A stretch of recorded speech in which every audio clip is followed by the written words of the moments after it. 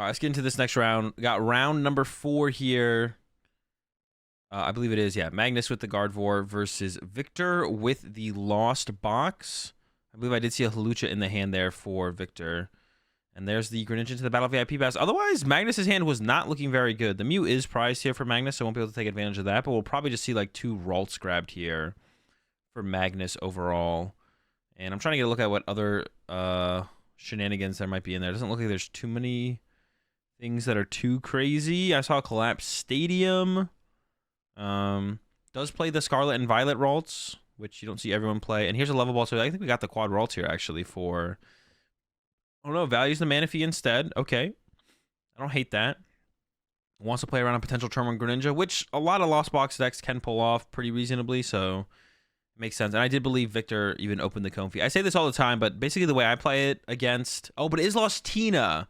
All right, I don't think Magnus would have benched the Manaphy immediately if Magnus knew it was Lost Tina. And this does look like a list that at least has 2 water energy in it here from Victor. 3 water energy, actually. So the threat of Greninja. Not only does Victor play Greninja, Victor plays 3 water energy. So the potential from Greninja is real. This is not just a bluff coming in from Victor with the Greninja in this game. The threat is real. Battle VIP pass versus switch carts. Gives up the cart. Here comes the pass. Probably for...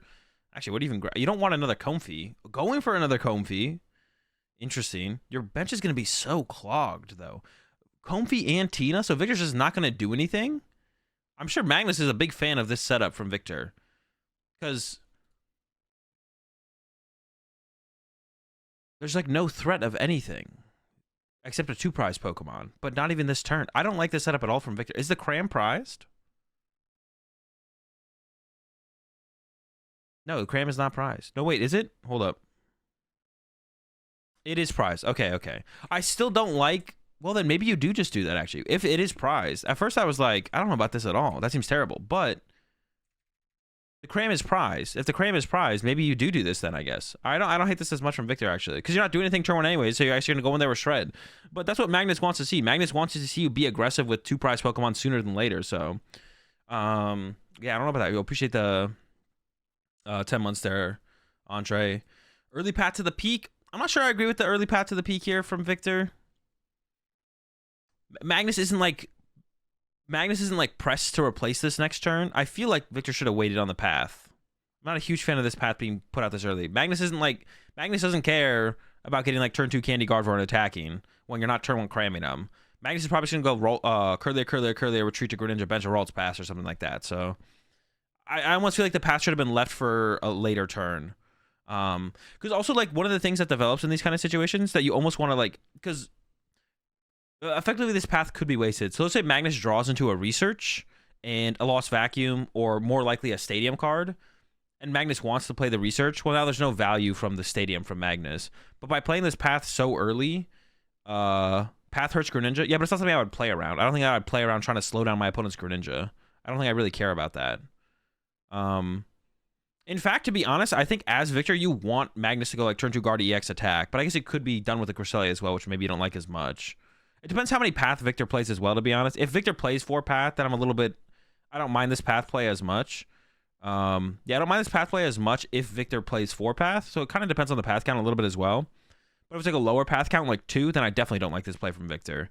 Because you give Magnus so much... You give Magnus like an extra turn to potentially respond to this. But like I said, if Magnus has like a hand of like Research Stadium, now the Stadium for Magnus gets value. Because the Stadiums for Magnus just want to stay literally in the... as path counters only, so... Yeah, I don't know. I'm not a big fan of like the aggressive path, but it does depend on the path count. It does depend on the path count. That's like a big part of it. All right, so more... Wait. No, that's fine. All right, more Comfy's coming in from... What was that? Oh, Colress took a Colress over a Mirage Gate. I don't know. That's probably correct. I don't know.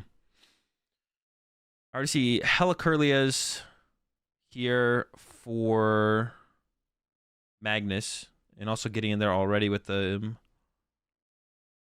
held back on the Fog Crystal. I'm not sure I like that or not. I almost would like to have seen the Fog Crystal play to get the Ralts right now. I think this turn, as Magnus, you definitely want to retreat the active to the Greninja, because there's no threat of your opponent like sniping around your Greninja. We see the level ball coming in to get another Curlia, but I want to see Magnus retreat the Ralts to the Greninja before you evolve it. Because otherwise your Curlia could just get stuck on the active and then die to a Giratina next turn. So yeah, I want to see Magnus retreat the Ralts to the Greninja, then evolve to the Curlia, and then bench a Ralts probably. Because there's no threat on your bench. Yeah, that's what we're seeing here. I could, to be honest, actually, nah, you probably don't retreat to the Manaphy. Nah, you probably always retreat to Greninja. And then what do you give up here as Magnus? Gonna give it the Luminion. Seems fine. There's a collapse for next turn. Has the Fog Crystal to go get another Ralts. Was there a fourth Ralts prize? The fourth Ralts might have been prized. I know a Mew was prized. I don't think the Ralts was prized, though. And there's the fourth Ralts. But like I was saying, I don't know. I wouldn't have hated to see Magnus... I wouldn't have hated to see Magnus play the Fog Crystal immediately. You do want to draw into energy, though. You do need to get energy into the discard pile. It also kind of depends on how many reversals Magnus plays and how likely Magnus might be to draw into those. Not sure about that, to be honest. All right, back over to Victor. Like we talked about last turn, Victor is bench locked here. So he's gonna, if Victor wants to be aggressive, especially with the Greninja in the active here from Magnus. Here I almost want, yeah, I want to see the Manaphy go up here from Magnus. This does open up like the possibility for Victor's first attack to be with Greninja, but that's kind of like a waste of a vacuum, or not a vacuum. It's kind of a waste of a gate because you usually lose the energy. And you're not making your opponent work very hard to actually get the return KO. Are proxies allowed in tournaments? No, you can't use proxies in tournaments. Yeah, I don't know if there's a lot of energy used here. We'll see. I don't know if this Mirage Gate's going to hit, to be honest. I would hope if Victor's playing it, though, Victor should... Wait, is that a Hawlucha in Lost Tina? That was some kind of fighting Pokemon, right? Hawlucha in Lost Tina? I don't know about that. See, this is why this is so... Like... I don't know. What else would Victor do, though? The Cram is prized, right? I guess Victor's kind of screwed over here because the Cram is prized, right? If the Cram is prized, the Cram is prized. What are you going to do as Victor, right? I can't, I'm like overly judging this play maybe a little bit. The other thing you could have done, though, would be leave a bench race open so you could Sableye first, but you want to be aggressive, and Sableye wouldn't happen for another turn. I feel like it's just kind of... Victor's Cram being prized honestly just sucks. There's no other way to put it. Why not use Shred? You could use Shred. It might actually, to be honest, it might be correct to use Shred, because the amount of energy you're losing here is so bad. I honestly think maybe Shred is correct, to be honest. It is easier for Magnus to get a return KO on the Tina. But if this Tina survives a turn, and then you're just like, well, what do you do 280 again and lost on 2 more energy? But then if it survives as a Tina V, I was like, okay, I'll just Shred again, right? Actually, I actually don't disagree with that. Because if this survives for a turn, you're just like, a 280 again, I guess. Like, it's just, that feels so bad to lost on 2 more energy for 1 more prize card. Like what if, yo, is there a possibility that Magnus could just keep Victor board locked and Victor literally loses by using Lost Impact over and over and running out of energy? Like, what if Magnus goes send up Greninja, Curlia, pass, and then Victor goes, okay, cool, evolve bench Tina V to V-Star, Lost Impact, and then Magnus is like, okay, send up Ralts, Curlia, pass, and then Victor's like, I don't want to use Lost Impact again, so they have to Star Requiem. I mean, next turn he could Ninja, but it still burns a gate and 3 energy. You're still burning a gate and 3 energy. Like, what would that ever lead to? Could Victor just lose on board to like running out of resources because Victor's only getting 1 prize card a turn? And there's no possibility right now from Victor of he V-Star to get to 10. Well, no, but that's 1 attack. So you start Requiem for 1, and then he can Shred though. No, I'm saying, what if he evolves the bench V to a V-Star? Like, what if he doesn't think about that? And he's like, okay, evolve the bench V to a V-Star, Star Requiem with the active, and then Magnus is like, all right, pass. And then Victor's like, okay, Star Impact, or Lost Impact, lost on 2 energy. Like, I think Victor would just lose to running out of resources, right? Am I wrong? Because it would get to a point where Victor has to like manually attach 2 energy because you're out of gates. And then that's the point where maybe Magnus could maybe go, okay, swing, knock out that one with 2 energy, and now you should have no way to like set up an attacker out of nowhere, now just win, right? And then you Iono Victor. Like, dude, I think that would work. You would you just sit here and let Victor burn all of his energy. Why bro ever evolve the bench? Bro, I mean, I think he should have shredded with his first Tina to begin with. You're depending on the opponent misplaying, which is awful. I'm just like talking theoretically. Is that ever the outcome of this game? So Magnus should bluff? Exactly. Precisely my point. When is Magnus bluffing is the real question here. All right, do we ever need to recover? I mean, I guess Magnus is not recovering mana here, but there is a water in the Lost Zone at this point. I'm just saying, like, if it went down that route, does Victor lose? I'm not saying Victor should evolve the bench Tina to a V-Star. You probably shouldn't. If Magnus, like, just passes, you should probably keep open the option of Shred. But the collapse ruined that play. No, I know. No, I don't think either player is going to play down that route. And neither player is playing down that route. But I'm, like, saying, like, theoretically, hypothetically, I don't know. Losing a Super Rod there feels pretty bad. But, I don't know. Getting the Guardy feels pretty good. I think it should have evolved bench Tina and Shred with the active. Yeah, I think Shred with the active wasn't a bad play for sure. Just because like that's like a lot of resources burned to do the other play, with the potential of like Magnus going, okay, cool play, pass, and you're like, oh shoot, this sucks. But in the end, it looks like Magnus is gonna take the 1-hit KO, so it should like even out where it's not that bad. I thought you were saying it was the optimal line. No, it's not the optimal line on Magnus's side. I'm just saying like it could develop that way. Like, imagine if Magnus doesn't have a stadium here that just passes, and then Victor just evolves the bench V to a V-Star. And then at that point, for Magnus, it might just be like, well, what if I just pass? And just send up one prizes, one after the other. And once the Star Requiem is burned, you can send up the Guardy EX to the active for a turn 2 and be like, all right, you have to 2-hit KO this. And you, like, retreat or something. I don't know. Comfy comes up and smacks you for 30. Like, Tina doesn't actually play that much energy. They can't Lost Impact 6-1 prizers, right? I don't think so. I don't think they can pull that off. They can try. I do think it was actually interesting that Magnus actually sent up this Ralts here, actually, because now this thing has to take 20 damage to get to the bench. I'm actually not sure why Magnus sent this up and didn't just send up a Curlia planning for it to become a Shiny Arcana. That was actually interesting. I think it's probably a mistake from Magnus, because Magnus had the collapsed stadium. So Magnus was going into this turn planning to bump a Pat to the peak. And I think when you go into the turn as Guardy up against this matchup planning to bump a Pat to the peak, you should commit to the idea of taking a knockout, because now this Ralts is chilling with 20 damage on it. And that's just like not what I just felt like incorrect to like have it like line up this way from Magnus. That seems like a mistake there from Magnus, to be honest. I don't like that play from Magnus. We do have the KO here. Does have to go to 100 damage here though. So Sableye a really powerful attacker here for Victor. Sableye is a really powerful attacker here for Victor on this turn. And does have the bench space for it now. No longer bench locked is Victor. So Sableye can KO the active. Ooh, dude, Sableye can KO the active and the Curlia. Wait, really? Maybe Magnus should have evolved that Curlia to a Guardy EX, to be honest. Sableye goes insane here, right? 140. Damn, bro. What the heck? This is a matchup, to be honest, that I've always felt that feels favored for Tina, to be honest.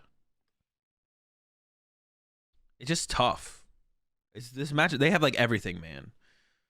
Lost Tina has everything for this matchup. They got Pat to the peak. They got Sableye. They got the Tina. Like, it's just like, but the deck is not good. So that's got to account for something, to be honest. Ooh, that's tough. Super Rod. I mean, you want to evolve to the V-Star here, but the Super Rod is like too important, right? That's a tough choice there, to be honest, for Victor. Has a Sableye in hand. But I think it's scared of bench locking themselves out of another Tina slot. But I don't think you, like, if the Tina gets boss KO'd and you can Sableye again, I think you just go for that as Victor. I think Victor should definitely bench the... Oh, I was thinking about the Hawlucha bench, actually, I think. Does the Hawlucha make a difference here? Why do I consider Tina bad? I just consider it worse than other top decks. Because I consider it worse than other top decks. I think we should bench the Sableye here as Victor, though. I think we should see the Sableye get benched. Because I think like having the potential to Sableye again next turn would be pretty good. But it's known that against Tina, you can't have Baby Guardy with 100 damage on it. I mean, what you just said literally makes no sense, Charge. Like, it's ideally something you want to avoid, but it doesn't mean something you can just choose to do. You can't just be like, well, actually, I wonder, would it have been better if Magnus had hit with Guardy EX on that turn? Probably not. It probably would have been best if Magnus had like used Cresselia and maybe KO'd a Comfy. Left the Tina for a turn. But I don't even know. You got to get through the Tina. You got to get through it eventually. Wait, the Hawlucha is... Wait, we don't need the Hawlucha. Oh, wait, there's Collapse in play. We can't bench anything anyways. Oh, dude, wait. Wait, am I trolling? Hawlucha doesn't matter, right? What is Victor doing here? Are we ignoring the Gardevoir this turn as Victor? But then Boss KO Artina is kind of annoying, right? Wait, did we not just play a Colress? Wait.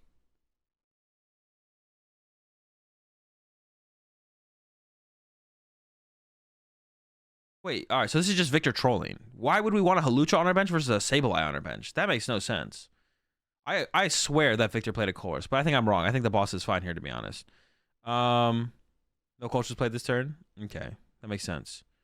But now if we get Iono'd, and Magnus just goes guard EX KO the Sableye, we have like so many less options on our turn.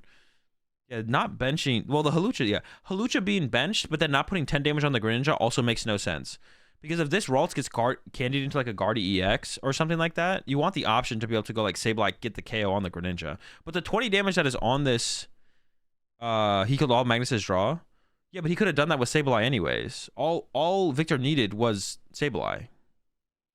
Sableye already killed the Kirlia and the Gardevoir. The Hawlucha damage didn't do anything. Unless I'm trolling and mess up the math. The Hawlucha didn't do anything. The math from Hawlucha did absolutely nothing. Except get more damage on the Ralts. But I think I would value having another Sableye in play as opposed to more damage on this Ralts here. Because now when you get Iono'd, you don't have the option of just draw Psychic Energy attack with another Sableye. Did he have an option to bench another Sableye? Yeah, it's in his hand right now. There's a Sableye in his hand. He went replace the Collapse, open up a bench space, bench Hawlucha. You're right, Hawlucha wasn't needed. Yeah, I don't think so. Well, Kirlia has 8. Wait, Kirlia has 80. I got bluffed. Oh, yeah. See, Magnus got you, Soda. Magnus tried to get Victor. Actually, no. Magnus got Victor, too. Victor put the Hawlucha in play. Dude, Victor's a genius, bro. He's literally bluffing the chat. Bluffed Magnus. Dude, what? Oh, no, Magnus got you. Magnus bluffed Victor and bluffed the chat. Bluff tech is crazy. It goes wild. He KOs 3 Pokemon, though? No, he only KO'd 2 Pokemon. He KO'd Kirlia and Gardevoir. This Ralts is not dying. This Ralts is chilling. Big chillin' Ralts. The ball seems fine from Victor. It's probably not going to slow Magnus down. So you're doing that no matter what. But using the Hawlucha just makes no sense. Because the Iono hits you so much harder now. Because you have like a Sableye being established in play versus not established in play when you're getting Iono to 3 is huge. It's such a big deal. He KOs 3 Pokemon, though. Keep watching. Just because he does something later doesn't make it the correct play, though. Getting Iono'd here is like so much worse now on Victor's side. And you should just like pretty much always assume they're going to Iono you. You should pretty much always assume they're going to Iono you at some point. Is he prepping a knockout on the Ralts in case it evolves to Baby Guardy? I mean, maybe. Well, no, but you get that KO anyways. It's still set up. It has 2. It had 2 on it. Now it has 4 on it.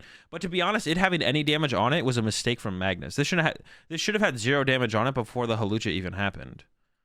Before the Hawlucha even happened, this should have had 0 damage on it. So the fact that this even has 2 damage on it to begin with is a mistake on Magnus's part. Because any damage in this matchup is huge because of how Sableye abuses damage. But I'm sold on 0 cents for Hawlucha. But we will watch how the game plays out. Maybe Victor's a genius and something happens that changes my mind. As of right now, I think the Hawlucha's trolling. But we'll watch and see how it plays out. Victor might be 5-head. We'll see. It looks like we're going to see a Candy Gardevoir here from Magnus. Which is like one of the reasons. This is what I was talking about. This could get Candy Gardevoir into this could get candied into a Gardevoir EX. And then it's just like, oh, I guess I didn't really do anything. And once again, it's fine for Victor to abuse the fact that Magnus misplayed by having 2 damage on the Ralts. That could make the Hawlucha the right play at that point. So you're just playing to the situation on Victor's side, potentially. Maybe he's the smartest player to ever play. It's possible. It is possible. But it's also possible now that he loses because he has a Hawlucha in play. Got the Cresselia, but might not Cresselia here from Magnus. There's attach active. Should attach the Forest Seal Stone somewhere. Oh, wait, no. We can hold it. I was like, why are we not attaching the Forest Seal Stone? We don't have to attach the Forest Seal Stone. Could use Artisan to get a... Did we get a Ralts? Did Magnus get a Ralts and put on the bench? I don't actually know. Here's Greninja for 2. So we're just attacking with... Should the Artisan have gotten that Ralts? I feel like it should have. What are we going down to? 3 prize cards left for Magnus. Wait, why did we retreat into this card? Why are we not attacking with Cresselia if we're attacking with Gardevoir? So what is the difference here? If we attack with Gardevoir, Gardevoir doesn't die to Sableye. If we attack with Cresselia, Cresselia would die to a Sableye. But they both die to Tina. I'm actually not sure about this, to be honest. 4 damage means it's going to be killed by Lost Impact. Well, if you attack with Gardevoir EX, no matter what here, you die to Lost Impact. Because you're always taking 40 damage to set up the Gardevoir. So you always die to Lost Impact. So you want to attack with the one that has the more damage on it. Because then you, like, more damage leaves play. But now if Magnus benches Ralts here, that would be, like, a mistake to have not used Artisan to start the sequence, to be honest. But decides Ralts is not worth benching here. But there's, like, no draw power for Magnus. So that's kind of interesting. Magnus is, like, banking on this Iono, basically winning him the game. Oh, also, Victor gets to abuse Artisan here now for the Sableye, to be honest. I didn't really think about that, but, I mean, if you want the Sableye. And apparently Victor does want the Sableye here. Does thin out the deck. And now gets to Roxanne Magnus. Has a grass energy in hand. Not attaching it probably makes the most sense. Keep open the option of Jet and put it back in the deck to potentially search out with a Mirage Gate. So that makes sense to me. Not attaching the grass there makes sense. But I think the Halucha is just gonna end up doing nothing, which was my prediction. You still could have done the same thing where you search out the Halucha with the Artisan just to put it in play and get rid of it. Ooh, that's not a great draw though. Not a great fall. Did find the path. So the path is good. Everything else sucks. Put a grass on the Tina still. Play the path. Pass. Not great. Oh, is using the switch card now? Is that fine? That probably is fine, to be honest. Whoa. Oh, you can't do that. Wait, Victor maybe hasn't used Greninja, so Greninja's still an option here, actually. Yeah, I think Greninja's still an option here for Victor. So you could Greninja away the grass energy and then attach a grass, path, pass. All right, there's a Greninja. Okay. I don't think it's... Ooh, no, it would have been possible. You could have got Rod plus Mirage Gate there to get an attack this turn. But this is not an attack. There's a path. I don't know if you probably do want to play the path, to be honest. Stops a Greninja draw power, stops the possibility of attacking with a different attacker. Because I think the best attacker here for Magnus is probably retreat to Cresselia. Cresselia KO. What is that play? We're not doing that. All right, thank you. Jesus. What? Yo, Victor really likes Halucha, bro. Victor really likes Halucha. Is he out of gates? No, I think he has at least one gate left. Was about to jet the Halucha to the active there. Victor's a big Halucha fan. Maybe it's just Victor's favorite Pokemon. This is what I was talking about, was memeing earlier about people playing Squirtle in their Lost Zone deck just because they like Squirtle. Recovers the Sableye. I don't know. Are we using 2 Sableyes at this point? I don't think so. I think Victor should just get more energy, to be honest. I don't like the Sableye grab. When are we using another? We're not even using 1 Sableye. How are we using 2 Sableye? I don't think that's happening. If we're using 1 Sableye, I don't think we're using 2 Sableye. We could be using 1 Sableye, but I don't think I think we just want more energy in the deck, to be honest. But to be honest, actually, here's a situation where I would definitely count how many Iono has Magnus used. Now, this is actually something that I think throws a lot of players off. So, in general, players don't check their opponent's discard pile as much as they should, and Lost Zone. So, a tip for everyone out there, pick up your opponent's discard pile and see what is in there. And don't just look at it, but be like, how much of things are missing? What does my opponent want to use on their next turn? How much of that do they have left? So, how likely are they be able to do what they want to do on their next turn? So, as Victor here, I think you should definitely count how many Ionos are gone. You want to know how many Ionos are gone here. But I don't think either player has asked for the opponent's discard pile this whole match, which is a little crazy. But I think the fact of being on stream definitely throws players off, and they look at their opponent's discard pile. People definitely look at their opponent's discard pile less when they're on stream. Like, I know that happens to me, because I pick up my opponent's discard pile a lot when I'm playing at normal set, because I can just reach for it and pick it up. But when you're on the stream table, you have to ask your opponent to pass it to you, because you can't actually reach that long unless you got like super long arms. So you can't even get to the discard pile. So you have to ask your opponent. And I hate talking to my opponent, so I don't ask for it.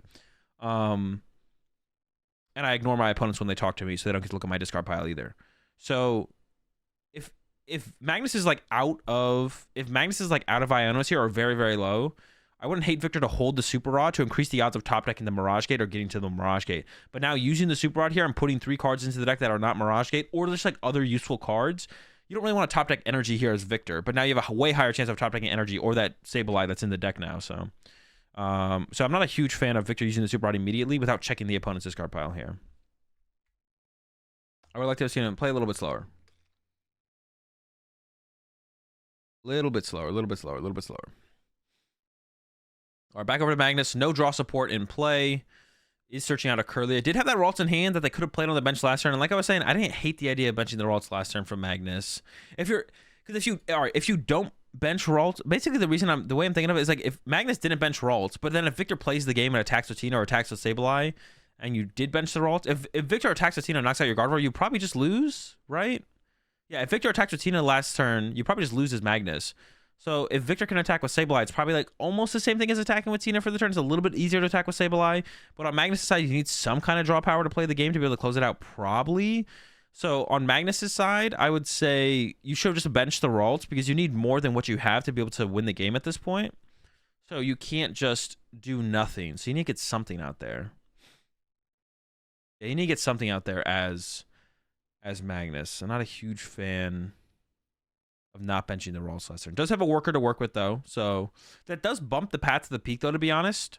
And I wonder if like Magnus is thinking about not bumping the Path to the Peak. Yeah, and that's what Magnus. So Magnus has the worker, and the Raw chooses not to use both. But next turn, Magnus can try and win by KO in the Tina, with Zacian. So actually, the way this is playing out actually for Magnus seems pretty good. But this actually comes back to that play I was talking about, where it's like if the way Victor set up the play, if Victor was gonna use the Hawlucha like they did, I was like, Victor should have put 10 damage on the Greninja. And right here, this turn, if there was 10 damage on the Greninja here, Victor, instead of attacking with Tina and theoretically losing to Zacian plus Stadium Bump, can attack with Sableye, KO the Greninja, and then next turn go Tina plus Boss KO a Guardy, or if a Guardy's in the active for Magnus, just KO the Guardy. But now Victor's about to send up the Tina and is forced into the Tina play because it doesn't have another option for a knockout this turn. And you probably want to take a KO this turn as Victor. But that's what I was saying. It's like if you're going to put the damage in play the way that Victor did, you probably should have ended up with 1 damage counter on the Greninja. So that way there's a possibility to kill Greninja, KO Greninja later on with a Sableye and like reach it on the bench.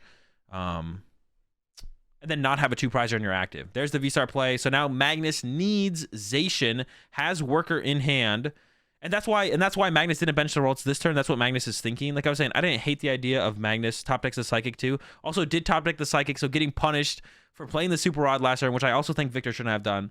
Magnus not benching Ralts last turn or this turn is playing around that play that Victor didn't set themselves up into, where they could have Sableyed for a prize card. By not benching Ralts this turn, from Magnus, you do stop Victor from getting that Sableye prize card without having to put a 2-prizer on the active. But now Victor has to put a 2-prizer on the active, which means Magnus is going all in on this worker play to try and get Zacian. And Greninja for 2. Already had a Psychic? No, but the fact that you top deck Psychic means you have less options now. It's not about having a Psychic for turn. It's about top decking the Psychic that you super out into the deck instead of top decking something like, I don't know, a Roxanne or something. I don't know if Victor has another Roxanne left, but the point is that you top deck the Psychic. Oh, wait, is there not enough energy? Oh, no! Wait, that's so funny. Pass. But wait, Victor doesn't win. Victor doesn't win yet. Victor needs... What does Victor need? Victor used Star Requiem last turn. So this turn, Victor needs a boss or an escape rope. That's crazy. Should start with Greninja here from Victor. Greninja first, gets rid of a Psychic, draws 2. There's a Colress. I don't know if escape rope is actually an out here for Victor. I don't know if Victor has an escape rope left. But Victor can also hide the Tina this turn behind like a Comfey. There's a Sableye. Sableye doesn't do it either. Another Comfey. Is there like a 1-card combo that Victor can have here to win? I guess escape rope would be it if Victor has an escape rope left. I don't know if Victor has an escape rope left though. There's like 2 cards left for Victor there. Why not Roar? Roar of the Sword? Honestly, wait, the reason you wouldn't want to Roar is because then Victor could go Sableye, put 12 on the 2 counters on Greninja matter. Yeah, that's what I was saying. Like, if we're gonna do the Hawlucha thing that Victor did, then you should end up with a damage counter on the Greninja. Or if Hawlucha just wasn't in play right now, then Victor could have drawn into the Hawlucha and then gone Hawlucha plus Sableye this turn and then KO'd the Greninja, right? Yeah. Saw a rope in hand? Really? No, you're trolling. Yo, appreciate the 213 sub there, Taurus. Yeah, you don't want to roar the sword because then Victor can go Sableye, put 12 on it, and then it's still locked out of being able to actually KO the Tina on the following turn. So it's correct for Victor to not do that. Yeah, I think it is just a pass from Victor here, though. There's only 3 cards left in deck, so you can't play the Chorus. Victor's already attached, so pass. Does Magnus have... Magnus needs Boss, though. Dude, this is getting wild. You have Iono here as well from Magnus. Benches the Zacian this time. But if you combo that with an Iono, you're not as afraid of the Sableye play happening. Nothing to get off of the level ball. But there is a Force Seal Stone and an energy in the deck. So if Magnus uses Iono this turn, we'll have access to potentially Force Seal Stone. Potentially has access to Force Seal Stone to put on the Zacian to get anything. And then the energy can dig a little bit with the Greninja as well. Feels like Hawlucha was a late addition to the deck. I mean, maybe. I think the turn that Victor put the Hawlucha in play, Victor thought they needed the Hawlucha possibly. There's the Fog Crystal. This does shuffle the deck, though. I don't know if Victor should or Magnus should shuffle the deck here or wait for a top deck and then maybe do that. But I guess it's also... well, you could get pathed next turn, depending on what Victor plays. All right, boss in hand for Magnus now. Passes, does not roar the sword. And yeah, Magnus just realized. Whoa. All right, what's going on? I don't know what's going on. Why is the judge stopping? Mirage Gate. Energy. Boss. Okay, the dub for Victor. Yeah, no roar of the sword there from Magnus. Yeah, I don't know. There's some interesting, definitely some mistakes on Victor's side. There's like the one play I talked about with Magnus, like it's where should you just bench the Ralts and hope they don't have the Sableye on that first turn? Once it got to the second turn, you probably shouldn't bench the Ralts, but like Magnus was like in need of draw power, so you give an opportunity over to Victor to get the Sableye KO on the Ralts, but then you get to follow up with potentially an Iono to 2, and now they have to get a Tina set up to KO the Guardy to win the game. I don't know. I didn't hate it. And actually, you could have maybe gone into Cresselia there as a follow-up. If the Ralts gets KO'd from Sableye from Magnus, then you could follow up with Cresselia KO the Sableye, and you still just don't have a 2-prizer in the active. So to be honest, the more I think about it, the more I think I would have liked to have seen Magnus just bench the Ralts and be like, all right, if you have the Sableye play, cool, good for you. But I still have like an out from here. And if you don't, then I have Curlia for draw power. So, how does he retreat Guardy if he attacks the Tina? Attach from hand. Yeah, attach from hand plus 1 to the active. So it wasn't like guaranteed for the Tina to lock up. But once again, that would have been a situation where, once again, neither player picking up each other's discard piles. I don't know if maybe Victor just knows how many energy are in Magnus's discard pile. He's out of energy though. Well, we saw he was out of energy at the end, but that's because like 1 was prized, I think. Had 1 left, it might have been prized. So 2 seconds prized, water grass, and a boss prized for Victor. Magnus did choose to go first, which, I mean, makes sense. I don't think you're ever choosing to go second. The Zacian start is, like, okay. Honestly, in this matchup, it's not that bad, it doesn't feel like. Because, like, if you load it up initially and you get hit with a Cram and then you KO Cram with Zacian, the only thing that Victor can swing back with into the Zacian, well, I guess you could get to 10 in the Lost Zone by that time as, you could get to 10 in the Lost Zone at that time as Victor, but did not get the attachment for turn plus Roar of the Sword. So actually probably can't attack turn 2 with the Zacian unless Candy Guard EX happens over Triple Curlia. So we'll see. We will see. Victor's hand might just be like Iono plus Abyss Seeking, to be honest. We'll see what the top deck is. Jet. And honestly, with this slow of a start as Victor, I like playing the path a little bit more because I like playing the path a little bit more here from Victor because turn 2 Guardy X would be pretty tough to deal with from Magnus. So making Magnus have like that 1 extra card. The only thing that you do lose is the potential to use Greninja, which we do see Victor ends up losing here. But I'm okay with the path in this situation, to be honest. The other path in the last game I wasn't a big fan of because I feel like we weren't really that scared of it. But I like this one a little bit more. Even up a Mirage Gate and a Jet. Getting rid of the Jet is interesting there. I don't know if I like getting rid of the Jet. I don't remember what the other 2 cards were. Super Rod's super important, so keeping that makes sense. I don't know what the other card was, though.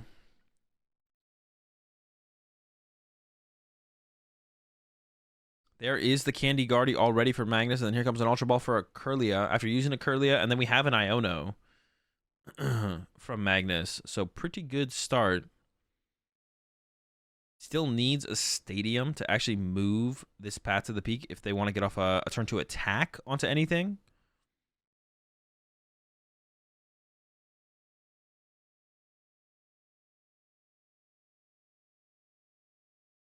Does get a Stadium, does find an Energy.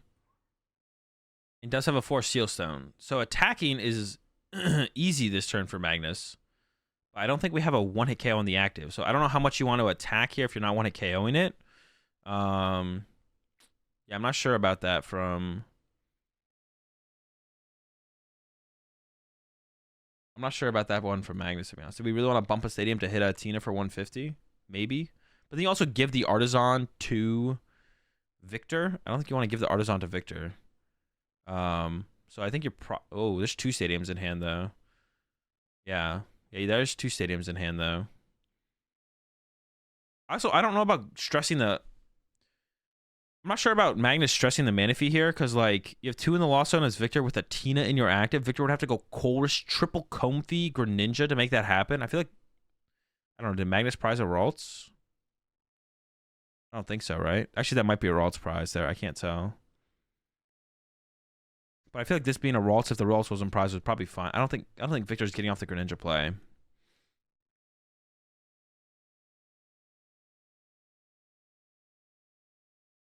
All right, Jet goes up. Here comes the Comfy. The Nest Ball's pretty good. Don't we want another Comfy? That's actually an interesting choice there. Oh, we have the Cram attack. Okay, so that seems fine. Tina comes down. The hand is not great from Victor, but we're still doing something at least. 110 to the Zation is solid. And then, to be honest, for Magnus here, you probably want to attack.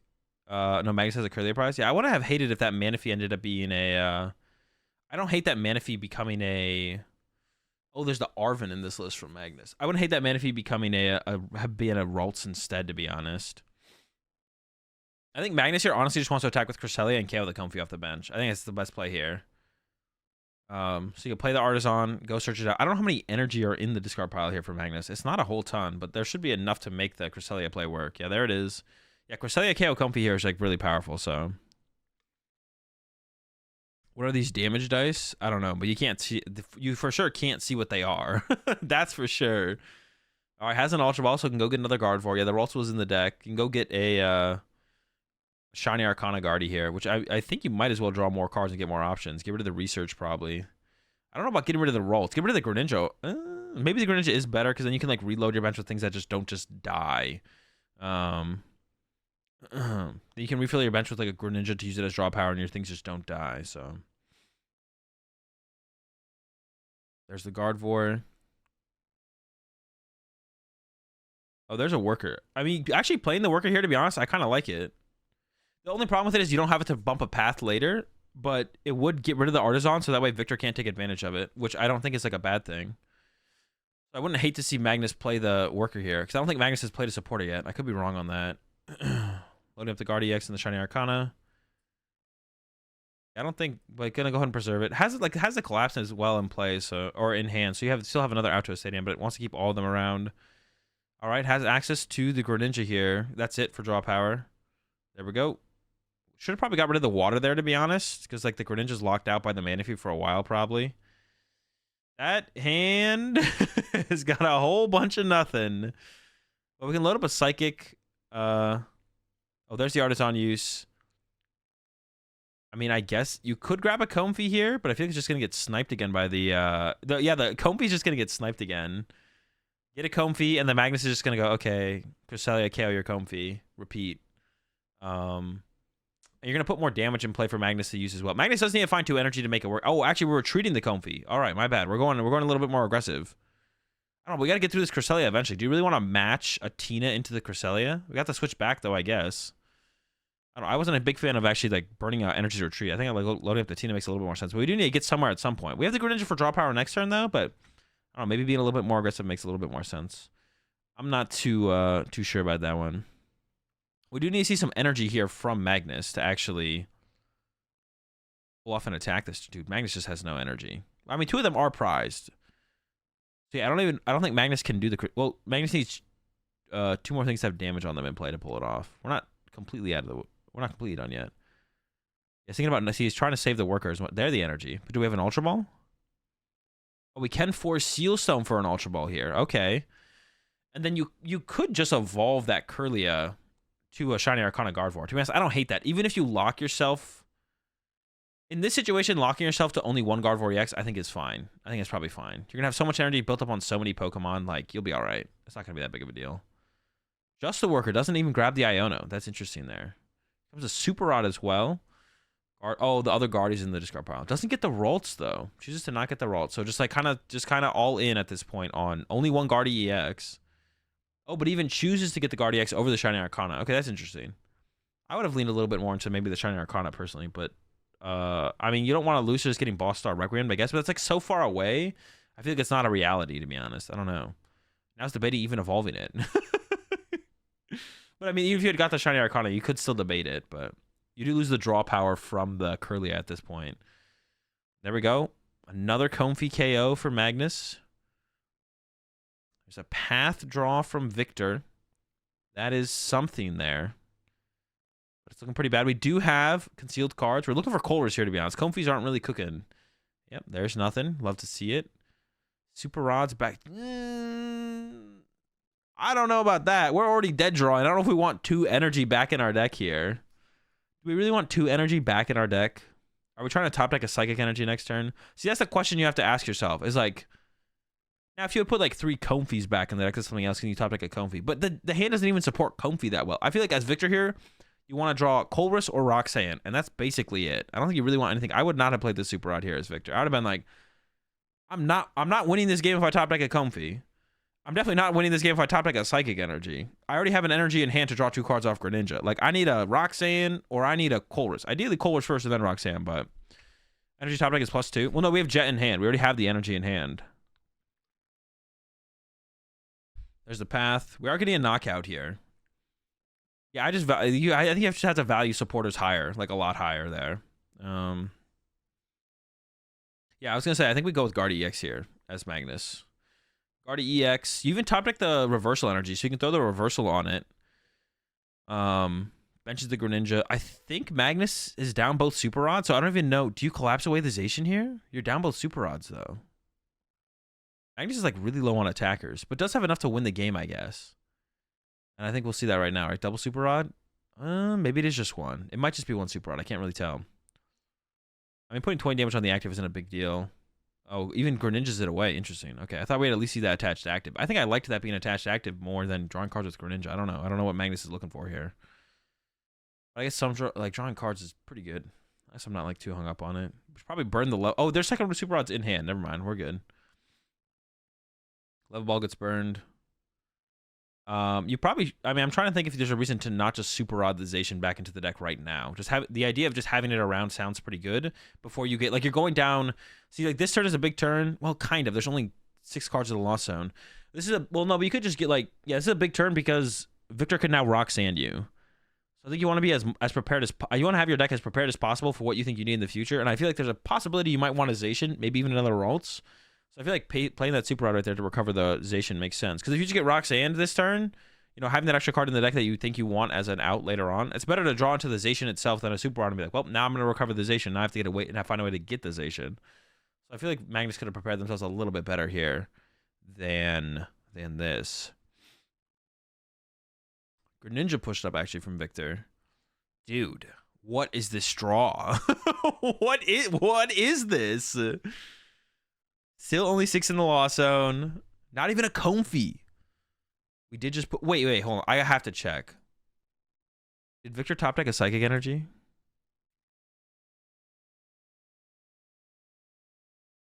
What did Victor top deck? No. There's another Jet. Okay. But we drew a Psychic Energy off this, right? Oh, it's beautiful. Just scoop. To be honest, I didn't even realize that Victor won game 1. Yeah, I would probably scoop here. Yeah, I think you're right. I think I would scoop here. Well, actually, no, there's like a chance you still cheese Magnus at this point with like Roxanne Path. You should definitely stick it out because game 3 is probably not ending. You should stick it out and try and cheese Magnus. This game is either gonna, because like there's not enough time for game 3 anyways. So either you cheese, like you get a low percentage win as Victor, or Magnus beats you. Like pretty much no matter what, this game is ending. So you may as well just stick it out because there's almost never any time for game 3. So it's either for Victor, it's ending in a tie or a win. So, but you have to stick this game out to win. So you can win. You could get like a Roxanne Path, and that could just like really there's like body Magnus, but yeah, like Roxanne Path is still a viable win condition here. Now Magnus is considering the Super Rod. Like I said though, I think last turn was probably you should have done it last turn. It's like the same thing this turn as last turn. Just having your deck as prepared as possible. Like that's what Magnus is doing here, is preparing the deck as much as possible. You were going into Roxanne range last turn, so I feel like you should have done it last turn. Shiny Arcana. Oh, did hit an energy. Yep, load up the Gardevoir. Has the Zacian in hand as well. Like 3 cards left in deck. Could go for a boss KO on Athena here, I guess, but probably not. You probably just KO the active and then look for the win on the next turn. This is where Victor needs a Roxanne. You should probably even...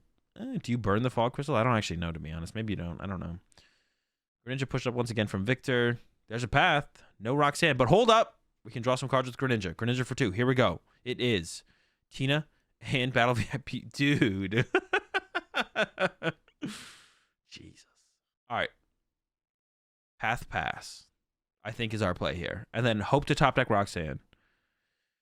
Path Pass. Hope Magnus's last 2 prize cards are 2 Boss's Orders. And then next turn, top deck Roxanne. Or maybe Comfy into Rock. No! Path Pass. Ooh, okay. Pass? You could bench the Tina if you want to be honest. I don't hate benching the Tina here. The chances of Roxanne and Path Cheese are higher than the Cram Donk in game 3. Yeah, that's what I'm saying, yeah. Did Magnus put 2 energy on Guardy last turn? Yeah, 1 came from Shiny Arcana, though. It was Shiny Arcana for an energy attached return with a triple super boost energy. All right, knockout from Magnus. All right. Oh, the Roxanne, baby. Let's go. All right, bench Tina. Bench the Tina. No, we don't want to draw back into the Tina. Wait, in the current situation, too, it makes sense to bench the Tina, right? Because you want to bench the Tina here because if Magnus gets a Stadium Bump plus a boss on it, you lose anyways. Because this guard, he can't currently KO it unless you get the Stadium Bump plus boss. So we should always bench the Tina here. Because one less card we can draw into. All right, another mistake there from Victor, I think. Dude, now I'm saying the I think thing. Another mistake there from Victor, I know. 100% confident all the time. You can keep your I thinks. Makes sense to attach the energy too, right?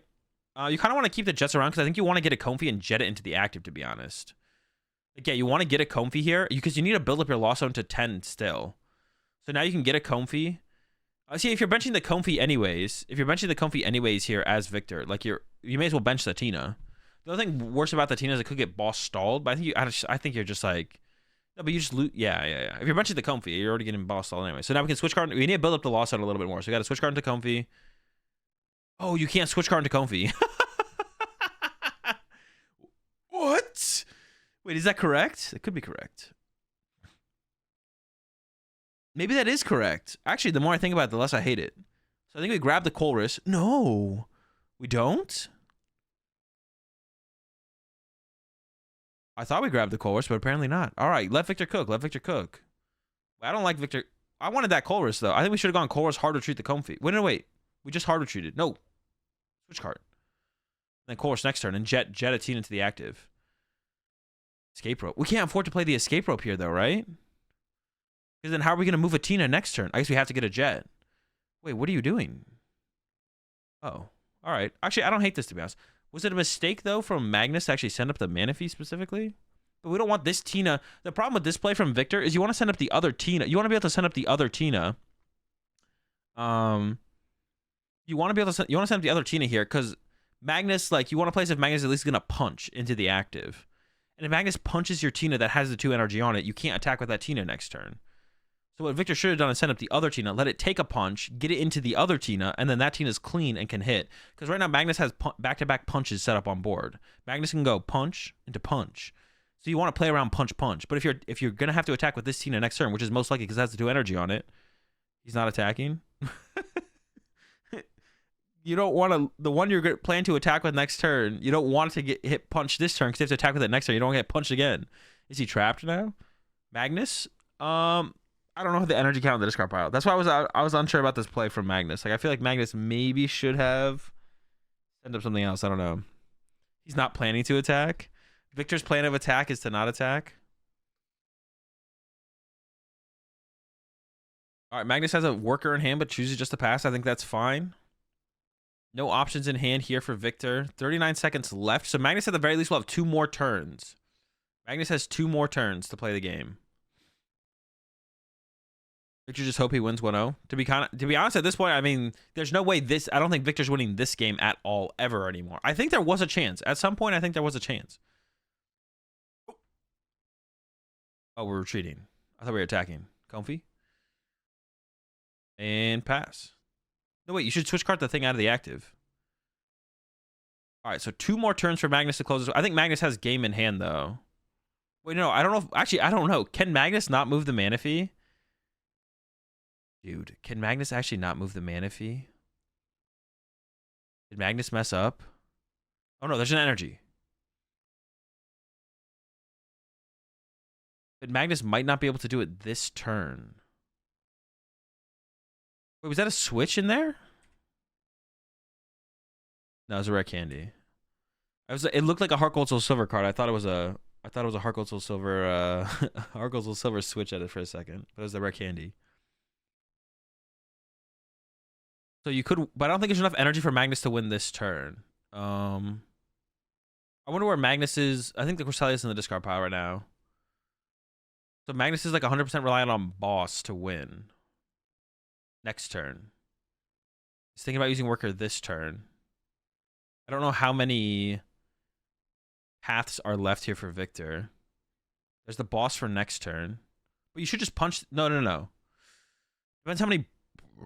No, I think Victor's at a. Well, there's one boss in the Lost Zone. Is there a boss in the discard pile? Is the question. I don't know about this energy placement here for Magnus. Are we? I guess no. That does make sense. So everything can retreat even under path. No, that does make sense. And then pass over to Victor. Top deck Roxanne. No. All right. Well, I don't think Victor has a way to disrupt Magnus. So then Magnus will win game 2 by going attach, retreat the active, boss the Comfy. On the next turn. Yeah, I don't know if Victor had another boss left. I think maybe Magnus trolled by sending up the... Not sending up Baby Gardevoir there, maybe. There's a possibility of a troll. There's the boss on turn 2 from Magnus. So we get a tie here in round 4, Victor versus Magnus. Yeah, that game was interesting. There was definitely a point where I think Victor could have conceded at some point to have enough time left in game 3 to actually win game 3 in enough time. I'd have to like go back and watch it to actually like figure out where that point was, but I think that point did exist. All right, we got Lugia versus Arc Flying P. Not seen an Arceus deck in a while. 4-0 here. How much Pikachu do they play? What else do they play? I see water energy in the hand, so probably a Melanie at the very least. Maybe like the Slacking. At least a 2-2 Flying P, it looks like. Drapion, Espeon. The whole squad's in here. Some upside down cards. Vulpix.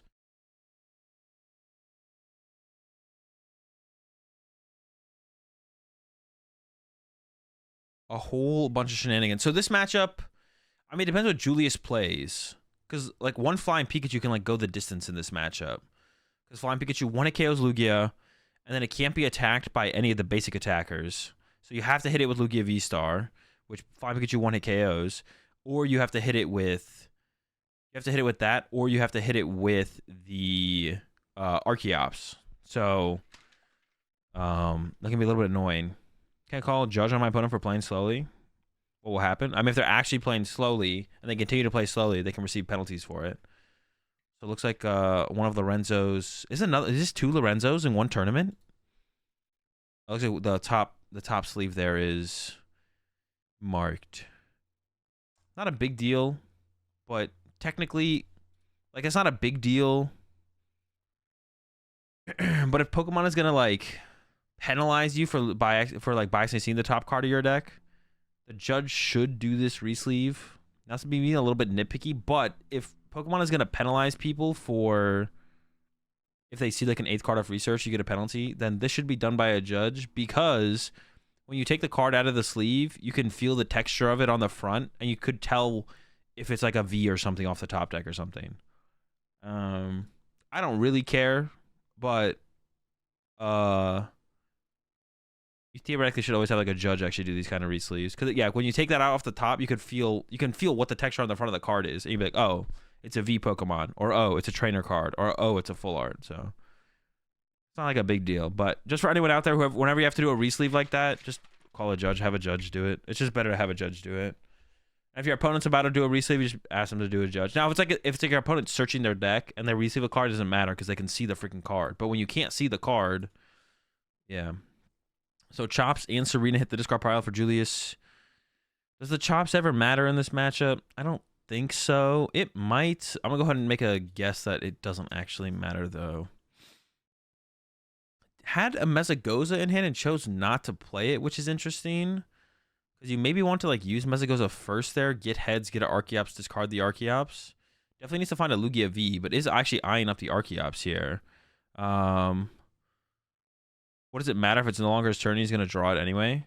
Okay, actually, in that situation, to be honest, Pod, you might be right. To be honest, Pod, I think you are right in that situation. But in like a situation where it's like in the middle of the turn, to be honest, at this point, as for Lorenzo, it probably doesn't matter. To be honest, yeah, to be honest, I probably I get like if you get judged, then you know like all right, so it still could matter theoretically because if you know the top card is a V Pokemon, you're like okay, well, like well, do I want a V Pokemon? Well, if it's Arceus V-Star, I want it. And then you get judged, and you know the top card from getting judged is a V Pokemon. You could, like, when you shuffle your deck, you could stack it in a way. Like, I'm going a little bit far on this, and obviously this is, like, not going to happen, but theoretically there is still a reason. Because then if you get judged, you shuffle your deck, and then you put it where you want it to be in the deck, hoping your opponent cuts it or doesn't cut, and you leave it on top, whatever it might be, and then you draw into it. Like, oh, you got the card. You know what I'm saying?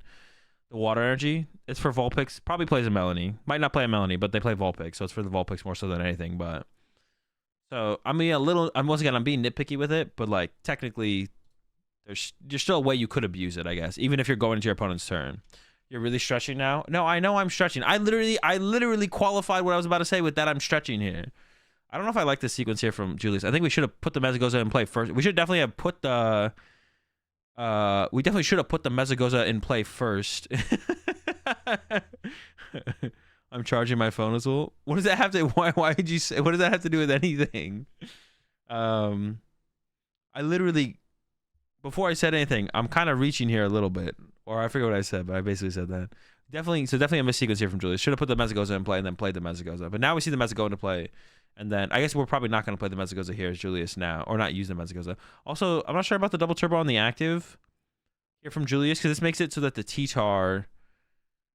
Wait, what did we get off the? Oh, we got an Archeops. I'm not sure about the double turbo on the active, because this makes it so the T-Tar actually can't KO an Arceus as easily. It just makes it a little bit easier to retreat into. It makes it a little bit easier to retreat into like the Stone Journer, though, I guess. So. That's like just like reasons to attach it versus not attach it. Or you could put it on the Luminia and have the Luminia be a pivot. We did find the nest ball here for Julius, but like I said, I think Julius should have opened up with a Mezagoza flip. If you get heads on the Mezagoza, you go get an Archeops, you Ultra Ball away both Archeops, you go get a Lugia V, and you kind of progress from there. So pretty solid start here for Julius. I don't know. I'm just gonna go ahead and guess that Julius does not play the Urshifu, but I guess we'll find out here shortly. Because I think if the Urshifu is in the deck here for Julius, Julius would go ahead and grab it. Looks like a tail on the Goza. T-Tar's gonna take a hit in the active. Does have the Lugia. The hand doesn't have a ton of options, to be honest. Okay, I think Julius is saying I didn't shuffle after the nest ball. Didn't get the heads on the Mezagoza though. And then over to Lorenzo. We got a choice belt in hand. I think I see a research. We also have an Ultra Ball. Actually, that might be a loss. I don't know what that is. We have an Ultra Ball for an... Well, it's definitely not a supporter because they're discard. Oh, it's Volo. Favoring the Vulpix here doesn't make any sense, though. You should definitely get rid of the Vulpix here. Getting rid of the Lightning Energy, though? I don't know. Is Volo better than... Volo might be better to keep the Lightning Energy, to be honest. All right, I'm kind of down with it. I'm down with it. I'm going to let Lorenzo cook. We'll probably see Arceus. And then we'll probably see Starbirth for double turbo and a draw supporter. The question is, what draw supporters does Lorenzo play? And what draw supporter is Lorenzo going to get? Actually, hold up. Was this Lightning Energy top decked? What was the top deck here? It was a Lightning Energy. Because if Lorenzo had held the Water Energy, we could have ended up in a Melanie one-hit KO the T-Tar situation with the Choice Belt. But the Lightning was top deck, so you definitely want to attach the Water for turn like Lorenzo did. Otherwise, you could have attached the Lightning instead. Why isn't he Mezagoza first? That is a good question. Lorenzo definitely should Mezagoza. Well...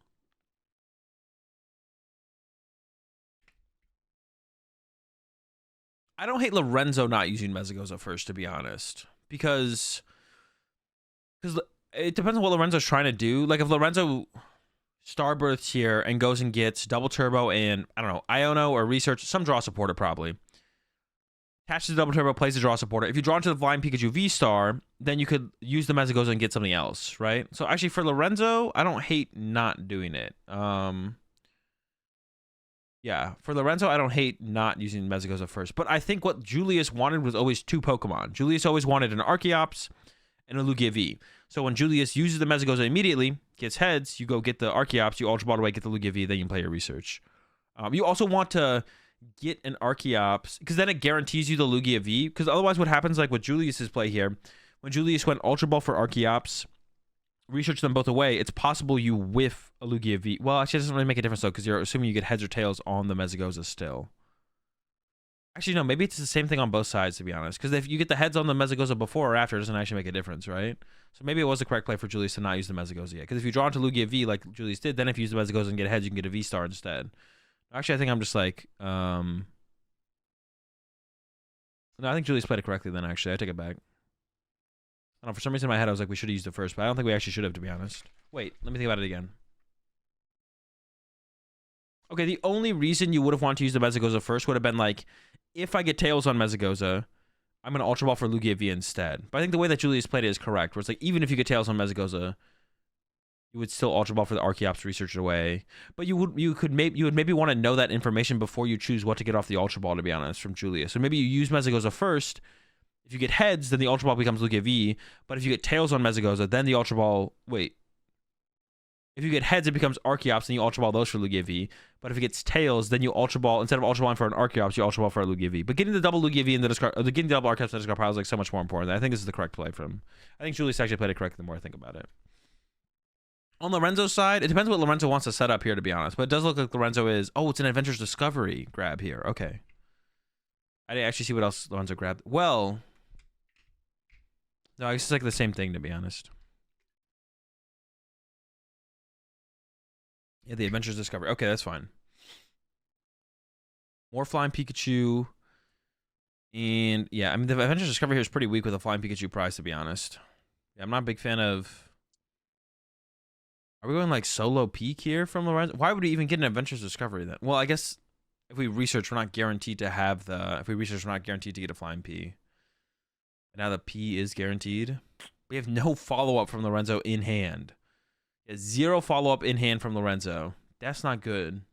Also, I guess one more thing here, to be honest, on Julius's side. Now, I don't know if Julius prized a single strike energy. Julius did prize 2 single strike energy, so it doesn't actually matter.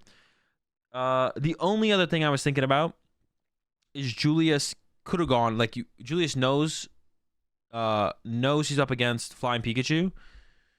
So by attaching the double turbo, you can't go quad single strike energy boss KO Flying Pikachu next turn, which is definitely like a possibility for this current board state, to be honest. Like if Julius just has V-Star boss and there's 4 single strike energy in the deck, or 3 in the deck, 1 in the hand, or 4 in the deck, you can get the boss KO on the Flying Pikachu, which I think you would go for here if Julius could. Now there is 2 single strike energy prize, so you probably don't go for that. But in this situation, you maybe still boss punch the Flying Pikachu before it gets to the active and gets to the punch itself.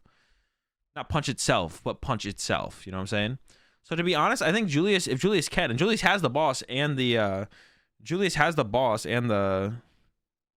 other card. I think Julius probably should punch the Flying Pikachu. Because Julius doesn't have a way to one-hit KO this Flying Pikachu later on anyways. And then the Flying Pikachu does more the later it sticks around, right? Lorenzo plays Espeon too. Yeah, there's an Espeon in there. But chose not to set it up at all. Instead going down just the double Flying P route. So like Julius could... Actually, Julius can't knock out the active here, actually, because of the double turbo here, and then there's 2 single strike energy prized. And unless Julius plays, I mean, everyone, you better be playing the Stone Journer, Julius. If you're not playing the Stone Journer, you're trolling.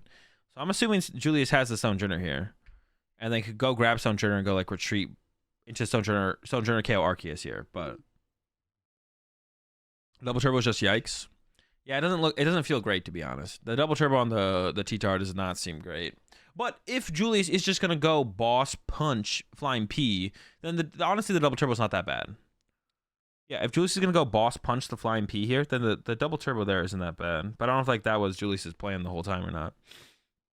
But honestly, I think that's what Julius should do, is get ahead on this Flying Pikachu before it starts to run rampant. That's what I'm feeling is the best play. But to be honest, I'm like, I could see there being a better play. But in my head right now, I'm like, all right, that Flying Pikachu, that is the Flying Pikachu. That is the threat.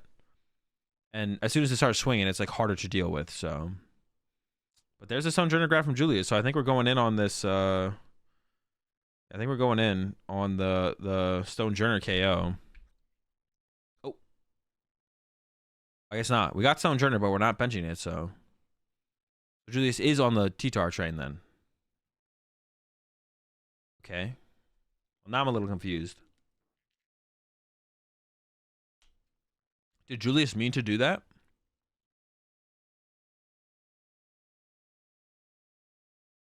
Using another Archeops.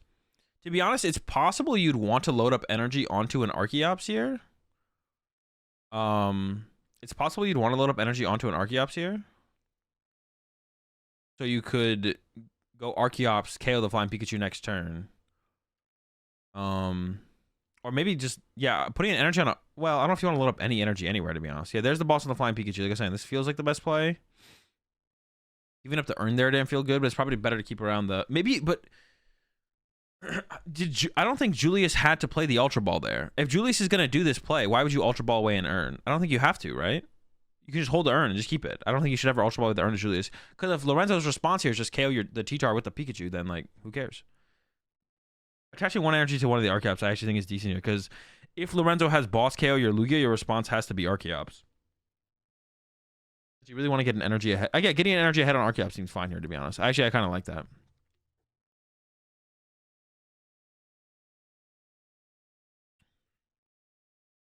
All right, what's the mill? Yeah, I don't like the Ultra Ball there. All right, lost a boss and a Luminian. Losing Luminian's not that... Well, that's your last Luminian, but you lost a boss as well, so what's there to even get with Luminian? I guess you have one boss left in the deck that you might want at some point. But yeah, I don't like the Ultra Ball away the Urn, and then... I mean, the boss play from here from Lorenzo seems really powerful, though. Boss up the Lugia, knock it out. You get rid of an energy that didn't get any value on Julius' side. You force Julius to respond with an Archeops, and then you respond with... Arceus, KO Archeops, set up a Flying Pikachu. So that seems pretty good to me from Lorenzo. Yep, there's the boss. That's what I was saying. Like this is what makes this play a little bit weird. Dice are so stream friendly. Yeah, these dice are. I heard they get better though. I heard they could make them better later in the day. Yeah, they changed the dice in a later round. Yeah, so there's the Archeops. Oh, but can we even set up an Archeops? That was a top deck colorless energy now. Okay, there is two in the deck. I was scared there for a second. It is just enough energy though. Now the question is double turbo or not. Probably put the double turbo on it. Gonna thin out some more energy here. Goes for a V-Guard onto a Stone Journer. I mean, I guess that's fine. I mean, how much should you put on the Stone Journer? I don't know. I mean, Stone Journer is where it should go because that thing can respond to the Arceus. So it makes sense there. Appreciate the 6 months there, Travis. The dice are a great choice. It keeps everyone guessing. The viewers are being bluffed here. The viewers are being bluffed here. Oh shoot! Okay. Yo, they should use these dice at the. Does that actually KO? It should KO, right? Yeah. They should use these dice at North American regionals. You can't ever see what's on stream on North American regionals either. But those dice are next level. I like these big dice. All right, the Flying Pikachu was pulled off the prize cards. That's a big deal. It's not set up right now, but the Arceus hit will set it up fully. Yeah, dude, Julius is gonna struggle here to get through this Flying Pikachu, I feel like.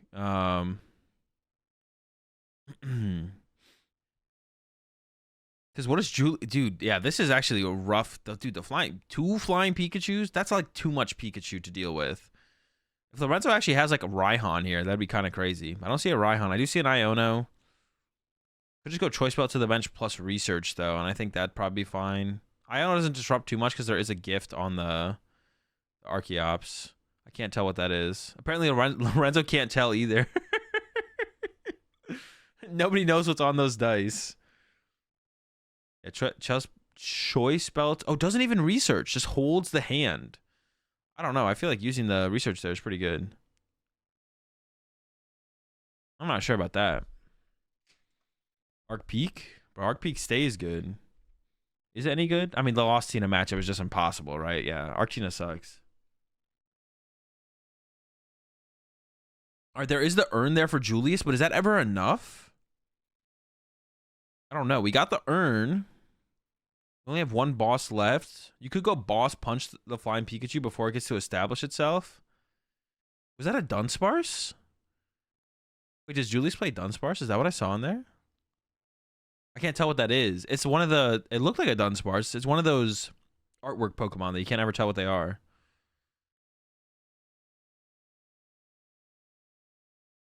I actually have no idea what... Oh, it is a Dunsparce? Interesting.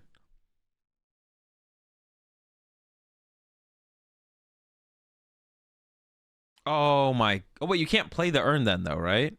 Oh my gosh, I just realized how bad Julius threw. I wasn't even really paying attention to how bad Julius threw, but you can't... Yeah, I didn't even realize that. The energies are stuck on the T-Tar. So Julius had to send up T-Tar first, retreat T-Tar, earn the energy back into the deck, attack with Stone Journey. But even if Julius does all of that, I still don't know how Julius is winning this game. Because then the big P comes up and starts swinging, and I just, how do you deal with that? I just don't know how you deal with that as Julius. This honestly, this situation I just don't think is like winnable from Julius. With the 2 other single strike energy prize. It's really because there's 2 single strike energy prize more so than anything. I think Lorenzo just wants to confirm that you can't play it if there's no single strike energy in the discard pile, which you can't. There has to be something has to potentially happen every time you play a card. And there's nothing that can potentially happen with Earn because there's no single strike energy in the discard pile, and that's public knowledge. But like when you play an Ultra Ball, you don't know if there's anything in the deck or not. So that's why you can play an Ultra Ball with 0 Pokemon in the deck. Because like, is there something in there? There could be, but it's private information, so you just don't get to know. Yeah, honestly, if I was Julius, I would just concede this one and go next. There's actually not that much. There's only 30 minutes left. I wouldn't waste any more time on this game. I don't think this is recoverable. There we go. It's crazy how long it takes them to confirm that. Well, it's not them confirming it. It's like it's fair as a player to question the. It's fair as a player to question the results of a card, right? So I think Lorenzo is just like, all right, tell me why it works like that, more so than anything. So like the judge, I'm sure the judge knows what's up, and I'm sure Julius knows what's up. But if Lorenzo doesn't know what the heck's going on, it's like, are you sure that's how it works? All right, why does it work that way? It's fair to have the judge or the other player explain it. And then if Lorenzo really doesn't believe him, he's like, all right, I want the head judge. And as soon as the head judge says something, then you're kind of locked in. But I think you should have researched. What would he look for? I mean, boss would have been nice. Boss KO the Archeops that turn would have been like the game just ends instantly for sure. 100% of the time the game ends with like a boss KO on the Archeops. I don't know. There was no options in the hand. You want options. There was 0 options in the hand. What if you drew into his energy? I guess that is fair, Decapod. Maybe that is fair. But how many? I suppose it depends how many energy were left in the deck, to be honest. Because you could have attached for turn still. So even if you went attach for turn, Arceus only for 1, then attach for turn, that's still enough energy. That's still enough to attack on the next turn, right? So, yeah, I think it would have been fine to research there. It depends how many energy were left in the deck, but I see what you're saying. You could have researched into 7 basic energy and literally just been screwed. I don't know how many were left, so I don't know if it was exactly if 7 was the number, but there was probably a number where it'd be pretty unfortunate. Speaking of unfortunate, let's see. None of this is too bad, but the Drapion start. There is still 1 single strike energy prize from Julius, so Julius still can't go with the boss KO off the bench for a 1-hit.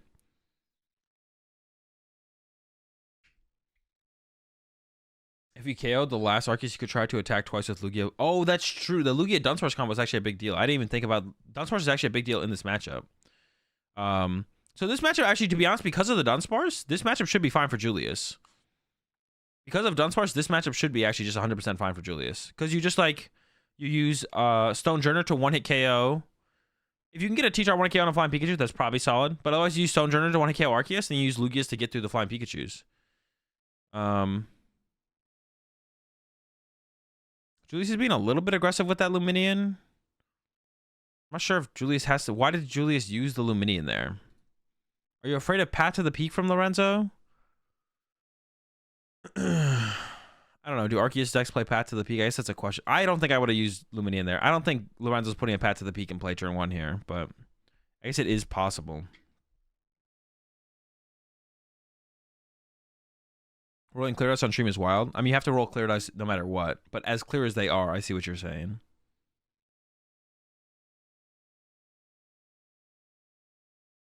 What happened to Unbrand VMAX just appeared? Why didn't everyone good to begin with? You just have to bench Stone Dunsparce after Stone Journey, you body yourself. Oh, that's true. I didn't even think about that, to be honest. But yeah, you're right. You have to wait. Yeah, I don't like that. I don't like the Luminion bench here from Julius. I think he should have waited. Just like bench it. Also, I don't like the double turbo attached to the active because now this Lugia can't KO this Drapion. That's also a misplay here from Julius. This double turbo should probably go to the benched Lugia and put 4 colors here. Or maybe you want to be able to retreat into the Stone Journer, but I want to save the Stone Journer for Arceus, I feel like, actually. Yeah, I don't like this double turbo here. Because you want to be able to do 220 to this, I think. Yeah, so attack with Stone Journer and then bench Dunsparce. Yeah. So yeah, I don't like the double turbo attachment here. I should probably go to the bench Lugia. Because the bench Lugia not hitting for only 200 damage into a Flying Pikachu into a KO in a way if Dunsparce in play is fine. Like I said, I also just don't like the Luminion play. I don't think you have to be that aggressive with Luminion here as Julius. You haven't seen Lorenzo play any stadiums. I don't know. I'm just like not that scared of Lorenzo going turn 1 path here, though, to be honest. I don't think he's got it like that. He could have it. And maybe if Lorenzo had like showed a Lost City, Julius, but I don't think Lorenzo showed a Lost City last game, but we just saw 2 of them at least in the deck right there from Lorenzo. So maybe if that had happened, Julius wouldn't be as scared of it, but I think we will. I mean, we should probably see the Iono here from Lorenzo. Not a huge fan of the choice belt being attached to the Arceus. It usually doesn't do very much on the Arceus. But the choice belt can actually matter on the Flying Pikachu. Because if you have to set up your second Flying Pikachu with a double turbo and a lightning energy, and then there's a V-Guard on the Lugia, the Flying Pikachu actually doesn't KO Lugia unless you have the choice belt. So I would like to have seen Lorenzo save the choice belt just in case. It is like one more dead card in the deck, but it's not going to be relevant off this like this initial draw or anything. It does potentially have some value a little bit later on, so... The draft starts just bodies on draw. I can't do the Arc Peak map anymore. I mean, it's unfortunate, but I don't think it just ends the game instantly, to be honest. I think there's still a possibility to win here for Lorenzo, even though the Drapion start did happen. So like you definitely want to stick it out for a little bit longer. Dude, I don't know. Is that a heads? Is that a tails? I don't know what that is. All right, here comes a Burnett. Oh, there is also a Volo in the deck. That is correct. There is also a Volo in the deck, so it could get Voloed at some point as well. Vulpix. I don't know if there's a Melanie in their charge, but there is a Vulpix. There is Vulpix. There might be Melanie. Does have the Burnett. I don't know if there's a V-Star in the hand, though, for Julius. I'm not sure. Also, this is another reason to not bench a Luminian. These Arceus decks play a lot of Ionos, usually 4, and sometimes Judge. Like, I don't know. Now you just have a Luminian in play here. And now you just have a Luminian in play here as Julius, which is like free prize cards later on in the game. So once again, going back to the early one, I'm not a big fan of it. So V-Guard to the bench. It looks like it is a read the wind here, though. Unfortunately for Julius, does not have the V-Star. Does have the Ultra Ball for next turn. Now, is that a Roxanne as well? I think that was a Roxanne. All right, Mezzagoza from Lorenzo. Tails. Has anyone got a heads? There's a research in hand, though. Oh, that was a heads. That was a heads. The way they check the die every time makes me think it's a tails, but we did get a heads there for Lorenzo, so we're cooking here. So we should at least be getting an attack off with the Arceus this turn. Yeah, we should be getting an attack off with the Arceus this turn from Lorenzo.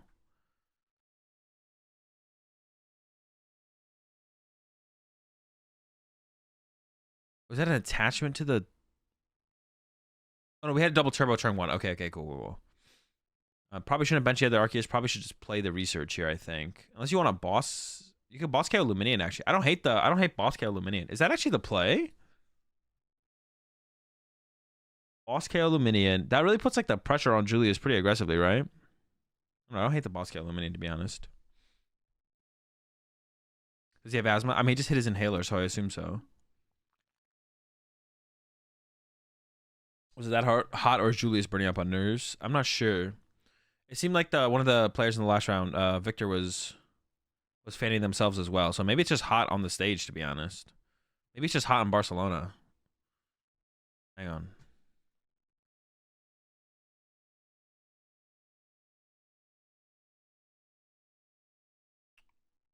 Highs of 80 in Barcelona. Not that hot.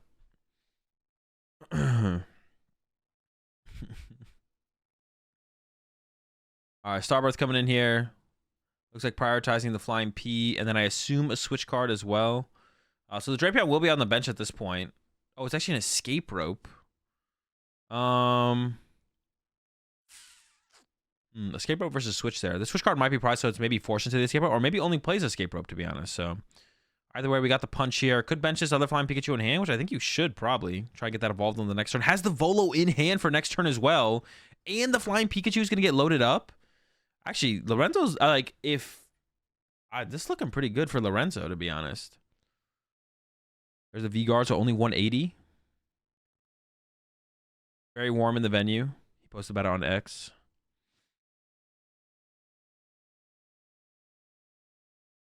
All right, the Flying Pikachu is set up. To be honest, this is looking pretty decent for Lorenzo. You appreciate the 40-month resub there, if you man. Lugia's out. All right, we're finally going to see the chops come out. Should we have evolved the active one or the bench one? I guess is the question here from Julius.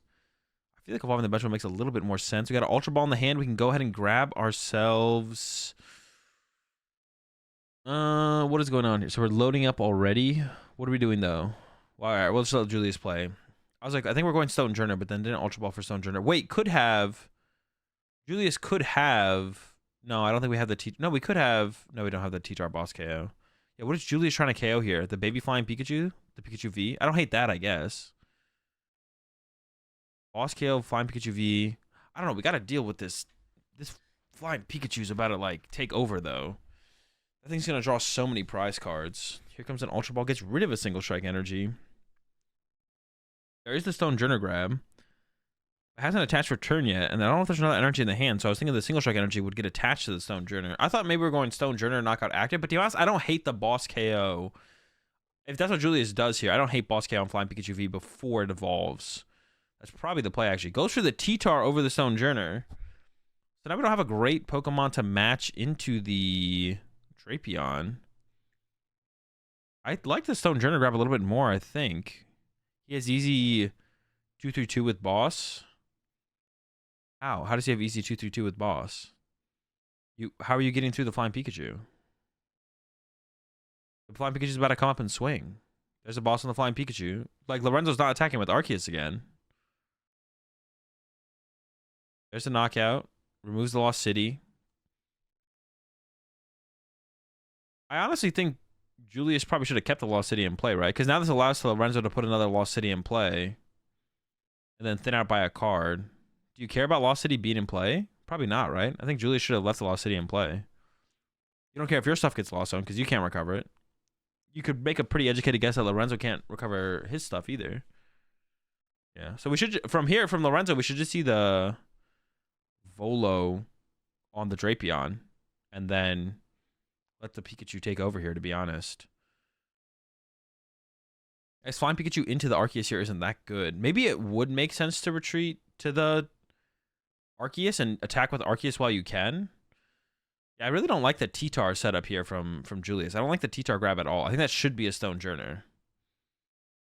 So now we can go Dunsparce plus Lugia V-Star, I guess, here. Does the Pikachu not go to Lost Zone, then the stadium get discarded all at once? I honestly, to be honest, police, off the top of my head, I'm not sure. I actually don't know. I think stadium is discarded first. That makes sense. Honestly, if you told me one way or the other, I would agree with whatever you said, to be honest. All right. So if Julius can find the Dunsparce here, the heads.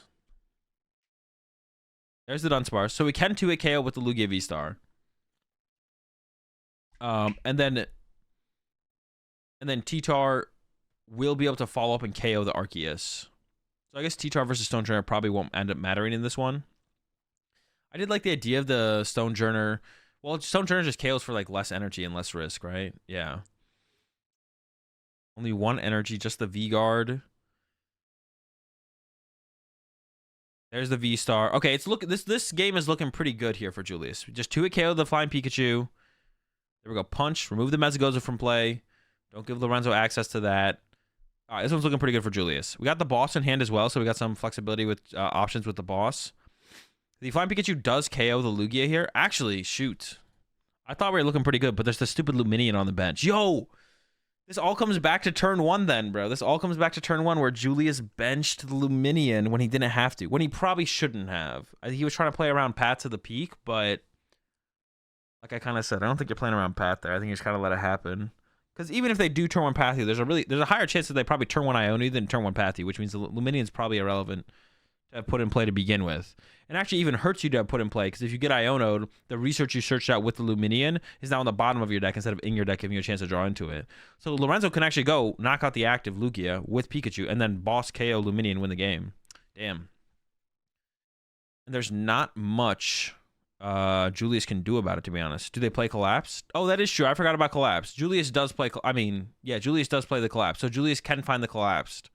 Makes me wonder if actually Julius should have researched last turn to dig deep for the Collapsed. So you could have like researched this turn and then also researched next turn, because you really got to find that thing, don't you? Yeah. Oh, wait, but the Lugia's not getting 1-hit KO'd here. Dude, I'm literally just, like, trolling so hard. The Lugia's not getting 1-hit KO'd here. I was, like, thinking the Lugia got 1-hit KO'd here. Dude, what am I thinking? The Lugia doesn't get 1-hit KO'd here because of the Dunsparce. That's, like, the whole point of this situation. All right, never mind. Julius is back in a fine situation. I'm trolling again. Lorenzo could go boss KO Luminion, load up 3 energy on the Arceus V, plus second choice belt, plus next turn V-Star, plus boss KO T-Tar. But that would give Julius a turn to put a V-Guard on the T-Tar potentially. And we do see Lorenzo is running to the Arceus here for the punch. All right, so there's a couple ways Julius can handle this. If Julius has boss, I think from Julius should just go boss KO Flying Pikachu if Julius has it, because then the T-Tar just cleans up and wins the game. And I think there is a boss in Julius's hand, so that should just Julius. Oh, there's the boss top deck. So now we just go boss the Flying P. All right, we're cooking. Julius is cooking, and then T-Tar should be able to close out the game on the next turn. Should be able to close it out on the next turn. We'll see. Flying Pikachu, the big threat is down. The Flying Pikachu's gone. The threat is the blimp is gone. There's the Arceus, but there's no boss or second choice belt in the hand here for Lorenzo. So Lorenzo cannot KO that T-Tar off the bench. The chance of that happening was pretty low. So I think we're gonna get a game 3 here from this. Yeah, the Dunsparce makes a huge difference in this matchup. I mean, I don't think Julius is teching for Flying Pikachu. I don't know. Maybe Julius knew. Julius saw the future as like round 5. I'm going to be on stream against Arceus Flying Pikachu, and to be honest, that match was pretty tough without Dunsparce.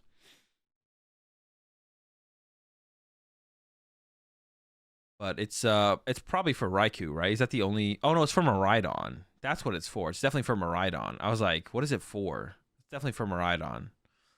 Yeah, Julius was scared of the Miraidon. I was like, what do you even play that for?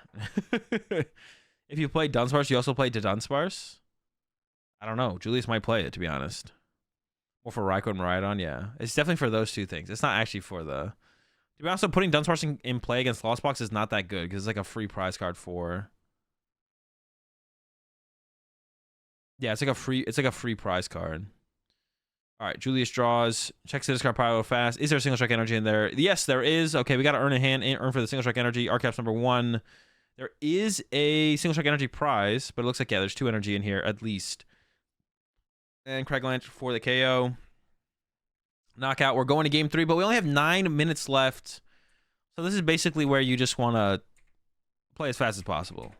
It is very possible. It's in this situation, the matchup is definitely favored. What? The Manaphy? This matchup is definitely favored for Julius because it's just a lot harder. It takes longer for the Arceus deck to win. But Julius can literally win in 3 attacks, right? KO2 prizer, KO2 prizer, KO2 prizer. So... yeah, Julius can win this in literally 3 attacks. The hand is definitely solid for Julius as well. Got double Aroma, double Ultra Ball. So really just looking for like 1 heads on an Aroma. And then we'll probably, unless they top deck a Research or a Draw Supporter, probably have to go the Luminion route, but that's like not that big of a deal. It's fine. And at this point, Julius shouldn't be playing. There is like a possibility that like Lorenzo plays the one of path that the Arceus decks sometimes play. There's the pass over to Julius. Lorenzo chose to keep the... I'm actually curious about that. I don't know which is better. Lorenzo chose to keep the escape rope over the switch. Had the option of both. And chose to keep escape rope. I don't actually know which one's better, to be honest. Could have kept both, but then you discard the energy, and you'd probably rather keep the energy. Yeah, with how it's going to play out, which one... I guess it could like end up in a situation where like Julius could use Luminion, and the only things on the bench could be Luminion, and that's it. And then you could escape rope, force up Luminion, KO it. That sounds like a pretty reasonable reason to do it to me. 2 earned prize can hit hard. Was there 2 earned prize? I mean, in this matchup, to be honest, with the way it should play out, I think you need 1 earn or just 4 single strike energy. Like, I actually don't think in this matchup it doesn't matter too much. 'Cause you're not trying to go like back-to-back T-Tars or anything. You need to use 1 T-Tar or 1 Stone Journer to KO Arceus, and that's like it. So it should be fine. Okay, here comes Ultra Ball to go get another Archeops. Has Dunsparce in hand, so he's gonna have to bench that. That does open up like a slight opportunity for Lorenzo, I guess, to like have like turn 2 boss KO the Dunsparce, which would be kind of annoying. But Lorenzo's hand really doesn't support that very well. 4 minutes, 50 seconds left. Yeah, Lorenzo's hand does not support boss KOing Dunsparce very well, so that's probably not gonna happen. Dunsparce is probably not worth it, but you can make some sick plays. Definitely make some sick plays. Yeah, it's probably not worth it though. There we go. There's the research. Yeah, the big question is here: will there be another Pokemon bench? And the answer is no. So here's the read the win. So the escape rope here is actually going to be pretty effective from Lorenzo because either you get a two prizes on the Luminian, which is great. Ooh, got the nest ball for the flying Pikachu as well. Also, I guess like the one thing that could happen here is Lorenzo could whiff the Arceus V-Star. Nest ball, gonna go with flying Pikachu, and then play escape rope. I like waiting to play the escape rope as well here because you probably want to push up the flying Pikachu, and depending on if you actually hit the Arceus V-Star or not, you could retreat back into the Vulpix.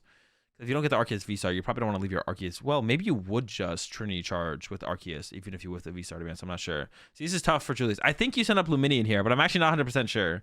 I think Luminian is the send up here, though. This is a tough one, though. Because making your Lugia's guaranteed 2-hit KOs seems worth it.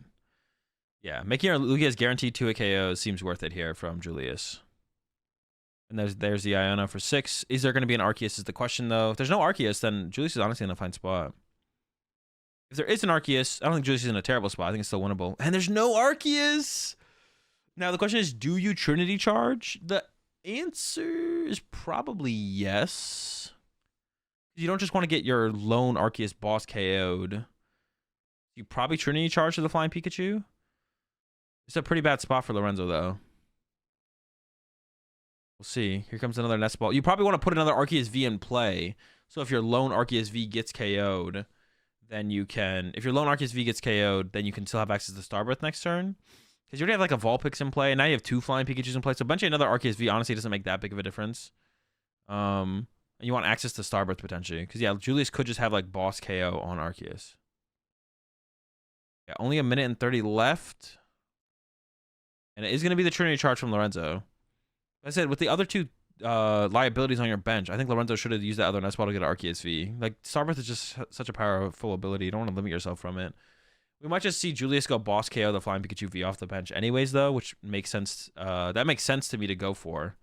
We see Lorenzo's actually even splitting up the energy. There's a boss KO. There's the Lugia V-Star. Here are the chops. Here's where you just need a cook, though, as Julius. Like... So why keeping like track of time is so important. Like these are the situations where it's like you just need to be playing cards. Like Julius needs to just be playing cards as fast as possible. The chance that this doesn't end in a tie is pretty unlikely, to be honest, overall anyways, but still, you want to give yourself the best odds of that. Even if it means you make mistakes, the chance of the increasing your odds of actually winning the game versus the mistakes that get made is like worth it. So like Julius is taking like so long to do all these actions. Like these should have been done in like a second. And now time is called. Julius has turned 0, and now it's guaranteed tie. Not saying like it would have made that much of a difference if Julius had played faster, but in this game in general, Julius should have played faster. Like overall, like just should have played so much faster. Like even on like Lorenzo's side, Lorenzo probably should have been playing faster too. Like if your goal is to win the match, like you at some point want to like not care as much about misplaying and more so increase your odds of winning the match. So at the expense of misplaying, you want to like play faster. So like instead of taking that extra 5 seconds to think about what should I Archeops for, where should I put the Archeops energy, should I nest ball, should I not nest ball, what should I get off the nest ball, what should I ultra ball, what should I get off the ultra ball, just like start playing cards, just like play cards. And you're gonna mess up. There's a higher chance that you make mistakes, and you might feel silly for the mistakes you make after the fact, but like your goal is to maximize your odds of winning the match. So would Julius have won if he had taken 2 prize cards? No. So the way time works is like when time expires, it goes to +3 turns. So Julius's turn 0, Lorenzo's turn 1, Julius's turn 2, Lorenzo's turn 3, and then after turn 3, if no one has won the match, then you go to the record, and if the record is tied at 1-1 or 0-0, then it's a tie. But if either player was up 1 game, then they would get the match win. So for the current situation, it's impossible for anyone to draw 6 prize cards in 2 turns. So they just chose to tie as soon as time was called. They're like, okay, we have +3. Neither of us can draw 6 prize cards. Do you want to tie? And he's like, yeah, let's tie. That's why they did like the fist bump at the end right there. Lost Charizard. You're an editor and you need a job? All right, well, you can send me a DM and then I can give you Lorelei's information. You guys can go from there. Lorelei brought the cat for y'all to take a look at real fast. Eyes will have you reviewed Tord's game yet? No. I think Tord is the next round, though. I'm gonna finish day one out. I'm gonna try. I only have what 3 rounds left after this round. Yeah, I should be able to. That's gonna be the plan here. All right. Bossard going first against the Marauder. Honestly, in this matchup, I don't. Of course, they don't know the matchup, but just like speak on the matchup in general.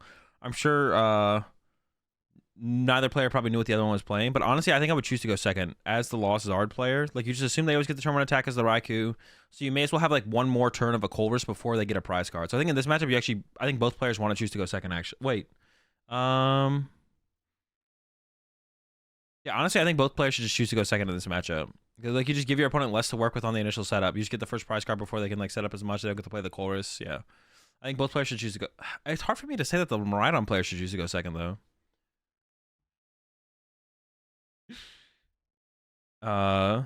Is the one playing Fantina? Oh wait, there's a Fantina in there. Well, there's Fantina in there. We're playing that much for the late game. I would say definitely. I think we should definitely see I think definitely the Charizard deck should be going second here for sure. Here comes down the Charmander with the energy. I almost feel like this energy should be attached to a Comfey actually instead. Like, I think Alberto should attach. Well, yeah, because you could get Iono or Judge here. I think Alberto should attach that energy to the bench Comfey, and then if Raikou knocks out the active, then you set up the Comfey with the energy, and if Caesar escape ropes, you can push up the Cram. So I'm curious to see. Yeah, we'll see here. I mean, I'm just kind of assuming that Caesar's going to get off a turn one attack.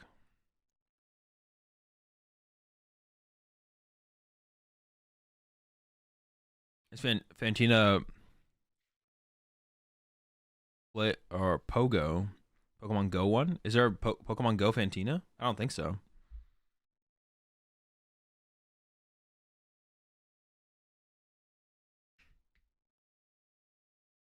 Alright. I have no idea what Caesar's doing here.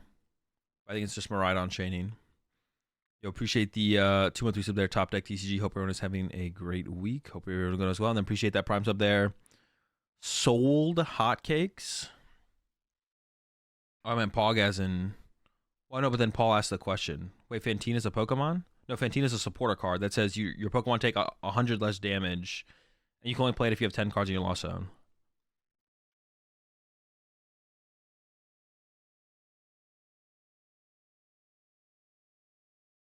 Oscar Medicine is the one playing Fantina and ended 702 day one. Oh, okay, so Alberto doesn't have the Fantina. All right, back to the game. It's getting loaded up. Oh, there's the Path too, so Caesar's also playing the Path. Also whiffs the turn one attack, actually. Okay, so that's kind of bad. That's actually... Oh, and also Caesar's hand sucks. But the Paths are really good in this matchup.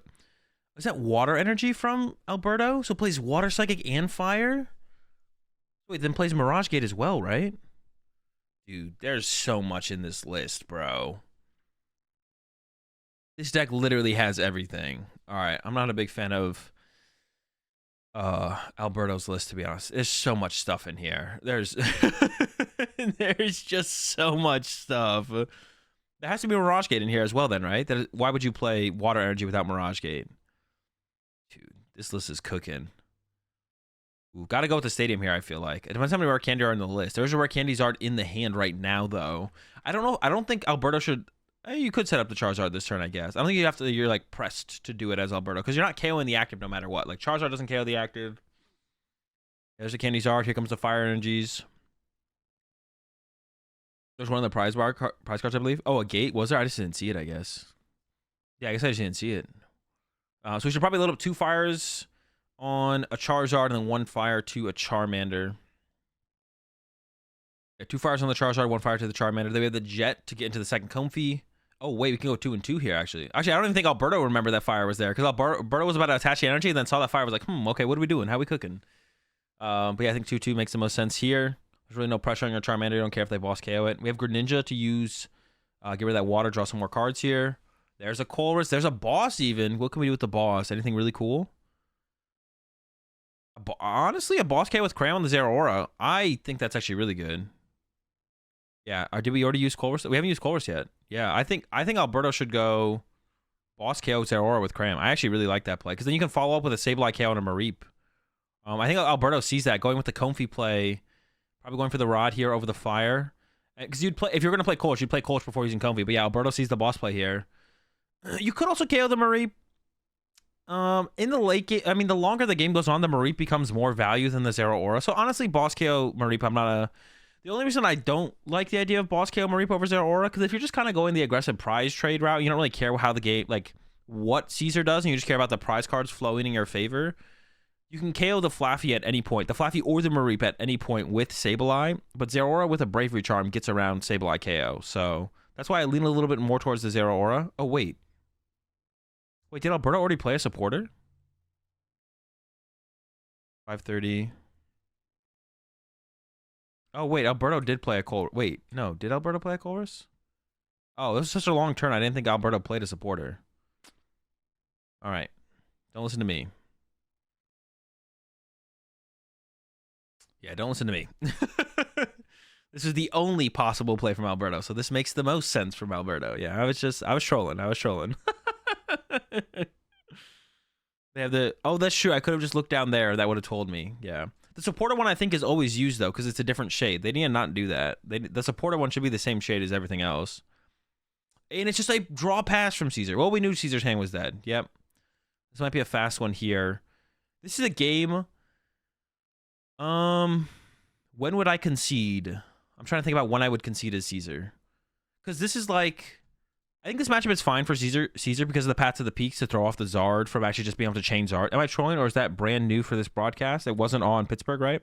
It is different. It is different. I don't know if we'll see it at the next North American Regional. It might just be something they're doing over in Europe.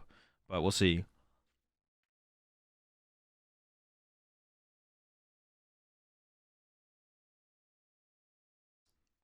If I'm Caesar, when do I concede? I think I concede this turn. I think we should concede this turn. It's an EU thing from Limitless. It's what they used to do. Yeah, but like the EU streams are now being run by TPCI. So are like now... Wait, are they being run by... Actually, I don't know if they are being run by TPCI, but maybe TPCI is now officially... TPCI might be officially just advertising them. Because they didn't do that they didn't officially advertise them last year, I believe. Limitless guys were still there. Okay. Yeah, maybe the Limitless guys are still running it, and it's just like, now it's more official. TPCI is making it more official, I guess. I don't know the actual situation. It's TPCI, but Limitless dudes were tweeting like they were backstage. I know Connor is still running stuff, I think, for the most part. I think Connor might be still the head of stuff over there. I'm not sure, though. Yeah, I think I would just concede here as Caesar. That's what I'm trying to get to. I think I would just concede here as Caesar. Let's just go next. Like, and this is like a really important thing to be able to judge as a player, is like, the big thing here for Caesar is like, what is your goal? Well, your goal is to win the match. Is it a bad matchup? No, it's probably a fine matchup. Path to the Peak slows down Charizard pretty aggressively. Caesar probably plays a pretty heavy path count. All right, it's a winnable matchup. So where is your time most valuable? This is the way you want to think about this. I've actually just come to the conclusion on this is like the best way to explain this. Where is your time most valuable? Do you want to spend time playing a game where you have a 5% chance to win, or do you want to spend time playing a game where you have even an unfavorable chance to win, so where you have a 40% chance to win? You probably want to spend more time playing a game where you have a 40% chance to win, and then hopefully you win that, and then you go into game 3, and let's say now you have more time to play another 40% chance. But yeah, you don't want to spend any time playing a game where you have a 5% chance to win the game. It doesn't make any sense. Why would you want to waste time there, right? And you have a finite amount of time, right? We have 41 minutes and 52 seconds left. Caesar has got to be like, how do I want to use this 41 minutes and 52 seconds? So I want to spend more of it here in this game where I have a 2% chance to win, or do I want to spend it more? And let's say it's an unfavorable matchup for Caesar still, or do I want to spend more of that 41 minutes and 52 seconds in matches where I have a 40% chance to win? You probably want to spend it in the 40% chance to win. So I think Caesar at this point should probably just scoop. Right after Caesar top decked and was dead, Caesar probably should have scooped then. I think that's what I think I would have done.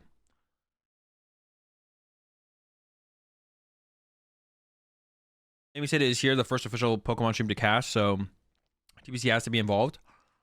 We even see Alberto getting aggressive here and going for the KO. I didn't even think Alberto was going to do that, to be honest. I thought Alberto was just going to punch with Cram, but... all right, one fleet-footed. It is an Iono. See, but the thing is, this is like almost a bad thing.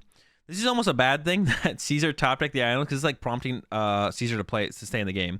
The only argument against that is if Caesar feels like this matchup is so bad that you want to draw out this game and win game 2 and then tie. I guess that is fair. Yeah, if you feel like the matchup is truly awful. But I don't know. This matchup seems like it should probably be fine for Caesar. You have a way to want to KO the Charizard with Raichu. You have paths to disrupt the Charizards. I feel like Caesar's probably should concede this one and just go next. I feel like it's a fine matchup. It could be a bad matchup, though. I guess it could be a bad matchup. That'd be like, yeah, that would be fair. If it is a terrible matchup, then just makes Alberto draw 6 prize cards and then hopefully somehow cheese him in game 2 and then game 3 doesn't finish. Yeah. Draw there from Caesar. You at least get to attack. You also get second Mareep down, which is pretty good. Actually, do you want to bench another sheep? I guess benching second Mareep here is fine because you already put 2-1. Well, actually, no. Alberto has drawn 2 prize cards. Yeah, so benching the sheep here is fine because you still have 2 other 1-prizers in play. We probably should see the Miraidon get used before the Iono even happened, to be honest. And oh, Caesar also plays the Zapdos. So yeah, KOing the Charizard's like, wait, what is the math on the Charizard? How much HP does Charizard have? 330? Oh no, so you still need the extra energy. For some reason, I thought Charizard had 310 HP. What's Alberto's Twitter? No clue. Might have Alberto in it, though. You got a starting point. Let us know if you find it.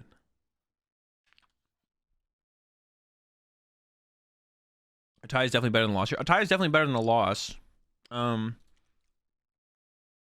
tie is better than a loss. So it does depend on how good of a matchup do you think you're playing against.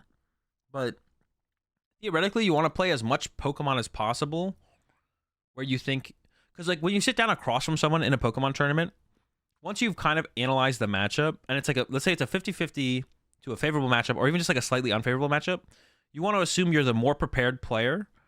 When you sit down to play a match of Pokemon, unless the matchup is a terrible matchup, if it's like a slightly unfavorable matchup, an even matchup, or a favorable matchup, irrelevant of those, unless it's a truly terrible matchup, but to any of the other 3, you want to assume you're the better player, the more prepared player, and you're going to play well in that game.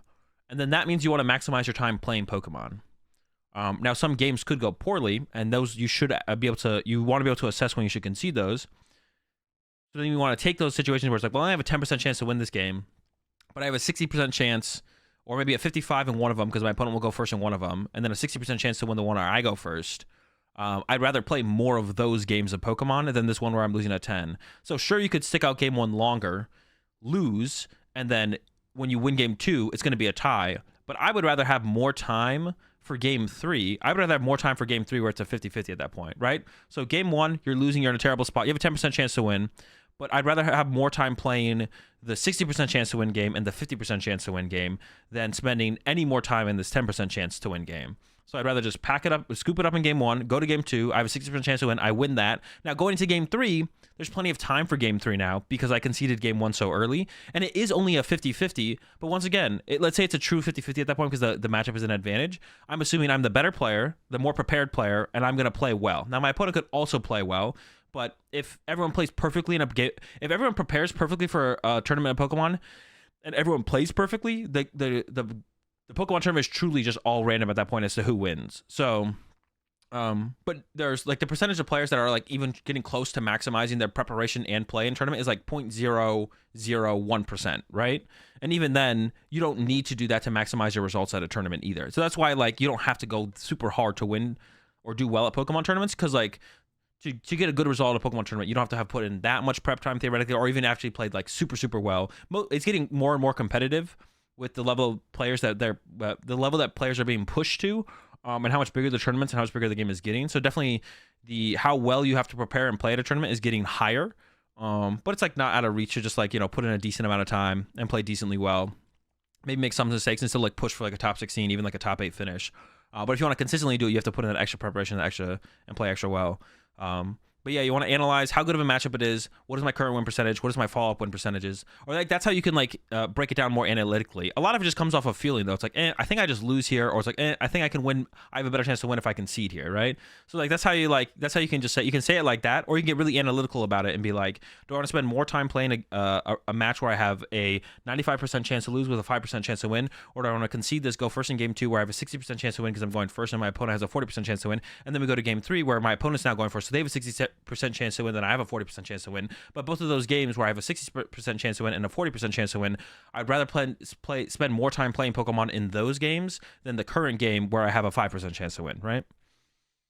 So I think when you break it down analytically, it makes more sense. But when you're actually like playing in a tournament, you're just like, this game sucks. I'm going to game 2, right? You're not sitting there thinking like, okay, 5% chance here, 4% chance there, 10% chance there, 60% chance in the next game, and so on and so forth. I think it's good to hear it broken down analytically, so you kind of like have a better understanding of it for your future games. Dude, Caesar could actually make a comeback here. Maybe I'm gonna eat my words here, and Caesar's just gonna make a comeback. that would be funny. It was like that turn from Alberta was literally nothing. It was just draw attack. I mean, this damage can be taken advantage of later though, for sure, through like a Sableye attack. But that hand from Alberta is not looking great. Not looking great. But we're still in a good spot for Alberta here for sure.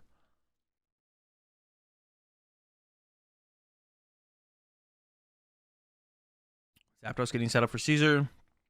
Zapdos is like a solid attacker here, I guess, because Caesar is on odd prize cards, but it is just swing with Raikou, which means the Cramorant can just KO this in response at the very least. Oh, the hand's actually pretty good here. Alberto's got some options in here. Double Cram as well. Interesting. 2 Crams.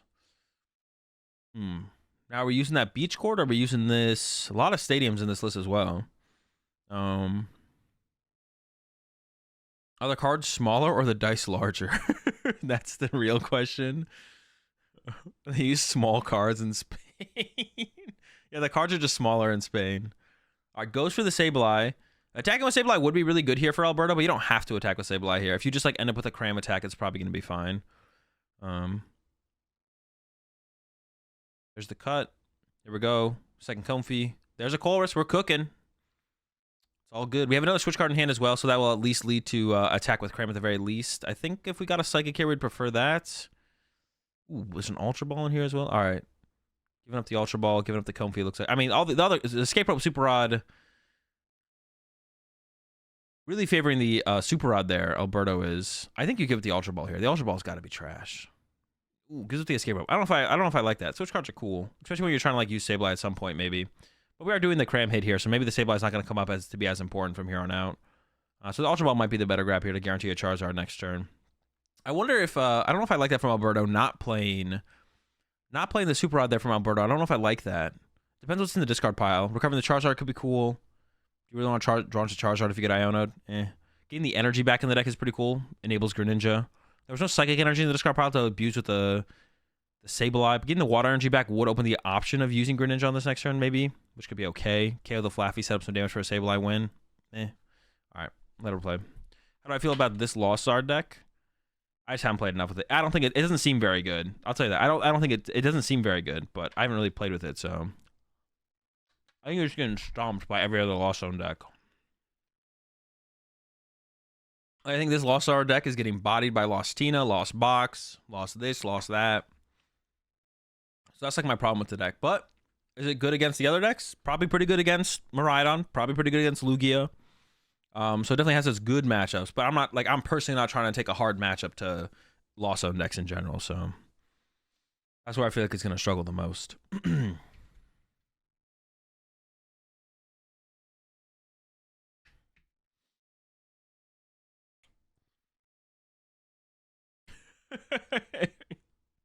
I did it for a good couple of hours and had some solid results. It's been fun, but definitely very mid.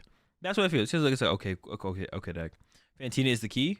I don't know. I don't think Fantina changes much because like, I don't know if I like that even actually from Caesar. Well, did we have to play the Escape Rope there? Because I feel like KOing that Cramorant is pretty good here from Caesar because that's like the only attacker on board that Alberto has for sure. Because if Alberto just goes, okay, you attacked with Zapdos in my Comfy, Cram puncher Zapdos, and then Sableye KO, game's over. I don't actually like that from Caesar. I don't know if I wasn't really paying attention. I don't know if Caesar could have avoided that, but I think actually KOing the Cram and then hoping Alberto's hand just sucks is probably the better play. Because the fact that Caesar doesn't even have a hand disruption card here is like already puts him in such a bad spot that I don't know. It's just not that just in a pretty rough spot no matter what. Does have the Sableye play. This could get a little weird here for. This could get a little weird here for Alberto. If Alberto does go attack with Sableye here, what are you gonna KO? Probably just KO the Zapdos to be honest, which is okay. But like then if like a Raikou attacks next turn, Alberto doesn't have a way to win the game next turn.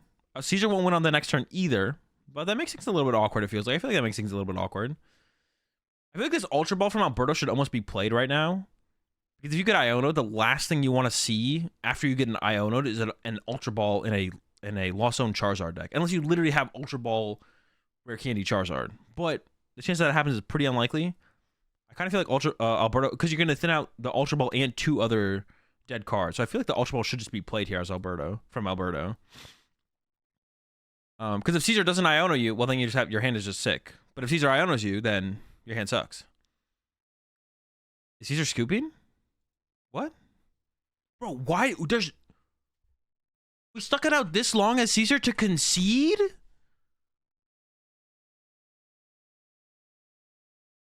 I'm tilted.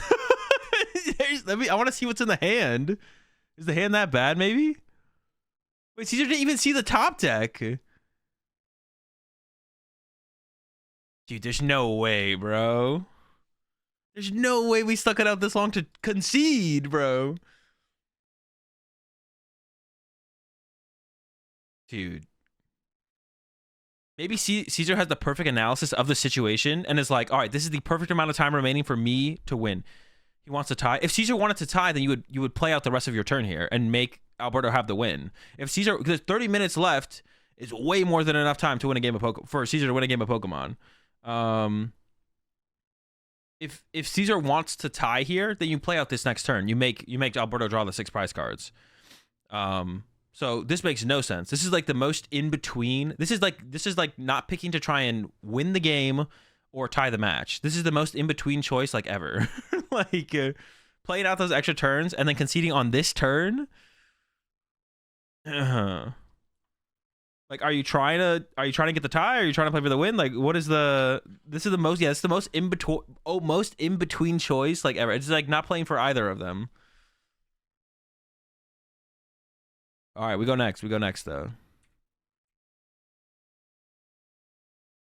See, like I was saying, if I was Caesar, I would have conceded. I think this matchup. I don't know this matchup very well, but you know what? I'm also gonna go ahead and go on a limb here and say.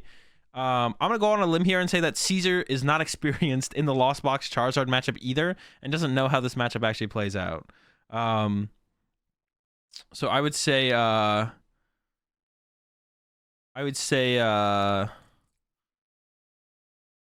Caesar probably should have kept playing or conceded game 1 way earlier. Like conceding game 1 way earlier, I think makes the most sense. So it guarantees you gonna dude, 30 minutes is way more than enough time to finish a game. You don't need 30 minutes to finish a game with Miraidon. You're chilling. You need like 20 minutes. But more time is not enough to finish a game 3, right? Well, if you conceded immediately, you would have had enough time. He chooses to go first, which is wild to me. I actually am like a little bit in between on that. I think it is, and if someone has a reason why it isn't, I think it's actually not possible for it to be correct for one player to go first in a matchup and one player to go second in a matchup. It feels like if I was out in Alberto's shoes in this matchup, I would want to go second. So based on that, I think Caesar should want to go second. Yeah, I don't think it's like actually ever possible to. It's a deck with evolutions. That's not how that works, Pod. Playing a deck with evolutions has nothing to do with whether or not you want to go first or second. It can be a factor, but it's not as simple as my deck plays evolutions, I go first. It's not that. It's just not how it works. Like this Charizard Lost Zone deck does not care about attacking turn 2 with Charizard going first. It doesn't care. Charizard is like the closer in the deck. It's not that big of a deal at all. You need to make sure you get to your Charizards and actually can rare candy a Charizard into play. Even Guardy, Guardy should go first in most of its matchups, or if not all the matchups. But that's not a. You don't just put a. Oh, does my deck play evolutions? Oh, I go X. Miraidon wants to go second in multiple matchups, and it plays Flaffy. It plays an evolution, but you want to go second against Lost Box. It feels like you want to go second against Lost Box. I think you want to go second against Lugia, as well, and you play evolutions, but you want to go second. Yeah, it's not as simple as I play evolutions. Yeah. But this one I'm not sure, because like as Alberto, if I was in Alberto's shoes playing Alberto's deck, I would want to go second. I'm not trying to give him the first. I want an extra supporter to set up and get going to be able to deal with the onslaught of attack after attack after attack after attack. But then if Alberto wants to go second, I truly can't wrap my head around a matchup existing where one person wants to go second and one person wants to go first. There's no way that exists. So because Alberto wants to go second, that should mean Caesar also wants to go second. Now, I'm not hating on Caesar for choosing to go first here. It's really hard to like analyze that and get to the point where you're like, wait, I should probably go second. But so I'm not hating at all on Caesar for choosing to go second. I'm just trying to wrap my head around that idea in general of, is it possible a matchup exists where one player wants to go first and one player wants to go second, and that actually is truly what maximizes both players' win percentage? That can't be possible, right? If one player in a matchup really truly wants to go something, the other player should also truly want to go that, right? Otherwise, why would you want to go second? It would be to stop your opponent from going second, right? Lugia versus Miraidon? No, Lugia wants to go second in Lugia against Miraidon. So therefore, I think Miraidon wants to also go second. One of them has to be wrong? That's what I'm saying. Yeah, it has to be wrong. It's literally impossible for both players. Yeah, if you're trying to maximize your win percentage, it's not possible for the win percentage to be maxed. For sure, Turbo wants to go second against Palkia. No, I'd go first against Palkia as Turbo. What are they going to do when they go first? Nothing. Sometimes going first is scary. Sometimes going second is scary. Dude, all these one prizers? Why do we have the whole squad, though? There's something about Miraidon players and benching one prizers, bro. Something about it. I mean, this might be correct, to be honest, but I just don't like giving Lost Zone decks the ability to like chase 2 one prizers. Because like it makes the Greninja a better attacker, it makes the Sableye a better attacker. Now you can Greninja a Flaffy, and then you put some damage on a Zeraora, and then you Sableye and you KO the Zeraora, put some damage somewhere else. It just gives too much flexibility to the prize trade from the Lost Zone player. I'd rather bench one Mareep and be like, if you really want to go out of your way to KO my one Mareep, go ahead. Now you're on odd prize cards, and that damage theoretically doesn't affect your doesn't increase your prize exchange from there. Lugia going second against Ryan. If Lugia goes first, Miraidon have a chance to turn one miss KO. Going second, it never happens. It almost never happens to begin with, anyways. But the thing is, though, if Lugia just sets up, you just win the prize trade every time against Miraidon almost. So the only thing that comes up is like the Zapdos play that I didn't truly like think about previously, but I'd have to like test it again. If they play the Zapdos does change things. But KOing a Zapdos and taking 3 energy out of play is also pretty good. So maybe that would be like a good enough reason to still just go second. If the Zapdos isn't a factor, then I think going second on Lugia always makes sense. Because you just win the prize trade with Stonejourner then at that point. Double Raichu is better over Zapdos? Nah, I don't want Double Raichu. You don't need Double Raichu in play. The second Raichu will come into play before it becomes relevant. I would never put 2 Raichus in play ahead of time. Does he even have enough water energy to consistently Greninja? I mean, I'm pretty sure at least plays 2. Maybe he's doing the Bradner. Maybe Alberto's doing the Bradner where you just play 1 water energy to present the threat of it. But he also plays Mirage Gate, right? So definitely plays. No, I think we even saw 2 water in the last game, to be honest. So I think it's there. Is there any matchups where I want to go first as Mew? I value snacking with Mellow so highly. Majority of matchups you want to go first as Mew. Matchups you want to go second as Mew is, I don't know, to be honest. Maybe Lost Box. I think as Lost Box against Mellow Mew, I want to go second. So I think going second against Lost Box probably. I don't know.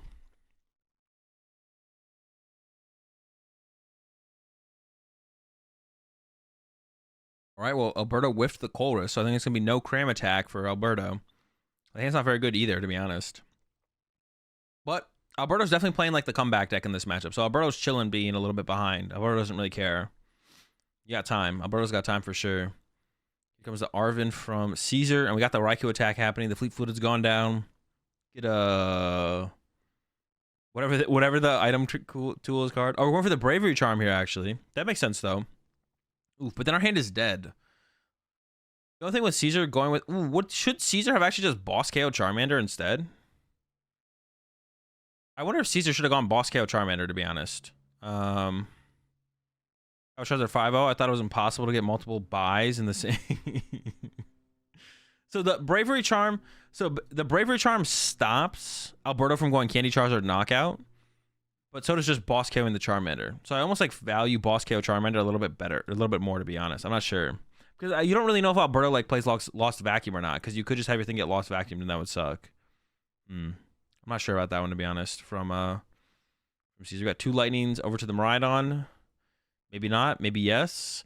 I almost want to put one of those on the Zapdos so I can retreat the Zapdos. I'm not sure. I almost want to put one on the Zapdos.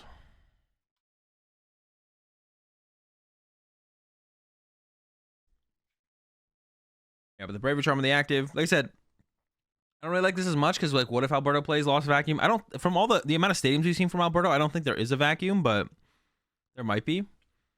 There we go. See if there's a vacuum in there. It's going to be hard to tell. We didn't even see most of the deck. Another comfy setup, though.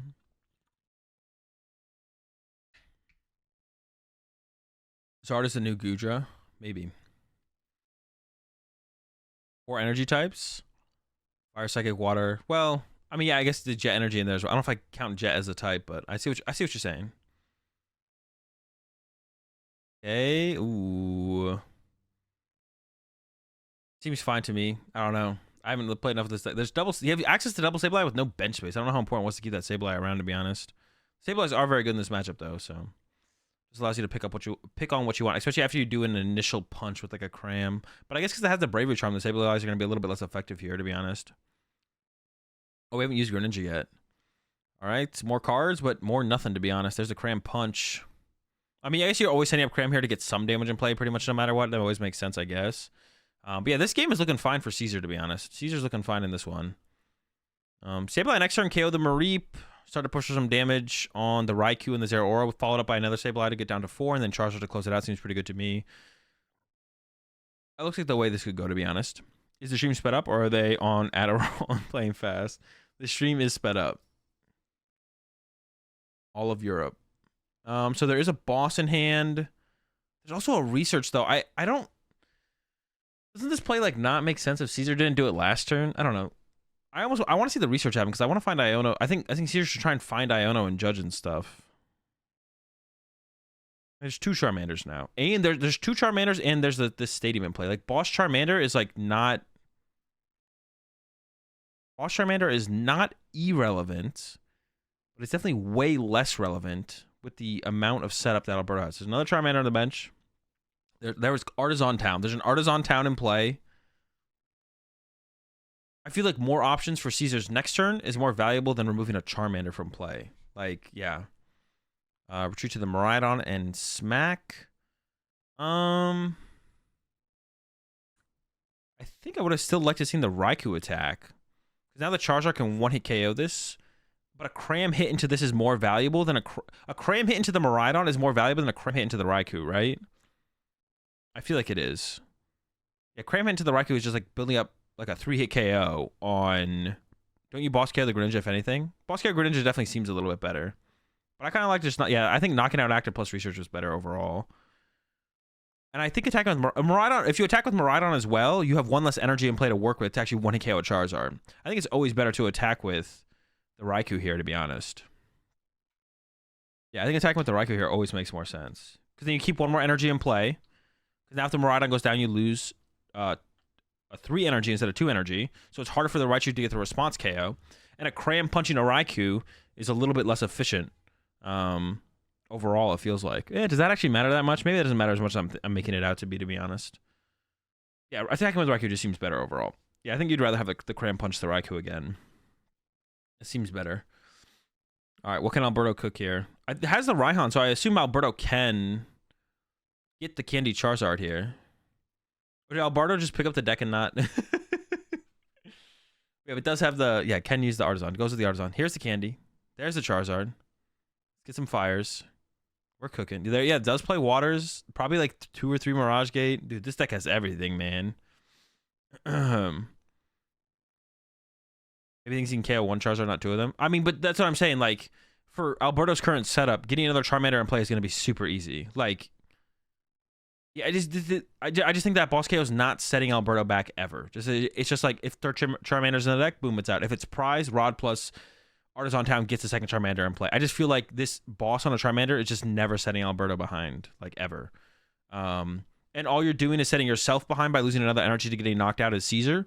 And by not researching, you're giving yourself less options for your following turn.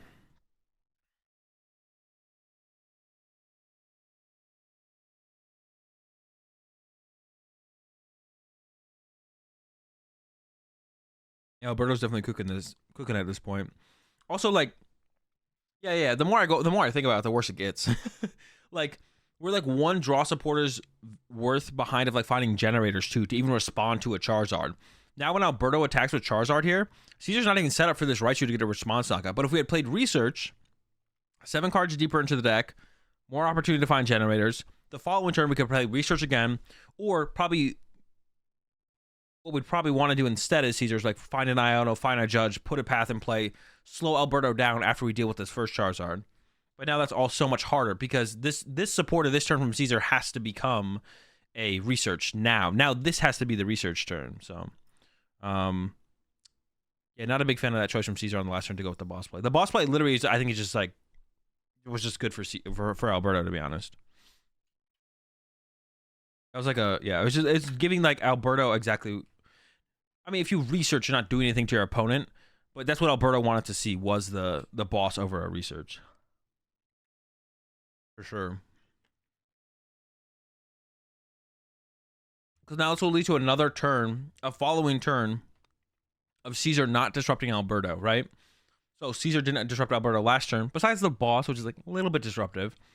And now Caesar's going to play a Research, which only means, once again, no Iono, no Judge, nothing like that. Path Research. And what do we need? 6 energy from a Raichu to KO this Charizard. We currently have 3. Could have had 4. That's 5 with the Ultra Ball, but that's only 4. And jeez, dude, this is cooked. We have the Escape Rope, though, actually, so we can at least take a knockout here as Caesar. But it's not looking good. You actually, honestly, maybe would just rather Raikou Punch the active. I don't even know. This is so bad. Going on odd prize cards doesn't really do anything for Caesar, so you probably just take the easier knockout on the... Well, that's not true. Odd prize card isn't actually that bad in this situation because... Yeah, odd prize cards actually isn't... Oh, wait, we haven't used the V-Star power? Oh, chill. Okay, we're still in it. It was... Dude, they need to keep up with that because it was already blanked out up top, wasn't it? I thought the V-Star power had been used already. I guess I was tripping and trolling. Okay. All right, see how good this generator is. Yeah, I don't know if we should escape rope or not. I guess, well, if we hit the 2 energy here, we're never escape rope. We're always nuking the active here. Yikes. All right. So, I think we're looking at... I don't know how good the escape rope is here, to be honest. How many energy are we going to get in play next turn? Are we going to get enough energy in play next turn to 1 KO Charizard? I don't think so. So I don't even know how much I like this escape rope from Caesar. Yeah, I mean, this game basically ends. Yeah, this game literally ends right now if Alberto goes Candy Charizard. So, wait, why did Alberto send up the Comfey with the energy? All right, Alberto's doing a little bit of trolling too. To be honest, I think Alberto probably should have sent up the Cram. If we're just gonna let something die, just let the Cram die. Yeah, I think Alberto's doing a little bit of trolling too here, so it's all good. Yeah, that's like the worst thing to send up. I would almost rather send up the Greninja than the prepping for Kyogre. True. Yeah, I think Cram gets sent up here, honestly. Cram sucks. Yeah, it's trash. Charizard gets sent up from Alberto. I don't know if I like that. Is there really no way to move these Comfeys around? I guess there's not, to be honest. And actually, this is even to make things worse. Oh, okay, that's not bad either from... That's pretty good from Alberto, too. Especially if the other Raichu's in the discard pile, which it might be. Otherwise, it doesn't matter too... This doesn't seem like it matters too much. I think I was going to mention, though, honestly, the Rock Sand from Alberto could have been, like, devastating for Caesar to recover from. So I would have hated to see the Rock Sand, which probably would have been the other play that Alberto did here. Yeah, I don't even know if there is another Raichu. Actually, even if there is another Raichu, the only draw supporter from Caesar is a Judge. So, if you Judge here, you have to draw into... I mean, you should attach for turn here as Caesar somewhere. No, what are you doing? Why are we not attaching for turn? Well... So Caesar's hoping to draw into Raichu, Generator, Attachment for turn. I guess if you shuffle the energy back in the deck, it does increase the odds of more energy being in the deck after the Judge, which could lead to more energy in play through a Generator. I guess, okay. But maybe you could just attach active here. You could just attach active here as Caesar and then hit with a Zero Aura as well. I think you just attach for turn. Well... Because you need to find the Generator and the Raichu, and attaching the energy for turn does increase your odds of drawing into Generator and Raichu. I guess the question is, like, how fortunate do you have to draw? Alright, we're just gonna let it go. Whatever happens, happens. I'm not gonna overthink that. But I think attaching there makes a little bit more sense because you can always just like punch their aura for a turn and then go into something on the next turn. I mean, honestly, I don't think it's gonna matter, but there is like a, depending on how you draw, it could if you draw down that route, it would be more beneficial to play that way, I guess. But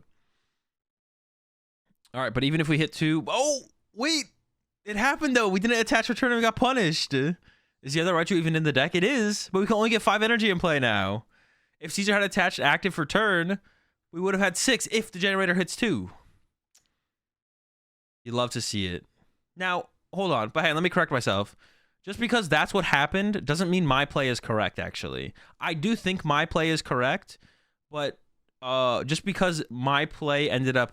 what is the word I'm looking for? Just because my plays ended up being what would have worked better than what Caesar did. Also, once you factor in Ultra Ball as something you can draw off Judge, my play probably is correct. Because once you factor in, well, what if you draw into Ultra Ball Generator? It's like, oh, well, yeah, if you draw into Ultra Ball Generator, you definitely need an energy attachment from turn. So actually, once you factor that in, I'm not wrong. But just because something works out some way than you didn't expect it doesn't mean you misplay just because the other play would have been better. Like in this situation, it doesn't mean Caesar was definitely wrong. But I think once you factor in Ultra Ball as an out to Raichu, it's probably correct to have attached beforehand. Oh, and the double hits! Dude. It's too perfect. It's too perfect. I mean, you probably just throw them on the Raichu and then Flaffy to Raichu or something. Putting him on Zapdos and attacking with Zapdos does not seem worth. You hit for 110 damage? That can't be the move. Is 110 damage for 2 energy worth it? Maybe it is.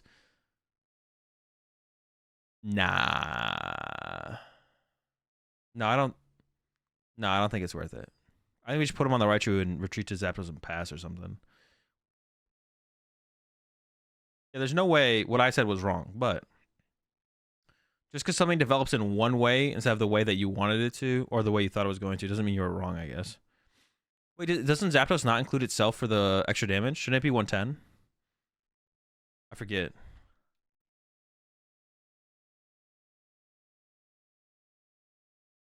All right. The hand from Alberto is not great.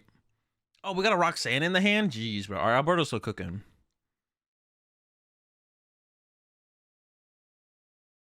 Two beach court? We have 2 beach court. I don't know why. That's actually weird. I don't know why Alberto did that. Oh, I guess because Alberto wins. If Alberto gets a boss, Alberto just wins. So that's why Alberto did Comfy first. I was like, why did we Comfy first there? It doesn't seem correct, but it is correct, I think. They did correct it there on the board. Didn't you use? Yeah, if we get boss, we win. And there's the boss. All right, dub for Alberto. It was looking that way no matter what here, to be honest. So even if Alberto had played Roxanne this turn, I think Alberto was still winning this game. Like almost 100% of the time. It was like looking too good for Alberto overall. That's good. The Lost Zones are deck though, bro. 6-0. That's kind of crazy. Looks like Tor did draw a mulligan card. I assume. Okay. And we have who going first? Milo going first. And the hand is terrible. We do have an S-ball though. Honestly, in this situation, prize checking going down for Milo. Yeah, I'm actually curious what Milo grabs here. Well, I think the Greninja was prized though, right? Yeah, Greninja's prized, so it has to be a Comfy. I was like, with how bad the hand is, I would have probably grabbed Greninja. Because like the extra card to work with is probably more valuable than gaining +1 in the Lost Zone. But because Greninja's prized, that's not even an option. So we're gonna go with a Comfy here. The hand is so bad though. The hand is so bad. More prize checking. And okay, write down the prize cards now. All right, I wasn't sure what that back and forth was there. Looks like all the ropes, all the switch cards. I don't know if there's any prized. Doesn't really matter to us though. Only matters to Milo.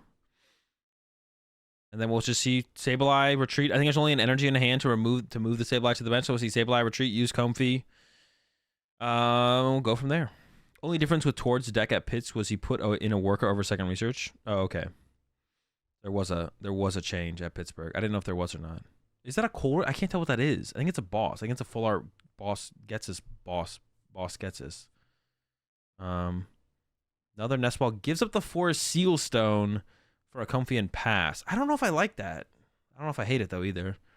Forest Seal Stone's pretty good. Double battle VIP pass for Tord. So Tord is hella cooking here. The worker's still in there from Pittsburgh, it looks like, so that hasn't changed.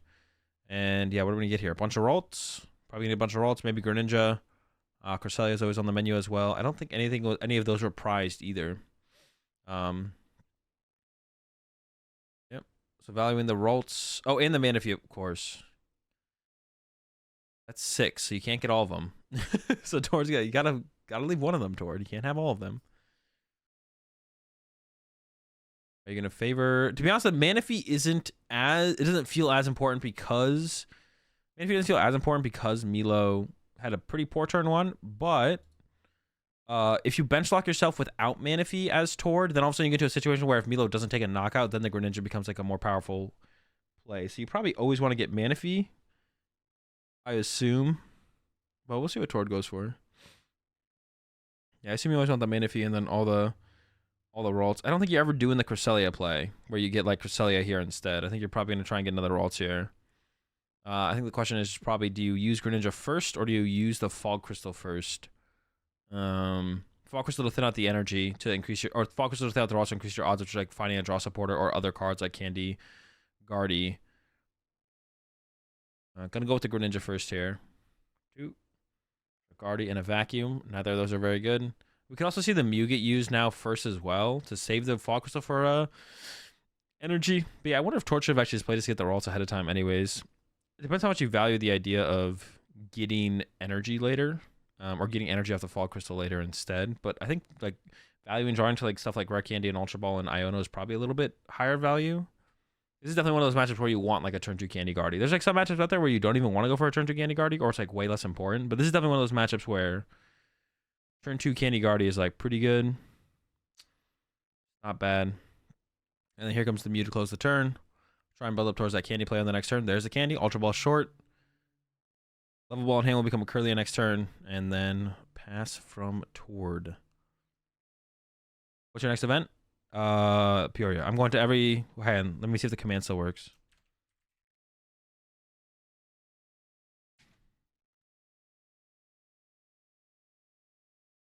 I need to add that as like a button on my stream deck, to be honest. All right, Milo's not dead yet. Okay, that's pretty dead. I think. Oh, double Roxanne and Palpad. Yo, Milo's cooking. What the? I kind of like that though, to be honest. I kind of like that from double Roxanne. Dude, double Roxanne is something I've been like. I don't know. I haven't been playing that much Lost Box recently, but I've been thinking about it. You know. So scoop from Milo. Don't blame him. And this is definitely one of those matchups where the games go a while. So if Milo's plan is to win. If Milo's plan is to win this match, you need a decent amount of time in game 2 and 3. So, take a look at the prize cards real fast. Manaphy prized. Okay, aggressive Greninja, a potential from Milo, and the rest of the prize cards are kind of whatever here. Nothing really too important. I mean, a Mirage Gate being in the last 2 could be rough for Milo, but a Heavy Ball could get played before that becomes a factor, and that can move it along. Super Rod being prized from Tord. Depends if Milo plays the Echoing Horn or not, how important this could be, but it's in the first 2, so it'll be found before it's relevant. The Manaphy is the big thing here for sure. Oh, and a Sableye start. Great. But hopefully a little bit better of a hand for Milo overall. Looks like already has like some things to cook with. Has a Pokestop in the hand as well. Oh, interesting. Uses the Force Seal. So you got the Pokestop in the hand there as Milo. How much are you stressing not giving Tord access to the Pokestop versus just like using it, hoping the Pokestop finds a Battle VIP pass, and then save the Force Seal so to get a Colress next turn? I'm not sure about this play here from yeah, I'm not sure about this play here from Milo. 3 NA regionals, almost back-to-back weekends. Dude, and in between that, I mean, I got a lot of traveling coming up in October, to be honest, because I'm also going to TwitchCon for not the whole time, but for a couple days in October. Is it really? Yeah, it's back-to-back and then a week off. Dude, that's a lot of traveling. It's all right. Then there's like a month off.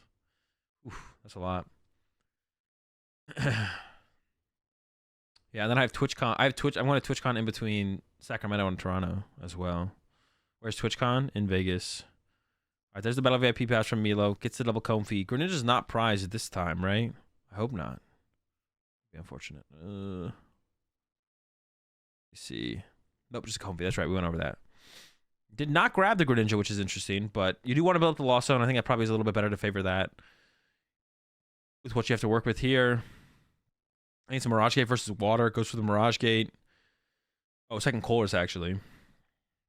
Honestly, with how many supporters Milo plays, I wouldn't have hated to see a Colors bite the dust there, but yeah, back-to-back Colors in the first couple turns of the game is pretty important. I think that is a Comfy and something. Oh, it's a Battle VIP pass. I kind of want to know what that other card was lost on there. Yeah, I'm not sure about that, to be honest. I'm curious to see what it is. There's a Greninja. There is, to be honest, I don't like the Cram Grab. I'm not a big fan of the Cram Grab, I don't think. I don't know. The board's set up like fine for Milo overall. I kind of want to see, because like, all right, well, I'm thinking in my head, once Tord doesn't bench Manaphy, Milo's going to use Greninja next turn. Miloslav doesn't know that. And with the idea of that happening, you'd want to go like Greninja into Sableye and not use the Cram ever. It's probably correct to grab the Cram there. Because, like, most of the time, you're probably using Cram next turn anyways. But because you're expecting Tord to bench Manaphy. So it's probably just correct. I'm just thinking about, like, we know Tord's Manaphy is prized. Milo doesn't know that. But should you still play with the idea that that could be prized? I'm not sure, to be honest. All right. Over Tord. Got an Iono. Has a couple other Ball Search cards in the hand as well. We see a level. I see an Ultra. The Ultra looks like it's going to be pretty expensive, though. There's, like, a lot of Curlias in the hand and stuff. So here comes the level. The hand looks like a Mew hand, to be honest. It looks like a hand where you want to take Mew, to be honest, for Tord here. But we'll see. Yeah, the Ultra Ball is not very clean there. Like, what do you Ultra Ball away out of that hand if you play it? Maybe you just don't play it, to be honest.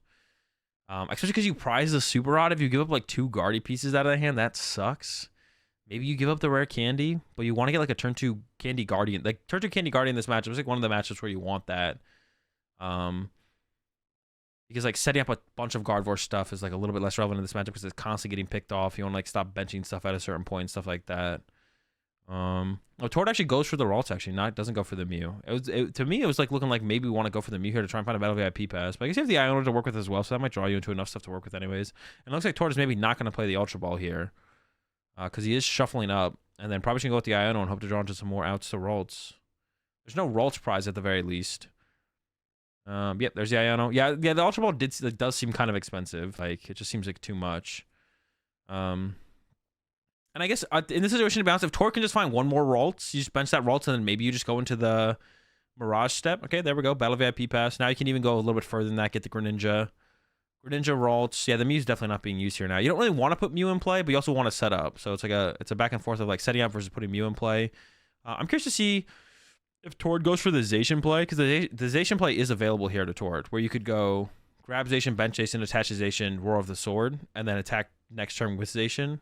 Generally, it feels like that's not a great play as Guardy, because then if they respond with Dragonite KO Zacian, or even Raikou KO Zacian, you have to put a ton of damage in play to respond to the Dragonite or the Raikou, and then the Sableye is able to clean up like that, plus something else usually, so that feels too good. And yeah, Milo's about to figure out real quickly, or is about to figure out soon, that Tord did prize Manaphy when Tord plays all these Pokemon search cards and does not bench the Manaphy. So, and then is it another situation where like Fall Crystal to thin out the deck first seems tempting because you want to draw into like an Iono or like more pieces for like the Candy Guardy combo, stuff like that, and just pass. Doesn't even bench the other. So I guess Tord is heavily playing into. So Tord is like. This means Tord is like choosing to definitely play into Mirage Step, right? What's the other reason why you wouldn't bench this Ralts, right? Could have benched another Ralts, but now, like, yeah, Tord is like, okay, I'm going to let Miloslav Greninja me, and then I'm going to evolve a Ralts, Mirage Step 3 Curlias. So that's 100% Tord's plan here, right? But then what if you get Greninja again? That sounds brutal. Like, that sounds so brutal. Miloslav would be up 4 prize cards before you do anything. Of course, Miloslav could whiff here. It is possible. And actually, to be honest, looking at Miloslav's hand, I think Miloslav might whiff. So that hand's not looking very pretty. Yeah, Miloslav will be up 4 prize cards before you draw a prize card. Now, Iono's pretty powerful for coming back, and Guardy EXs do have a lot of HP. So if you get out some Guardy EXs, Iono down to 1, or Iono down to 2 at that point, the comeback is definitely there. The potential for the comeback is there, but there's the Vacuum. Both Seal Stones bite the dust. So we're at what? 5? Retreat to another Comfy. No, retreat to Cram Punch. Yeah, whiffs the play. Now I'm interested to see if Tord goes for the Mirage Step. I think Tord would probably still go for the Mirage Step here, but we'll see. All right, knockout, Ralts up. Is Mirage Step to play? Like, has it very cleanly in hand as well. Like, has the clean, just get the Mirage Step, and then get all the Curlias. Boom, Fall Crystal for the energy. Yeah, so, like, yeah, that's why Tord didn't mention Ralts last turn, so you have to, like, know you're going for that this turn. And like, now you're not even, like, to be honest, as Tord, you're not even scared of Greninja happening next turn, because Miloslav just went not even Colress. So you're feeling pretty comfortable as Tord now, I think, for sure. Because, like, fairly comfortable. Like, Miloslav's still going to be up 2 prize cards. But the fact that Miloslav didn't play a Colress last turn means, like, you're like, all right, they're probably... Is that 4 Super Rod in hand? No way. Is it actually? I think that's 4 Super Rod in Miloslav's hand. It looks like it. Dude. No, it's a Nest Ball and 3. Nest Ball and 3. Nest Ball and 3 Super Rods. Still pretty bad, though. Jesus, man. We actually see this. All right. Good shuffle as well. There's 2 Colress on the bottom of the deck. And even, honestly, the Pokestop provides a little bit of value just for draw power. So, and then we have the Greninja use here from Miloslav. Draw 2 cards. I assume if Miloslav's playing double Roxanne, I assume Miloslav does not play Clara. I'm just going to go ahead and make an assumption there. Another whiff. We still at least get a prize card here from Miloslav, but to be honest, this kind of sucks. Like, you can't even take advantage of, like, towards slow, or, like, not slow start, but lack of Manaphy more so than anything. Not being able to take advantage of towards lack of Manaphy in this game, it's just, like, really unfortunate for Miloslav. Oh, it attaches to the Greninja? Interesting. How many are in the Lost Zone? 5? I don't hate it, I guess. Seems fine. Yeah, I guess. I don't know, not keeping it in hand to potentially combo with draw, like, not keeping it in hand to draw cards with Greninja also, that doesn't feel great either. It's close, to be honest. Because if Tord doesn't Iono you here, then, I don't know, it just doesn't feel great. Okay, here come the Curlias. Yeah, and I think Tord knows to not Iono here, almost certainly, right? Tord doesn't want to actually Iono here. Because if you Iono here, then you end up in a situation where you could be giving Milo more cards to work with. I don't think Miloslav's hand is big enough to, like, want to Iono it. Another Curlia gets rid of the Ralts. Yeah, I don't think we're ever setting up another Ralts from here on out as Tord. You're probably going to attack with Cresselia this turn. You're probably attacking with Cresselia this turn and just KOing the Sableye off the bench, to be honest, from Tord. Just trying to evolve as many of the Gardevoirs as possible to get him out of Greninja range. And that's 2 Shiny Arcana and a Candy Guard EX in the active. So there's no potential for the Greninja on the next turn. Maybe that's like a reason... maybe that's like a reason from... Ooh, how good is the Collapse Stadium here from Tord? I guess maybe you want the Raikou to stay in play, because if you put the Collapse Stadium in play, the Raikou's definitely biting the dust, right? There's a Vacuum. Do you save the Vacuum? Probably. You're not getting hand disrupted anytime soon. You don't need to, like, thin out your deck or anything like that. Jeez, man. There's so many cards in the hand. I wonder, yeah, because now I wonder if Miloslav should have played around that, the idea of that, though. There's, like, no potential for the Greninja anymore. Like, Tord could theoretically just evolve everything, which is what Tord ended up doing here. And now that everything's evolved, like, are you going to Greninja to KO a Curly and put, what, 90 where, you know? All right, Guardians are loaded up. Cresselia's ready to go. Here comes the KO on the Sableye on the bench. And you want to do this as much as possible, just in general. Like, this play obviously looks great from Tord here, but not KOing Cramorant is so good against Lost Box. It's actually insane. Even, like, in a mirror match, if they attack with Cram and then you Sableye around their Cram, you could KO their only attacker in play, but the chance they get another attacker in play next turn is really big. Because effectively, it's like the Lost Box deck is trying to use Comfey as much as possible. And they're not, like, counting on you doing this for them, but, like, Lost Box is generally like, okay, they're going to KO my active attacker. I get to send up my Comfey and then use Comfey to continue my progression through my deck. But if you can draw a prize card against Lost Box and not KO their Cram, then it's always it's like so annoying as the Lost Box player, because the Cram is still in play, eating up a bench space. You want to attack with your better attackers, your Greninja, your Sableye. Now you have to move your Cramorant to the bench to get to a different attacker, or remove your Cramorant to the bench to even get to Comfey to build up to 10 in the Lost Zone. There's so many different things. Yep, there goes the Sableye. So whenever you have an opportunity to do that, you should definitely do it. Bird seems like a big bait in this matchup sometimes. Cram. No, you should definitely get these. The early prize cards, it's not a bait. It's just like, as the Guardy player or the mirror match or whatever it might be, yeah, as the Guardy or the mirror match or something like that, just make sure you realize, like, how irrelevant the cram is, basically. The cram just does not matter. Let's see what Tord sends up here. I assume Greninja is going to be the one coming to the active here. Setting up a Gardevoir doesn't seem terrible either, but I assume it's always going to be the Greninja. We'll see. You wouldn't want to send up the Guardi EX, I guess, because it could get KO'd by... Or even, like, Dragonite punching Guardi EX would be a little bit annoying, I guess. I don't know. Kramer just loses value the further the game goes against Guardi. I mean, against everything, to be honest. Kramer just falls off pretty hard. Now, the other thing to keep in mind with that as well, sometimes Kramer is really, really good. Towards the end of a game, sometimes Kramer is really, really good because it's like a super efficient attacker to just do something. And sometimes that comes up where it's like, as a Lost Box player, you're like, if I can just punch their active for just like some amount of damage, I just win this game. So like sometimes recovering Kramer with like super odd and stuff is correct, but I'm curious to see what Miloslav's actually attack is going to be here. Do you just punch with Kramer? You try and knock this thing out. There's a Sableye grab. I guess you theoretically want to attack with Sableye this turn if you can as Miloslav to KO the Kirlia. Or even, yeah, you probably KO the Kirlia and put some damage on the Cresselia is what I would guess would be the correct play here. But sometimes Cram plus boss wins a game. Yeah, exactly. Like Cram, like it's just in like the mid game is where Cram sucks. Like early game turn 1, boom, Cram hits, insane. Late game, Cram boss, insane. Mid game, Cram sucks. There's a Colress. Not going to get it though. I mean, Mirage Gate and Escape Rope still pretty good. And there is the vacuum. Dude, there's so many nest balls in Miloslav's hand. Dude, get rid of some of these things. That only gets Miloslav up to 8, though. So the max Miloslav can get, that's actually not true. Using another Comfey could get to 9. Using another Comfey, you get to 9. And then getting a Colress would be, 10, 11. Does have a Mirage Gate in hand here. I wonder if Miloslav could play Escape Rope here and then potentially use Raikou. Like if you... Gonna use the Mirage Gate first. I wonder if you should Escape Rope first here as Miloslav, though.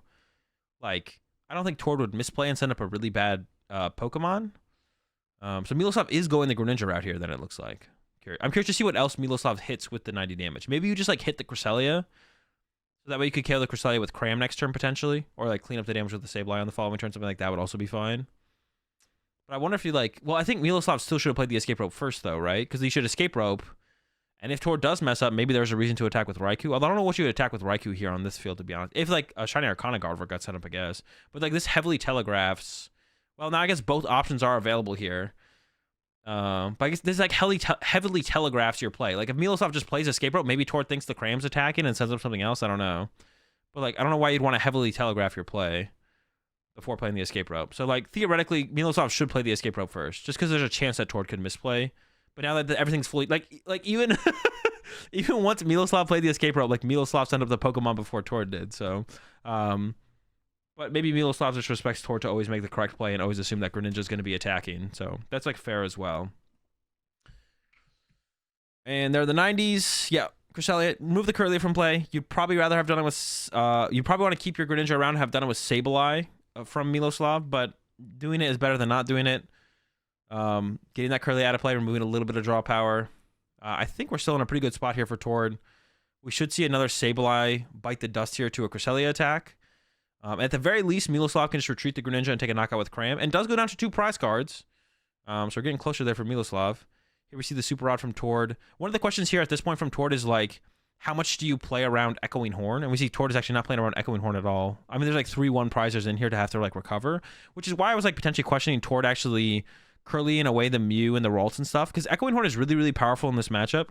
Because in like this situation, if the Cresselia attacks, Echoing Horn Ralts onto the bench means Sableye can go KO Cresselia, KO the Ralts, KO Cresselia, KO Ralts. Now Tord might try and just keep his bench full for the whole game to stop the Sableye from doing it. Tord also might know that Miloslav potentially doesn't even play the Echoing Horn, but Echoing Horn is really powerful in this matchup to allow you to continue to chain Sableyes. Because then you can like put a Ralt in play, KO the Ralts, put damage on a Guardi, then use another Sableye, KO that Guardi, and like chain your Sableyes further than normally they would go. But if Tord can keep his bench full, he does play around that. Yeah, Tord maybe could have discarded a couple things differently out of the hand instead of the Ralts and the Mew, discarded some other stuff, and then like if he has to discard 1 or 2, you could like Super Rod some of them back into the deck. Obviously, you don't want to Super Rod back into the deck because then they clunk up your deck, but if it's the difference between your opponent using an Echoing Horn to chain Sableyes or not, you probably want to cut off the Sableye chain. Discard to crest the Sableye.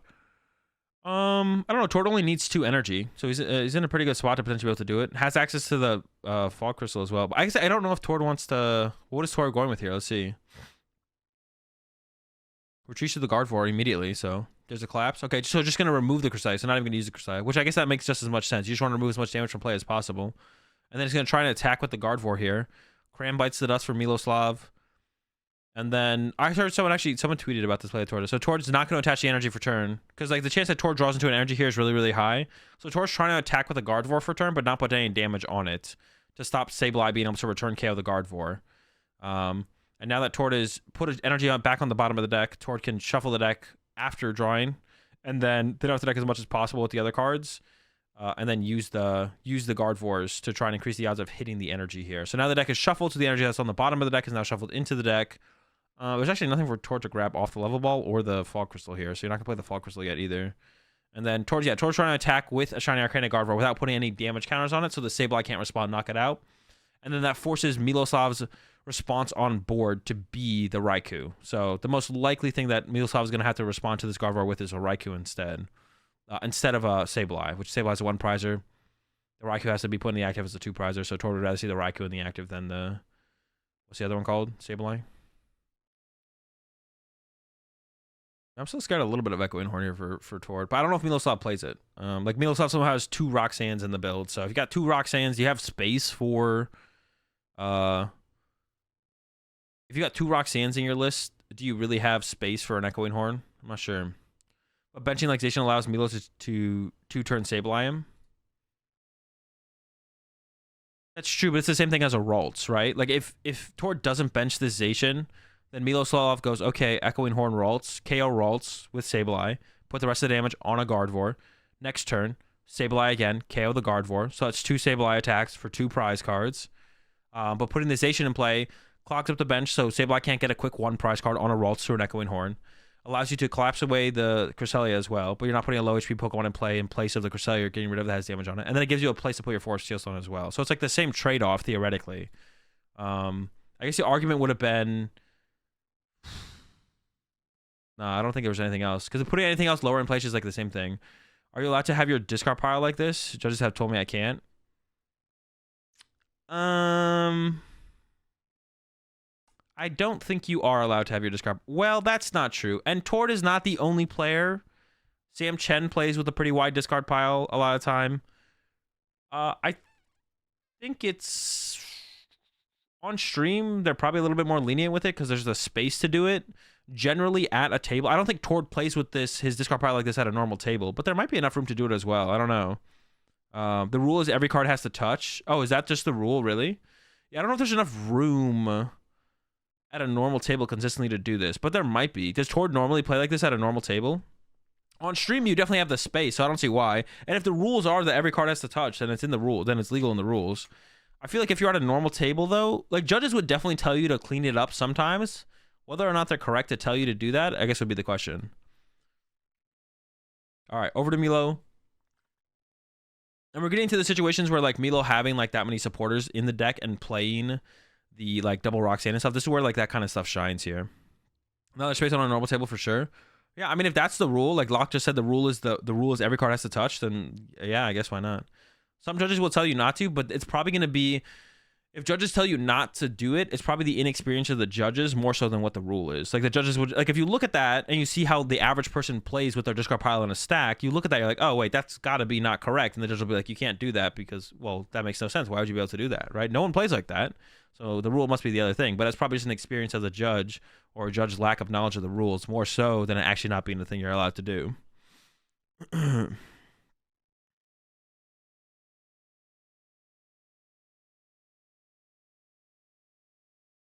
It's generally about the same amount of space, big.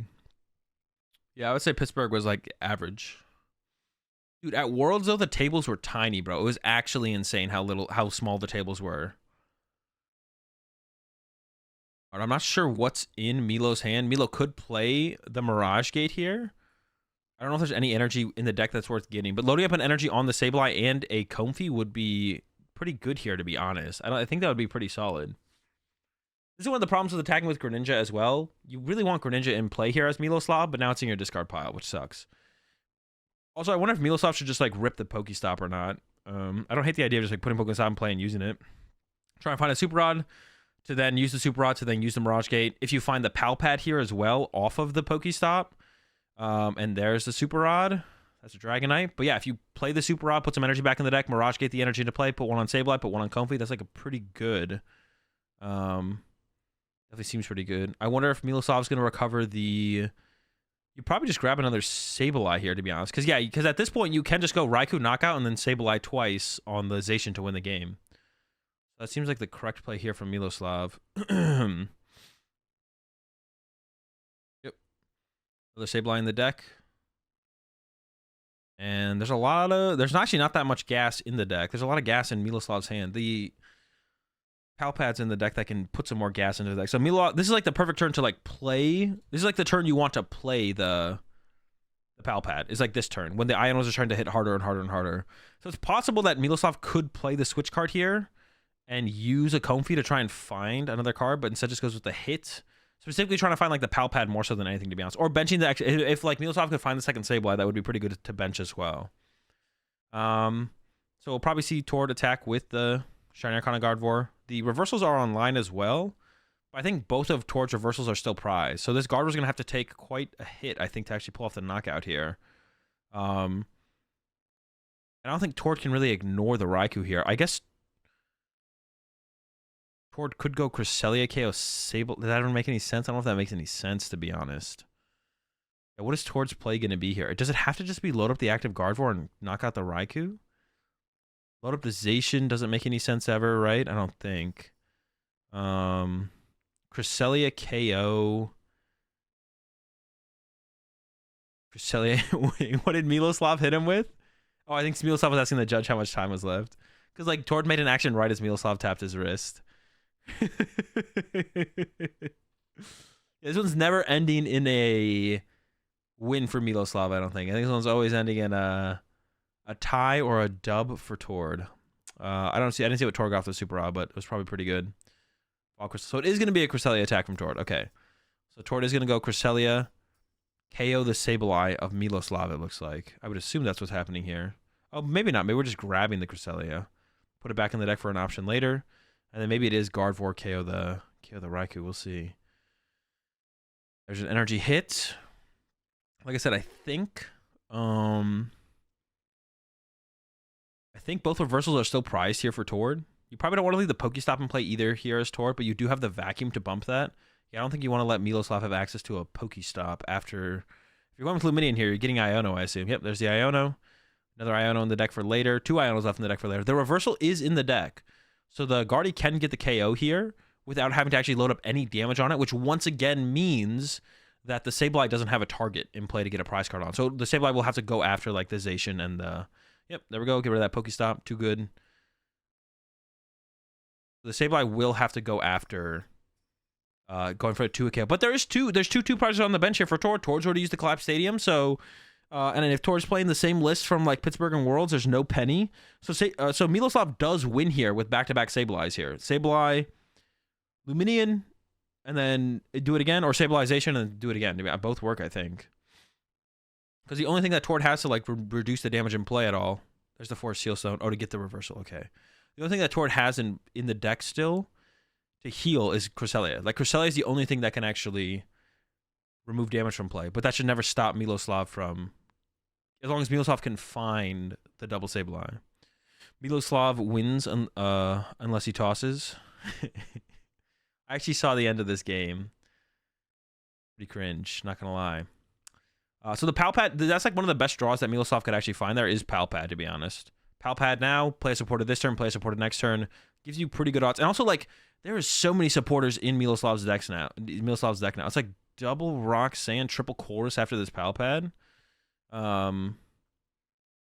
Yeah, I think so. It's a lot of supporters left here for Miloslav. Or, like, a lot of support. There's 2 Chorus in the discard pile, unless the only Chorus is used. Here comes the Nest Ball, get the second Sableye. Yeah, what is it? Chorus, Roxanne. Is it double Roxanne or just 1 Roxanne in the deck? It might just be 1. So it'll be 3 Chorus and 2 Roxanne in the deck. Because I don't think there's anything else. I don't know where the other Roxanne is. Maybe it got lost on at some point. Palpad 2 Chorus.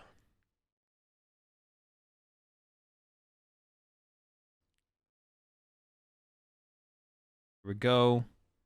At the very least, even if Miloslav whiffs a supporter this turn, at the very least, Miloslav does have a attack with the first Sableye. There's an escape rope, though, that leads to a second Comfey. The question is, do you do it this turn, or do you ever not do it this turn? I think you do it this turn. Because playing a supporter this turn and a supporter next turn, I think, is, like, optimal. As long as this doesn't put too much of a strain on your resources, to be honest. And probably the best card to grab. I think it was a switch card and something. I don't know what the other card was, to be honest. It has a boss in hand as well. So there's an escape rope. I don't know if you ever play the boss, but I guess if you got Iono again, you don't want a boss in your deck. So I think you should probably play the boss here as Miloslav. Just like boss up the... I don't know, boss up the Luminian and then put 120 on the Luminian. Could bossing up the Greninja and Luminian is literally the exact same thing. So you boss up one of those. Because if you get Iono next turn, you don't want the boss in your deck if your deck somehow gets shuffled, which it could. There we go. Dude, it's just... It's so funny. But this is a perfect example. This is a perfect example of you... Now, this is like a misplay that is so blatant. Like, everyone sees this misplay from Miloslav, right? Milo splits the damage on the Luminian and the Zacian, and now Tord is going to attack with Cresselia, and now Miloslav does not have a win condition, because the second Sableye is 1 damage short from KOing the Luminian. But now this misplay is really blatant from Miloslav. So this misplay is really blatant from Miloslav, but it's a really good example of if you just play well, you're going to come out on top way more often than you don't in Pokemon. And sometimes it's a blatant misplay from your opponent, but sometimes it's not such a blatant misplay, but your opponent did misplay along the way. And as long as you play really well, that's going to be the difference maker, right? So this is like, I cringe a little bit to see Miloslav make this misplay, but also this is a good example of why Pokemon has such a high skill ceiling. Like, if you just consistently play well over and over and over and over again, and we see like the performances that Tord has been able to repeat consistently, and this is like an example of it, except in this situation, like Miloslav like hard threw. Like, this is a little bit more of an outstanding throw than the average throw, to be honest, from Miloslav. Well, it's how pronounced it is, right? Like, this one is so much more obvious to see in terms of a throw. Like, there could have been some sequencing like on turn 2 that Miloslav did that was bad, and that could have been the reason that Miloslav loses. But no, it's at the end of the game. Instead of putting 12 on Luminian, Miloslav splits them 6 and 6, and then loses because of it. But like all Tord consistently has been doing up to this point is just playing well, good preparation. Like, all Tord did was good deck choice, good preparation, play well, repeat, and like that'll lead to you winning more than you lose, because you know sometimes you just playing well, or like you playing well isn't enough for you to consistently do well in tournaments. Everyone else around you in the tournament has to be misplaying. If they're not misplaying, then the whole game becomes way too much RNG. But thankfully, there's a high enough skill ceiling in Pokemon where you playing well is definitely going to have also people around you are going to be misplaying while you're playing well. Like, if you know what I'm saying. Tord did have the Psychic Energy in hand to be able to retreat the active as well here. But yeah, this it's a pretty funny throw from Miloslav, to be honest. And Miloslav realizes it right when this Ultra Ball gets played, right? The Ultra Ball happens, get rid of these two. Miloslav's like, all right, cool. And then Tord grabs Cresselia, and then Miloslav's like, looks at his discard pile, and then he's like, I don't know. Miloslav doesn't guarantee to have the win on in the game next turn either, to be honest. But there's a good chance that Miloslav probably found the out to attack with Sableye. I wonder if Miloslav actually plays out this final turn to see if he would have got the Sableye attack off, to be honest. So, I mean, this comes down to, like I said, Tord playing well. Miloslav did throw in there at some point. I think we'll see the boss here from Tord as well. Ooh, brings up the other Sableye as well. Yeah, that makes sense. The one here, and then, yeah, because that's like the least valuable Pokemon on the board is the Sableye. And I guess if Miloslav didn't throw, you still bring up the Sableye and then snipe the other Sableye off the bench. Yeah. Yeah, I actually am not even sure if Miloslav would have actually got the game here. There's a switch cart. Dude, where are the supporters for Miloslav, bro? Come on. Dude. What the heck? So how do you even do this as Miloslav? You have to switch cart into the other Comfey. There's the Roxanne. So you take Roxanne. But I don't even know if Miloslav has... The question is, do you play the Roxanne? Well, you always take the Roxanne here. Once again, it doesn't matter because Miloslav can't win. No, I want to see if he got it or not. What was left? 3 cold... Bro, it's pretty unfortunate, to be honest. After playing the Palpad, it was pretty unfortunate that Miloslav whiffed a supporter. But if Miloslav was going to throw anyways, it doesn't really matter. But there was a switch cart left, so Miloslav should have gone Super Rod for 1 Psychic Energy. How many Psychic Energy do you actually play?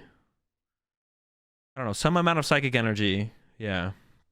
I mean, he had Rod and Switch card. No, but you also need to get the Psychic out of the deck. You can't just put the Psychic in the deck and be like, all right, I got him.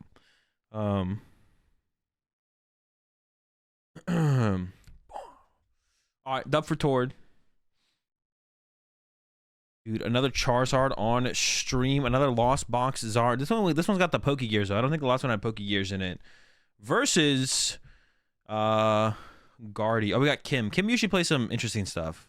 Well, I say that, but the last time I actually saw Kim, or restreamed Kim at a regional, Kim played Lugia. So at least Kim had some interesting cards in the Lugia deck, I guess. Got that, I guess. But all right. Rosario going first is the Guardy. I didn't really check the prize cards there, to be honest. I kind of wish I had. Anything important? Come on. Charmander, Cram. Double Cram, though, so open to Cram. So it still has a Cram, depends if you get a turn with a knockout, yeah. I wonder what is the...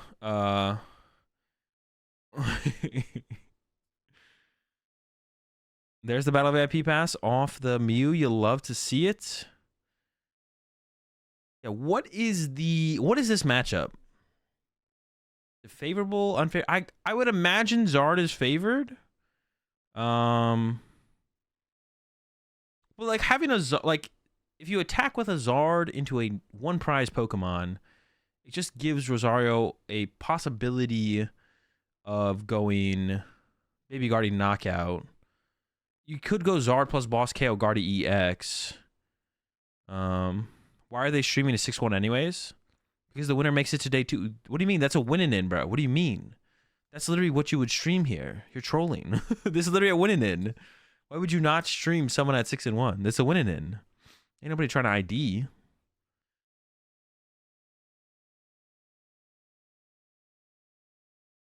All right, Triple Ralts and the Greninja online. I wonder if Kim plays the shenanigans. I wonder if Kim plays the water energy. Probably plays Greninja. There's thinking about aggressive Temple of Sinnoh. I guess it does shut down Jet energy. I was like, what the heck? But yeah, it does shut down Jet.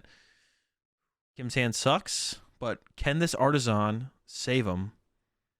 There we go, Artisan. Oh, there's a Battle VIP Pass in the hand. What the heck am I saying? I did not see that. I thought it was just... Yeah, I didn't see that at all, to be honest. I thought it was just... Gonna have to Artisan for like a... Artisan for... I'm trying to get a peek at this deck real fast for a Comfy, then hope that Comfy cooks. I don't see a Greninja in there, actually, to be honest. Let me see the... There was no Greninja prized either, right? Yeah, so maybe no Greninja in this build. It might just be... Oh, there is the Radiant... I saw Radiant Zard. It's Radiant Zard build. Okay. Was that a Vitality Band? Dude, what? Kind of broken, to be honest. I think that might have been a Vitality Band. Hold up. No, Gear Hat out of the way. What the heck? Dude, I think it was a Vitality Band. Yeah, no Sableye. No Sableye. No Sableye. Dude, this is like the build that I was playing with on stream the other day, where I was like, no Sable, just Zard, just Comfy. To be honest, I thought the deck wasn't that good. I did get turn 2 Candy Zard pretty often, but that doesn't feel like it does enough. Yeah, this is like the build that I was trying out the other day on stream. I didn't have 2 Raihan in my list, though, so maybe that was like the missing piece, to be honest. That could be the difference maker. Like no memes, not capping. Kim might be cooking here, to be honest. Kim's definitely cooking something up. I don't know what it is, but... Goodbye, Comfy. What do we get instead, though? No Colress yet. We really want that turn 1 Cram attack here for Kim. Ooh. Oh, there's an Iono. Does Kim play Lost Vacuum? Do we even play the Iono, or do we save it for the late game? I don't know. We kind of want to cook here, right? It depends. I mean, I don't think I would play too heavily for the turn 1 attack, but like I want to Colress next turn. But Kim decides no. No Iono. I don't know if I like that though. What is that play? I don't know. I just want to play a Colress next turn, man. I don't know. I guess if Kim does get knocked out, you could play the Raihan. All right, we'll let him cook. We'll let Kim cook. We'll see how it goes. I don't know. I just kind of want to see more cards, to be honest. My hand was not that good. Or Kim's hand is not that good. We got the turn 2 Guardy coming in for Rosario here as well. If we a Cresselia attack here would be pretty good, and I think that is possible here from Rosario. Use the Stadium, grab the Cresselia, Candy Guardy, cook that Charmander on the bench. Then there's nothing in play for Kim except that, also that Vitality Band allows Cram to KO Cresselia. All right, I'm kind of in on this Vitality Band. I see what's scheming here. I actually kind of like it. So I would like to see the, there we go, Artisan. I'm hoping the Cresselia is grabbed here. You could get hella punished if you actually attack with Guardy EX. Okay. Cresselia's on the menu. This is a win in? This is a win in, yeah. If you have a record of 6-2-1 or better, you make day 2. Appreciate the 33 months there, Grover.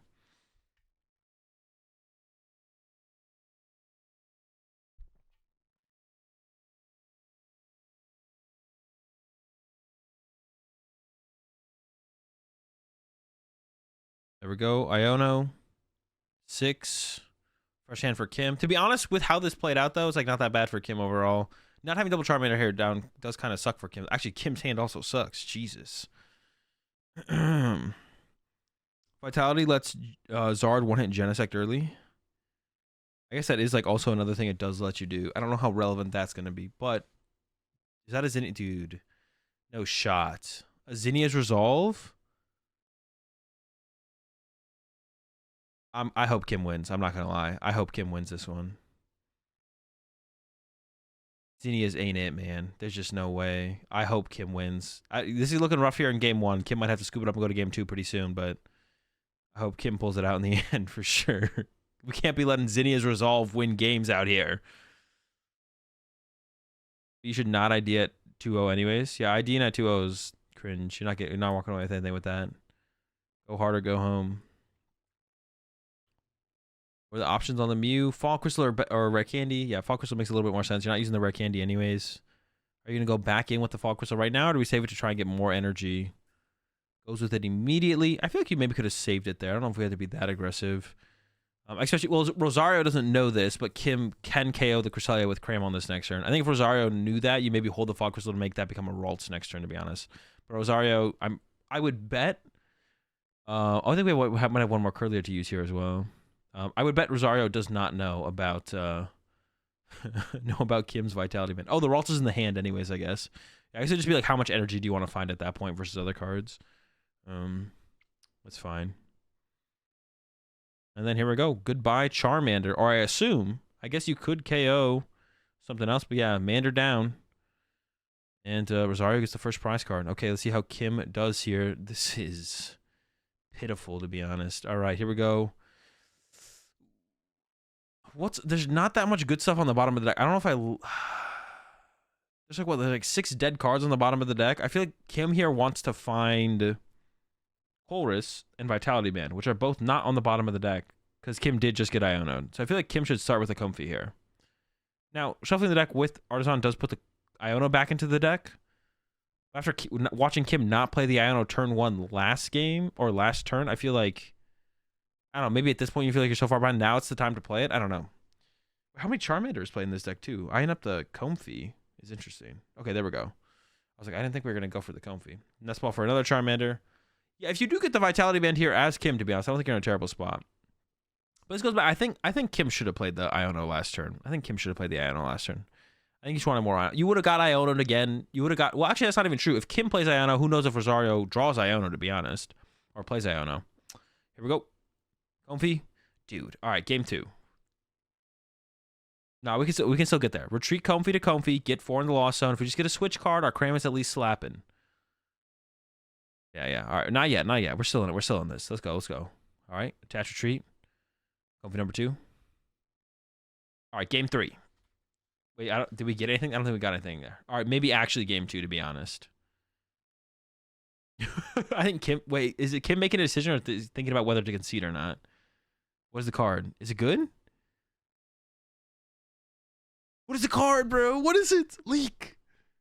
It's an escape rope. Okay, at least we can... Oh, it's so bad. You push Greninja or Guardy here. The Greninja push up. Kim sends up a different Comfy. Oh, could this be the move? Can Rosario... Oh, no. There's an energy in hand. All right, game 2. Should Kim just concede on that energy attachment? I almost feel like the answer is yes, to be honest. I almost feel like Kim should concede as soon as the Greninja can move. If the Greninja couldn't move, I'd be like a little bit more like, okay. But this is definitely one of those matchups where it's going to take a while. So this is like leaning more and more towards a tie for Kim, if anything. But if I'm Kim, I want to win, bro. I want to win. I want to concede this, and then I want to bop Rosario 2 games in a row. I want that, like, I want that time for game 3. I'm gonna look. I mean, I always, if I say this though, if I say all this now and then Kim wins, I guess I look kind of silly, but I don't know.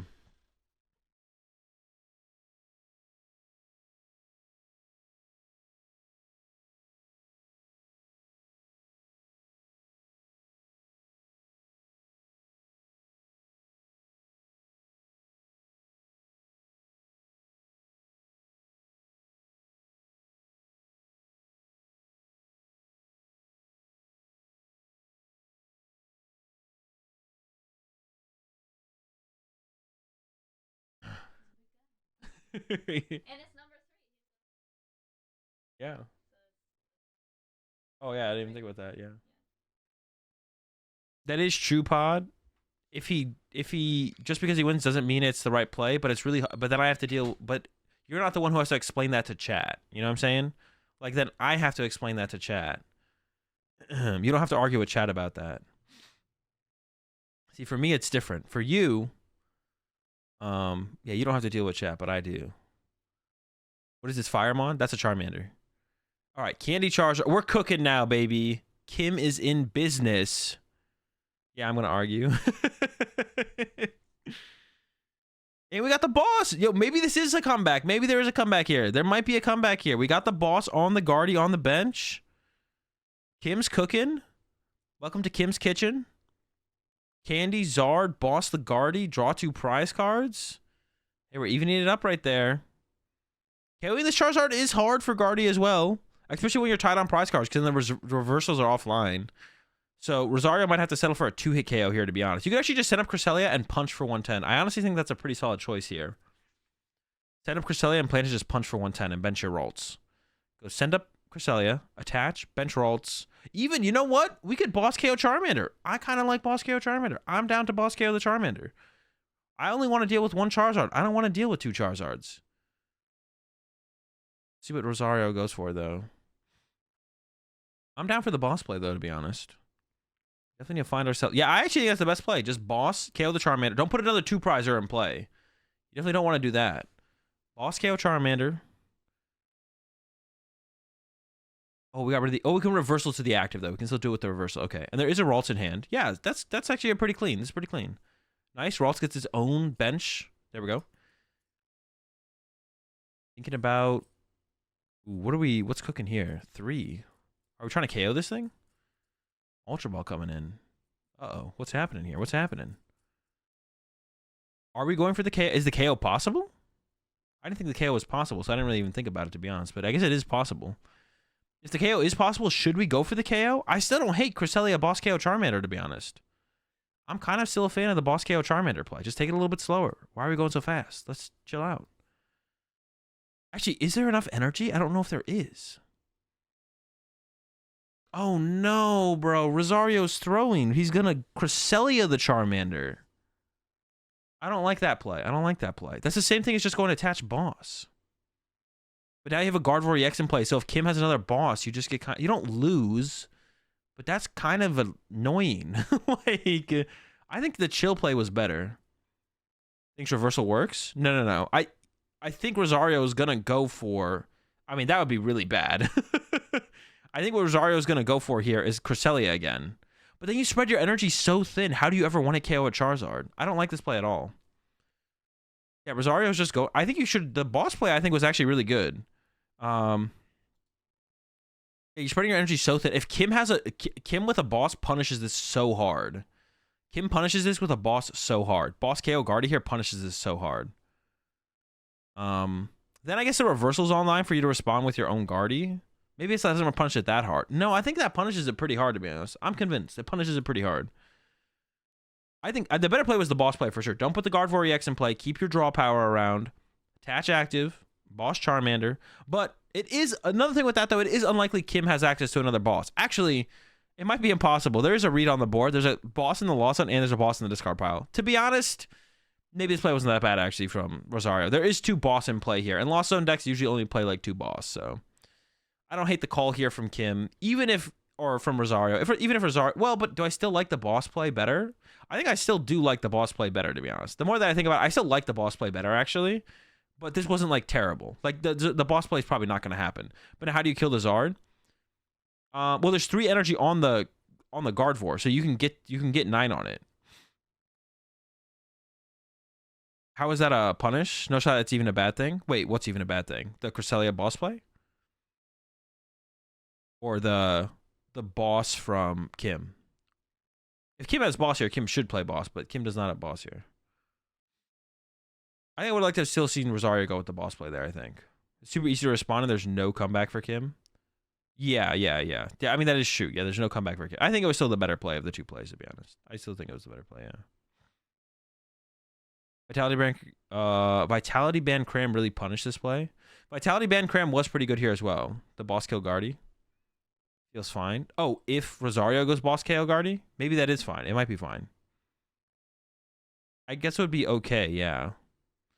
Why do these lost Zard players always wait so long to play their Rad Zard? Because that's a lot of retreat costs. You don't want to get boss trapped in the active. It also just like, eats up a bench spot when it's not going to be very useful until later. But at this point, you just Cresselia again? To be honest, probably, right? Why wouldn't you? I guess you could. Well, no. Well, yeah, maybe I overthought that play on Rosario's side of the field. Well, no, but if you Cresselia again, your energy's getting really thin to work with. But I guess what else would you do anyways? To be honest, now Cresselia boss KO Charmander, I like that. Cresselia boss KO Charmander is pretty good here still, I think. I think it's like the play. You could go... I don't know. Yeah, you're expending your energy so thin if you do that other play. Wait, no. Rosario has 3 prize cards left. You just go KO with... Yeah, you go KO Shiny Arcana. You go Shiny Arcana KO. And then get Cresselia back into the deck so you can go Cresselia snipe a Comfy next turn to win. Yeah, that's the play. That's the play.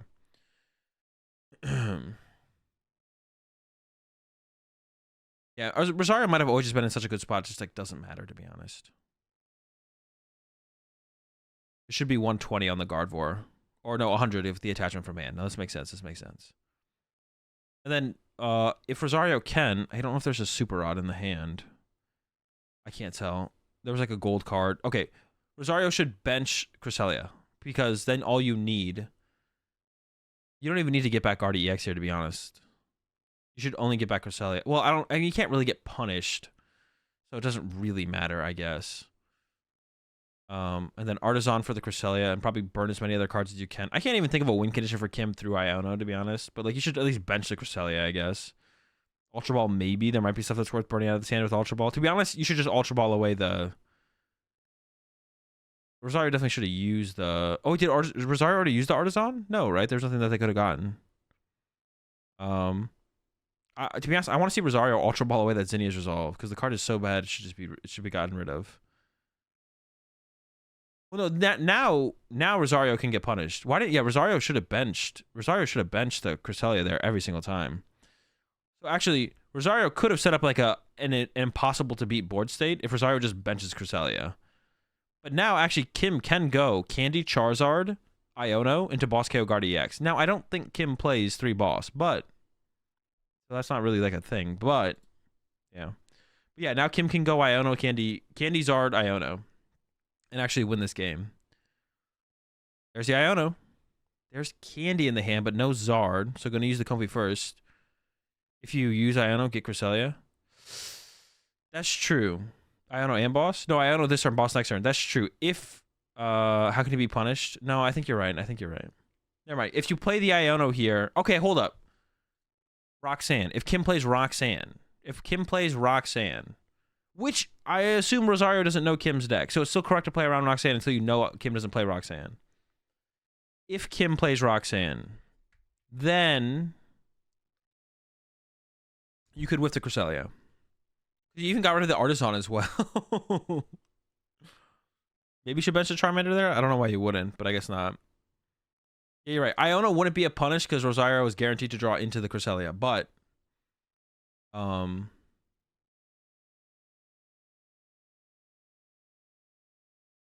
Actually, are they? No, they are. They are. They are. Yeah, so the game is over here with the Cresselia. So you send up Mew, draw for turn. Yo, what if Rosario doesn't top deck Cresselia? No, they top deck Cresselia. But I think there was 3 cards in deck. It would have been funny if Rosario didn't top deck Cresselia, then used Mew to shuffle the deck first, and then didn't draw the Cresselia. But top deck the Cresselia. I think there was 3 cards in deck. Okay, and yeah, Kim scoops. Okay, but to play around Roxanne, I still got there to the point where I'm right. Rosario should have just like benched Cresselia and then like could have still played the collapse if they really wanted to, just like discard the Greninja. But Rock sure with Curlia. Yeah, but you could like not have Curlia. You could have Curlia afterwards. Or Rosario could have. All right, game 1 win for Rosario. This is what I was saying. I mean, it felt like it was too far to reach for Kim. And it kind of was like almost the whole time, right? Yeah, it kind of was. There's the Vitality event. It kind of was out of reach the whole time. Like I said, I would have liked to have seen Kim scoop on like turn 2, I think. That felt like it was way too far to reach. And although I question some of Rosario's plays in the middle of the game and deck building because there's a Zinnia's Resolve in the deck, but I think the plays that I was thinking about initially, probably Rosario was fine on Rosario's side. I don't know, I still kind of like the Cresselia plus boss play, but it's kind of nitpicky, I guess, at that point. So it's not worth like overly analyzing. Except for the last play where the Cresselia definitely should have been benched at the end because you don't know for sure that Kim doesn't play Roxanne. I guess is like the only thing, but so to play around Roxanne, you should have benched Cresselia. Zinnia's Resolve. Dude, Kim with another slow start here, but at least has a Chorus in hand, so I can start cooking on turn 2. What about this matchup? Do you want to go first or second in this matchup? Honestly, I wouldn't hate going second in this. I feel like whenever I play... Wait, no. Not up against Gardevoir, though, right? No, you don't want to give Gardevoir the extra turn to work with. I take that back. I think this deck up against... No. Yeah. We don't want to give Gardevoir an extra turn to work with. Because then they get to evolve to Curlia's a turn ahead, and they're not guaranteed the Candy Guardy anyway, so... You still want to go first in this matchup for sure. All right. VIP pass, almost got the quad Ralts. There might have been a Ralts bench. I didn't really check there, to be honest. And Rosario should have a pretty good idea of what is going on now in this matchup. And shouldn't be too scared of too many things. I think Rosario actually should have used Greninja first and like held the Fog Crystal. Because that Fog Crystal could have become the 4th Ralts. It could have become the 4th Ralts, and then if not, then the Fog Crystal becomes the energy to retreat. I mean, this is still like a pretty good spot for Rosario. Oh, benches the Cresselia immediately. I don't know if I like that, to be honest. Do I like that? Was the 4th Ralts prize, maybe? No. I guess it's fine. You don't really want to like go Candy Guardy attack with Guardy EX, I guess. So if Kim whiffs the turn 2 Cram attack, but should you just play like the turn 2 Cram attack is going to happen? Maybe you don't. Yeah, it's probably fine, to be honest, overall. My thought process is just like, you want to get your Ralts to Curlias, so the Curlias can become Gardevoir sooner. If Kim gets a turn 2 attack, Kim is KOing your Mew, then you'll have bench space for the Cresselia on that turn. But it is possible that Rosario or Kim whiffs the Cram attack. And if Kim whiffs the Cram attack, you don't really want to turn 2 attack with a Guardy EX into a potential Candy Charizard. And you definitely want to attack with Cresselia. So maybe it does make sense to grab the Cresselia there. And also, like, it's a great escape rope target, too. If escape rope happens, you just push Cresselia, probably. Maybe you push the Greninja. You have the options of both. Actually, in this matchup, you'd probably definitely push Greninja because they can't punish it later with, like, a Sableye damage or anything like that. Candy Zard. Zard's cooking. But I don't know if Kim has... No. Kim is good here for the... In South 3 Fires. Kim's good here for the Cram attack this turn. Does Kim ever... Do you ever hit with Charizard over Cram? Probably not, right? You always just probably hit with Cram. I'm surprised... I'm thinking if you ever... Yeah, would you ever go the other way around? I don't think so. I think we still have the Comfy use here for Kim as well. Yep, there we go. Comfy for 2. Charmander and Artisan. Goodbye, Artisan. Hello, Charmander. And then retreat. Yeah, what would be the point of attacking with Charizard? Nothing, right? Except it could get one-hit KO'd by the Candy Guardy. Chooses to not bench the Charmander, play around the Cresselia play. That kind of makes sense. You don't really want to... Yeah, because if Rosario's going to attack with Cresselia this turn, you'd rather lose a Comfy than a Charmander, probably. Of course, you could get Ionoed and lose it anyways. And the Comfy, with only one Comfy in play and how much you want your Comfy to stick around, that is a decent part of your setup, to be honest. So I don't know, to be honest. I don't hate the idea of just benching the Charmander, because then, I don't know. I guess you do want to keep the other one around. All right. Rosario does have the Iono. I don't know what the hand is, how many cards are in the hand here for Kim, so potentially playing the Worker instead doesn't seem too ridiculous. Goes with the Greninja play to begin with. And now we're at the Iono part. Do we play it? Looks like the answer is yes. I'm not sure how many cards Kim had. But Kim doesn't have, like, obviously doesn't have, like, a stellar setup. So not playing Iono there wouldn't have been the most ridiculous thing ever. Is Kim playing Sableye? Nope. Just literally Cram and Charizard. And Choice Belt. And Vitality Band. Yeah, pretty good start from Kim. Pretty good turn 2 from Kim. Yeah, see, I don't hate the Charmander bench there from Kim, because the chance of an Iono is so high on Rosario's second turn. Like, even if... Alright, so if you bench the Charmander, Rosario KOs your Charmander with Cresselia. It's like, okay, but now you get to at least keep the Comfy. And if you don't bench the Charmander, then if Rosario does get a turn to attack with the Candy Guardy, well, then you just lose your only Comfy in play. So it's like you're so much less set up. Yeah, I think Kim maybe should have benched the Charmander there. Like, no matter what, you're just way less set up than you were. So you'd rather be a little bit... You bench a Charmander at the expense of the Charmander at the reward of keeping a Comfy in play, though. So I just don't hate... I think I like the idea of just benching the Charmander from Kim, to be honest. Because then you guys have something more to work with on your bench no matter what. Because, like I said, the chance of an Iono turn 2 from Guardy is pretty high. Especially after, like, a decent turn 1 from Rosario, so... You want to be as resilient as you possibly can be to the Iono. All right, energy's getting loaded up. Are we going all the way? I want to load all these up. Keep one in the discard pile. Okay, thank goodness. There we go. Goodbye, Comfy. And we have the Charizard here for Kim, though, so Kim can just go retreat and knock out. Has no... just no draw power in hand. Literally no draw power. Mander off the nest, and we will see attach, retreat, knockout with the Charizard, but obviously that's not great. It's just kind of whatever. It's something. Choice Belt as well, just get out of the deck. 2-card hand, knockout. I definitely don't want to see. There was a Cold Shot the prize card, though. This is pretty good. This is one of those hands where I think Kim should try and avoid using Iono.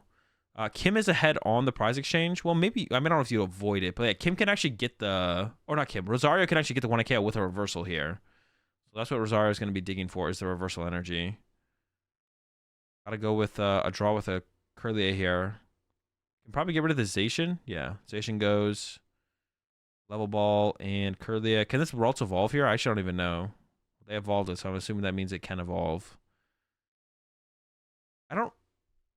maybe you're just not playing the Iono this turn if you don't have to. I was going to say, I don't know about this play here, to be honest. You could have gone with... Gonna keep going, though. Now you have the Worker, you probably play the Worker, to be honest. Yeah, you don't... I want an Iono Kim here. I'd go with the Worker draw. I guess you could go into the Gardevoir first. It doesn't really matter too much. There we go. Gardevoir draw. Energy. There we go. We're getting closer to the KO with Gardevoir. How much do you need? You need a decent amount still. Load it up. We still need the reversal, I think, overall. 1, 2, 3, 4. Yeah, I think you throw it on the Gardevoir. Where did it go? Oh, there it is. Oh, throws it on the active Guardy EX. I don't know why. And then could Worker for 3. I'm pretty sure a supporter has not been played. I might be trolling, though. There's the Super Rod. Puts back the Zacian and the Cresselia. So it seems like at this point, Rosario would be content with attacking with Cresselia to KO the Charmander off the bench, which I think is probably a fine attack here. You guys, you could always boss. Well, now you're definitely playing the Worker if you're doing this, I assume. Boss Charmander. That's what I was thinking as well. You could boss KO Charmander with the Shiny Arcana Gardevoir, but then you should have done the energy a little bit differently, and you should have attached here to the bench one. I don't really love the idea of Iono in here because Kim really didn't do anything on the last turn. But I think it looks like Rosario wants to draw the extra cards.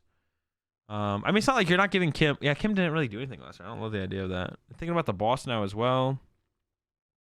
Goes with the boss. I assume on the Charmander. Yep. So I assume we're not going to attack this with a Guardy EX. And we're going to retreat to a Shiny Arcana. But then I don't like... I think the Super Rod from Rosario was a misplay because I think you would want to Super Rod back the Shiny Arcana and the Ralts, right? I mean, you might not be able to need the Ralts with the Shiny... Recovering the Shiny Arcana could be a big deal. So I don't love the choice. There was a couple of mistakes here, I think, from Rosario. I don't love the Super Rod. It could be fine. But the biggest thing was the energy that was on the Gardevoir. Using when Rosario used Shiny Arcana, they should have put the energy on the benched Kirlia instead. That's where the energy should have gone off the, not to the Gardevoir. You don't care if Gardevoir X has 2 more damage counters on it. It just doesn't make a difference at that point. So you'd rather load up the Gardevoir EX with an extra energy out of your discard pile and then hard retreat it instead. I think that was definitely a mistake. The other part, I'm not too sure, to be honest. The Super Rod, I don't know. Maybe, maybe not.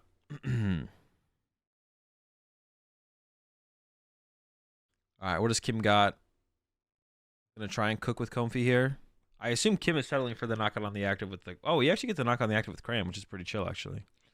And then just promotes the Cram? Not even gonna try and get a... All right. There's a good chance that Kim would have been able to find a way to move the Comfy, and definitely did. Oh, but I guess you got the Jet, so you're going to be able to do it anyways. Well, you've been able to Comfy twice, to be honest. Yeah, I'm not a huge fan of that from Kim. I think Kim probably should have set the Comfy up there and like planned to try and get some more value out of the draw power this turn. I think you could have bet on finding like a good play there. Going to give up on the Zard and the Fire. Up to 10. Oh, 2 Zards in the loss zone. I wonder how many Zard Kim plays. Like I said, I think Kim could have pushed Comfy there and just bet on finding a way to move it around. Does have the boss in hand as well, which is going to be a big deal to get the 2 prize knockout. Actually, Kim is set up pretty well here to win this game, to be honest. I feel like Kim's going to get a knockout this turn with Cram. Or just takes a knockout with Cram, holds the Jet. Okay, I thought Kim was going to use a Jet there to actually go deeper with the Comfy. That's what I kind of would like to have seen, maybe, was like dig a little bit more with the Comfies. I don't know. Now I'd like to see an Iono here from Rosario. Iono plus... why did we send up the Kirlia here? I guess it's fine to set up the Kirlia here if we're knocking out the Charizard. But I kind of like the idea of Rosario going KO. Well, actually, KO Charizard here would be good if we could get it here from Rosario. But I don't think we're getting that. Is it ever happening? Could we play for it? We maybe could play for it here as Rosario, to be honest. Maybe should have played for it. But it's harder to do when the Shiny Arcana's in the discard pile. But setting up this Kirlia, I don't think ever makes any sense. You should send up the Gardevoir EX here. Because you don't want to discard this energy off the Kirlia. You want to try and build up this Kirlia to the point where it can get a KO. You want to build up this Kirlia to the point where it can get a KO on... But now you're turning the amount of energy that's on this Kirlia, right? Yeah. Should have maybe tried to keep the Temple of Sinnoh there, to be honest, because you want to be able to like Temple of Sinnoh and bump your own Artisan so that Kim doesn't have access to it. You want to be able to do that this turn. To be honest, Rosario probably should have tried to avoid putting the Artisan in play, because Artisan in play can lead to a second Charizard from Kim. Yeah, but see, now we have no Kirlias with any energy. But if we had sent up Gardevoir EX here instead of the Kirlia as Rosario, you could load up 2 energy on the Gardevoir EX, retreat it, put 1 on the Kirlia, put 1 on the Cresselia, put 1 on the Kirlia, knock out a Comfy off the bench. But now Rosario has the only so we could have had a Kirlia in play with 2 energy, which means you could go attach plus Guardy load for 6 and actually 1-hit KO the Charizard. But now we have 2 Kirlias with 1 energy each, which is just way worse. So I don't like that sequence there. Could use Greninja here to draw 2 more cards, it looks like, from Rosario. But maybe wants to hold it as a potential attachment for turn. Let's see, you actually do have to get 1 on the Guardy EX. But you could have had damage on the Guardy EX and the energy not be on Guardy EX as well. Greninja versus... Okay, goes for the Greninja draw instead. There's the reversal. That's not going to be good this turn. But next turn, if Kim does draw a prize card, it will be pretty good. The Fog Crystal as well. If Kim has Boss Cram... No, if Kim has Boss... Gardevoir, bench Cram. There we go. Jeez, man. Kim doesn't have... he plays 4. Yeah, but it's like the 4 makes sense to play here. So, I'm not surprised if Kim plays 4. Yo, should this Charizard deck play Cross Switchers? Like, no memes?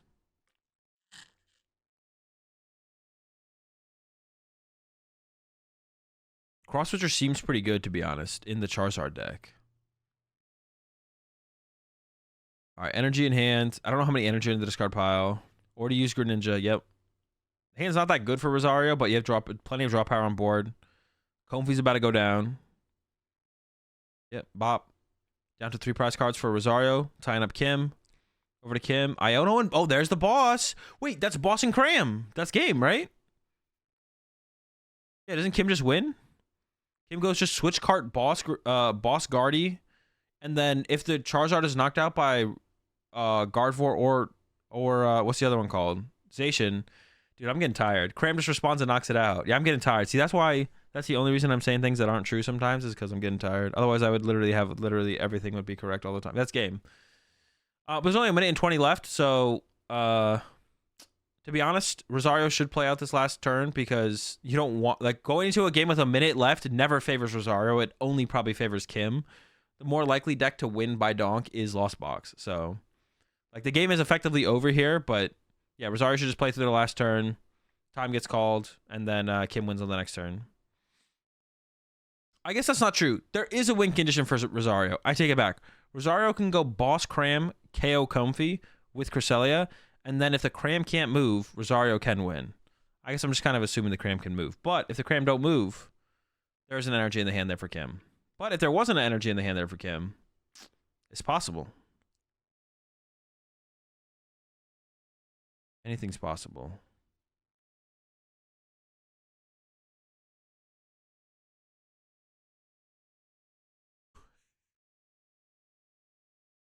Dude, what was that interaction? Did Rosario ask to take the level ball back? Is that what happened there? Zinnia's checkmate? True. Rosario's like, can I take this level ball back? I want to use Artisan first. Now time has been called. Like I said, once again, I think Kim does have game guaranteed, but Rosario actually doesn't know that yet. Rosario still has the play of Boss Cram, Cresselia KO Comfy into Boss KO the Charizard on the next turn.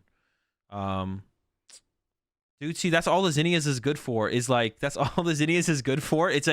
you know exactly what to discard from your hand with Kirlia. It actually makes you play faster because when you go to use Kirlia and you look at your hand, there's no Battle VIP pass there.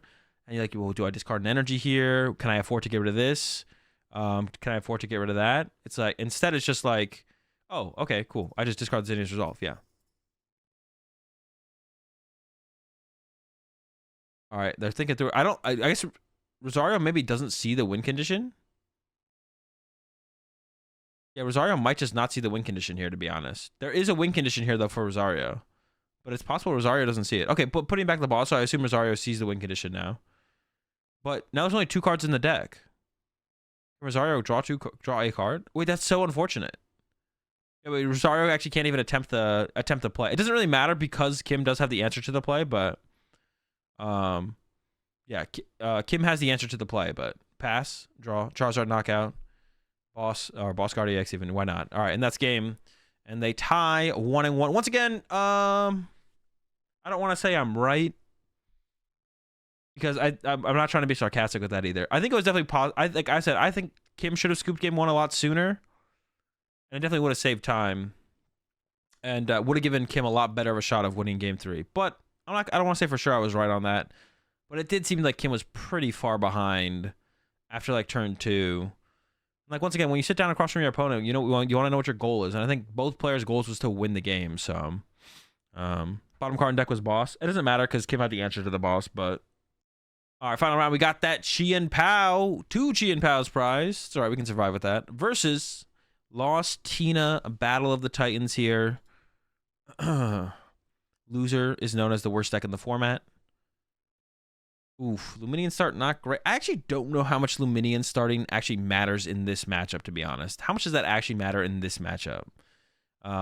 Stream starts in 2 hours. Am I staying up? Nope. I am going to bed after this. Well, I'm going to eat dinner, late dinner, and then go to bed. That's the plan. One last round. Battle VIP pass, Greninja. Do you want Greninja here, though? You got that Doofer in hand. Well, you need...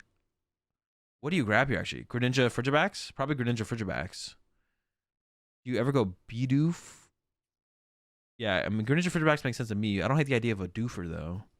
Actually, are we hitting up that Pokestop here? We might be hitting up the stop here, actually. Yeah, I think I'm hitting that stop here. If I'm Frederick, I'm stopping right now. All right, no stop yet. I would have stopped right there. I would have gone for me. I can't see the hand. This looks like not good. Yeah, I think you... Yeah, this deck is like... You just stop with this deck, to be honest. Oh, wait, this is an Arceus build. This is not the Turbo build. Okay. I thought this was like the Turbo build.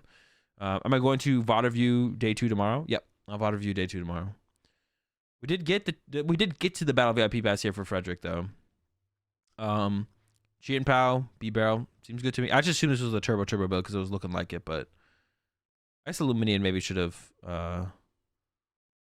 tipped me off. It does still look like it is a cross switcher build though. I did see the cross switchers in there.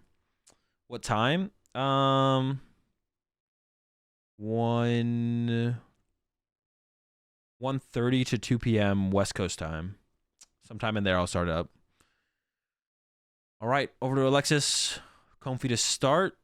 Tina versus Jet. I would lean towards the Jet there. Actually, to be honest, I don't know if I like the sequence from Alexis because you really want to find a Colress here. I think I would have gone with the Battle VIP pass first. Like the judgment call you want to make here is like, okay, what am I trying to find? What do I put the most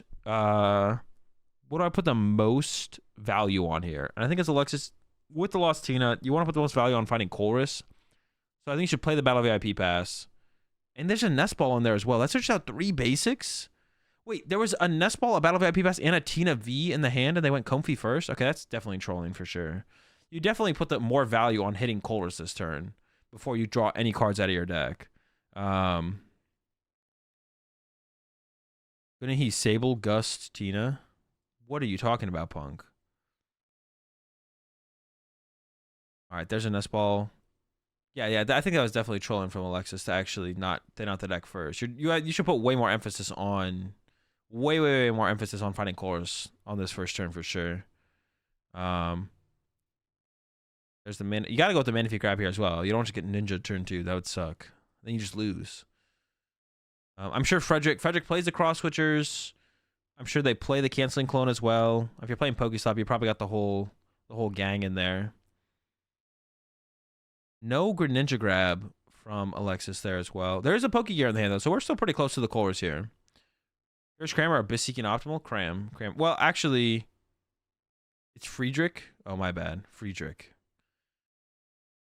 I would Cram Punch this Luminion, because then you can, like, do some follow-up play with, well, I actually don't know if Alexis, well, there's Water Energy, but I don't know if the Water Energy actually equals it being able to attack with Greninja. Question is there a Colress? Ooh, Battle. I would say Pokestop would have been pretty good there, but it would have discarded the Greninja, so I don't know how good it actually would have been there. We do have the Colress, though, so that does mean Cram Punch. But yeah, you can Cram Punch this Luminion and then clean it up later with Sableye, which is, like, pretty clean. So that'll be a pretty good play from Alexis. Now we got the Colress, so we got that Cram Punch. There's the Sableye. There's the Tina. So we're getting rid of the Battle VIP pass. And, I mean, to be honest, we could get rid of any of the other cards. I'm going to let Alexis make the call here. I actually don't know what the correct thing to get rid of. You definitely get rid of Battle VIP Pass. The question is just what else do you get rid of? All right, I guess I'm wrong. I was pretty convinced you get rid of Battle VIP Pass there. I guess the value of this play is you do thin out the deck by your next couple basics. But I also like my Pokemon too. I like playing with 2 Sableye, so I don't know if I like that. Getting rid of the Tina, I guess I'm a little bit bigger of a fan of. Getting rid of the Tina, I'm a little bit bigger of a fan of because you really only need 2 Tina V pretty much every game. But, like, let's say I still don't like that, though. Because, like, let's just say Alexis goes bench double Tina V this turn. At the end of the turn, there's 2 Tina Vs on the bench. And next turn, Friedrich goes double cross switcher KO Tina V. And then Alexis responds with Tina knockout. You also want to bench another Tina, right? You also want to bench another Tina that turn. And same thing with the Sableyes. When we're getting this Cram Punch in on this Luminion, the Sableye value goes so high because Sableye cleans up the Luminion, sets up damage somewhere else. Maybe you chain Sableye from there. Maybe I'm overthinking it and just thinning out the cards does make... maybe thinning out the cards does make more sense because you do loss on both of these, and then you play the Battle VIP Pass and you thin more cards out of the deck. So actually, no, you're only thinning 1 more card out of the deck here, though. But it does thin out. We're going with the Greninja. All right, this is a twist right here. Yeah, I didn't expect that one, to be honest. I thought we were gonna get another Tina on the bench here. What if our one Tina gets double cross switchered? Wait, is there like another play here that I'm missing? I feel like benching double Tina in this matchup is a big deal. Cause like, what if they like lock you at 1 Tina? Like, imagine Friedrich can't KO. Oh shoot! No, imagine Friedrich can't KO the Tina this turn, and it's just like, okay, pass. And then Alexis is just like, all right, it's back. And then Friedrich goes, all right, KO your Tina. And then Alexis doesn't have a way to match Chi and Pows with Tinas. Are you in a terrible spot then? I guess we'll find out. Attach, return, retreat is on the menu. Does Alexis ever not bench the Tina this turn? Oh, I guess the answer is yes. Okay, I guess we're chilling on the Tinas. All right, so I didn't expect that either. So maybe this is the way you play the matchup, to be honest. Maybe you just don't bench Tinas yet. I can see it. You really don't want it to get double cross switch or KO'd, but okay. But one more, it's so much harder to bench 2 Tinas at the same time if you only have 1 Tina, right? It's a lot harder to bench 2 Tinas when you have 1 Tina. I'm not sold on this. I'm not sold on this. Yeah, if we're doing this play, getting rid of the Tina, I'm not saying this play is wrong, but if we're going this route, getting rid of a Tina never makes sense because our end goal through this play is to bench 2 Tinas at the same time so we don't just get bodied. But if you play that way, why do you lost on Sableye? Alexis put a lot of value, which could be correct. Alexis put a lot of value on getting Greninja in play, right? So that's why Alexis favored the Battle VIP pass because Alexis put a lot of value on setting up Greninja. Now, is it worth lost owning a Tina and a Sableye to do that? I don't think so, especially the Tina. I'm putting a lot more value on this Tina, to be honest. Because if we have Greninja in play, plus the other Sableye in the deck, we'll be able to clean up this Luminian at some point. So that's kind of whatever. But the Tina, I don't like losing that Tina there. Shouldn't Friedrich have promoted Greninja versus Escape Route last turn? I want to say yes. Because there's no good Sableye chain here. Like if Sableye KO'd the Greninja, there's nothing else to like get 2 prizes within in two attacks. But if Cram punches Lumineon, Sableye cleans it up for 2 attacks for 2 prizes. So yes, the Greninja should have been promoted from Friedrich. Yeah, unless Friedrich plans to just attack with Lumineon. Actually, no. This is better. Hold up. This is better. This is better because Friedrich wants to attack with Lumineon and just shuffle it back to the deck after it takes a damage. Wait, that makes the Cram attack like irrelevant though. Should Cram have even attacked here? Dude, I'm too tired for this, to be honest. I'm gonna let Friedrich cook. The Cologne though, we need that for later. Okay, we are going the Luminion route. Yo, I kind of want to keep the Cologne, but I guess we're kind of tapped on resources right now. I don't hate the Cologne play here from Friedrich, to be honest. We don't got much. Oh wait, we're close. We've played the Cologne. If we can get another cross switcher, how many energy in this scrap pile? 2. Yo, we almost got the Gust. Let's cook. Pokestop, cross switcher, KO double comfy. Ready? Here we go. Oh, let's go. That's worth not attacking with Luminion here for sure, right? To get the double comfy KO. I'm down. Friedrich is down. Boom, retreat, Chien Pao, 2 energy. Dude, this is getting wild. Friedrich is cooking. Double cross switcher on the Manaphy. And then Greninja KO double comfy. And then we can still shuffle back in the Luminion next turn. Crazy. What do we got there? Ooh, Manaphy. Dude, I didn't even know canceling clone works like that until recently. For anyone who doesn't know what's going on, canceling clone is keeping the ability in the active spot shut off. Maybe I'm the only one who didn't know that, to be honest. So maybe I sound like an idiot explaining that to everyone who knows that's what it does. Nah, there's some of you definitely did not know that it worked like that. I'm not the only one. You can say you think that, but you're just lying to yourself at that point. All right, energy to Chien Pao. And then snipe double comfy. Alexis is gonna read canceling clone. Ready? Yeah. Boom. Double comfy, double KO. That's pretty clean. All right, that play from Friedrich was crazy. And now we don't have 2 Tinas to bench here. This was kind of my problem with like getting rid of that Tina. This is what my problem. Like this is where you want to bench double Tina, right? You want to go bench double Tina this turn. I don't know what else you want to do as Alexis to bench. To be honest, a shred KO wouldn't be terrible. But now you don't have that second Tina to bench. So I'm really not digging that. The lost owning of that Tina, I'm not a big fan of lost owning that Tina. That Tina was the homie for sure. I don't like that. What are we at in the lost zone? 4? We got a Colress. We do have an Iono in the hand as well, but I think we're going with that Colress. We need to get to that 7 sooner than later. Friedrich is in a ridiculously good spot. And Friedrich's about to like remove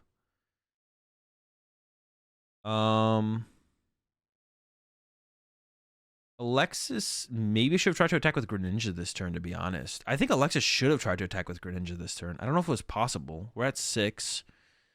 We have to get to 7 and then also a Mirage Gate. It did get rid of the energy that they maybe shouldn't have with Greninja. Maybe should have tried to hold out for another energy. Because using Greninja this turn to KO the Luminium before it shuffles back in. And then also set up some damage on the...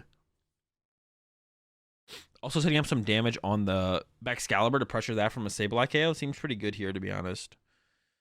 I like the idea of that. But that line's not available anymore because we've lost our water energy. We can switch card into... We could still... No, we can't really get there. It's gonna be... It would be tough to get there even if Alexis hadn't discarded the water energy. Another water energy. All right. See, now... But see, this is what I was talking about with the Tina thing. Like, Alexis didn't bench Tina turn 1 to kind of play around lone Tina getting gusted up, but then lost zone to Tina to make it harder to bench 2 Tinas at the same time. And now Alexis is in a spot where it's like, do I bench this Tina? But now I'm benching 1 Tina. There is 2 cross switchers gone, so the possibility of the Tina getting KO'd is definitely less because there is 2 cross switchers missing. And there's our Tina. No! What were we getting there off Pokestuff that was so important? Oh, I guess we could have gotten the Mirage Gate, but what do we do with the Mirage Gate there? I don't know if I like that, to be honest. Crayon Punch. Are we not benching a Tina here? We're still not benching Tina? Are we... So we just never have any threat of any damage, ever? I guess we can Sableye next turn. There's something, right? The possibility of Sableye is a thing. Man, I'm just trying to think if that's correct or not, though. I know it is correct to sometimes hold your Tinas and not bench them till later. You're not, like, too afraid of getting your hand disrupted there as Alexis. But you should have no pressure. You have no pressure. You have no threat. The Luminian's going back to the deck. Yeah, we're shuffling Luminian back in. No damage on board. No threat next turn. Yeah, there's no real threat next turn. There's no damage on board. Friedrich is... This is also like... I don't like this because Friedrich is about to go down to 3 prize cards remaining. And Alexis doesn't have a 2 prizer to push up. So Alexis is going to like attack with a Sableye next turn and then bench Tina's. But then Friedrich's like, okay, I'm fine with that. KO Sableye, then KO 2 prizer, I win. Right? So I don't like the way this is breaking down. Like, I think this would be a good turn for Alexis to go, all right, you just used 2 cross switchers. I'm just going to hope you don't have another cross switcher. Bench a Tina. You go down to 3, but then I get to go attack with Tina, have a second Tina, and make you go through 2 prizers worth of HP instead. But I guess then if Friedrich has the Gust there, do you just lose anyways? I don't know. I think Alexis is needs to scoop. He's too far behind. It feels like a scoop, to be honest. I'm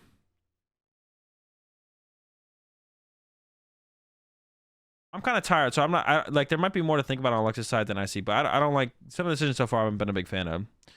Sableye, Roxanne, Path, maybe? But there's a B-Barrel in... Well, no, that's true. You could go Sableye, Roxanne, Path, KO the B-Barrel. In this case, for Alexis, this is an Iono. There's no Roxanne in the hand, but there is an Iono. But to get to 10 in the loss zone, Alexis next turn does have to use Colress. So, unless Alexis plays a Vacuum, maybe there's a possibility. For Friedrich here, you maybe just load up a bunch of energy. You could bench the other Chi and Pao, to be honest. Well, I don't know. Do you actually want to... Well... You might want to... You should probably bench a Frigibax here. Because Alexis could have Shred... Boss KO, Excalibur, Shred for sure. That's a little scary. So I think as Friedrich here, you should probably bench a Frigibax. Just in case. Yeah, you don't want to get caught off guard by that. Because that could... Things could get out of control pretty fast around that, to be honest. So, yeah, bench the Frigibax. Gets the Superior Energy Retrieval.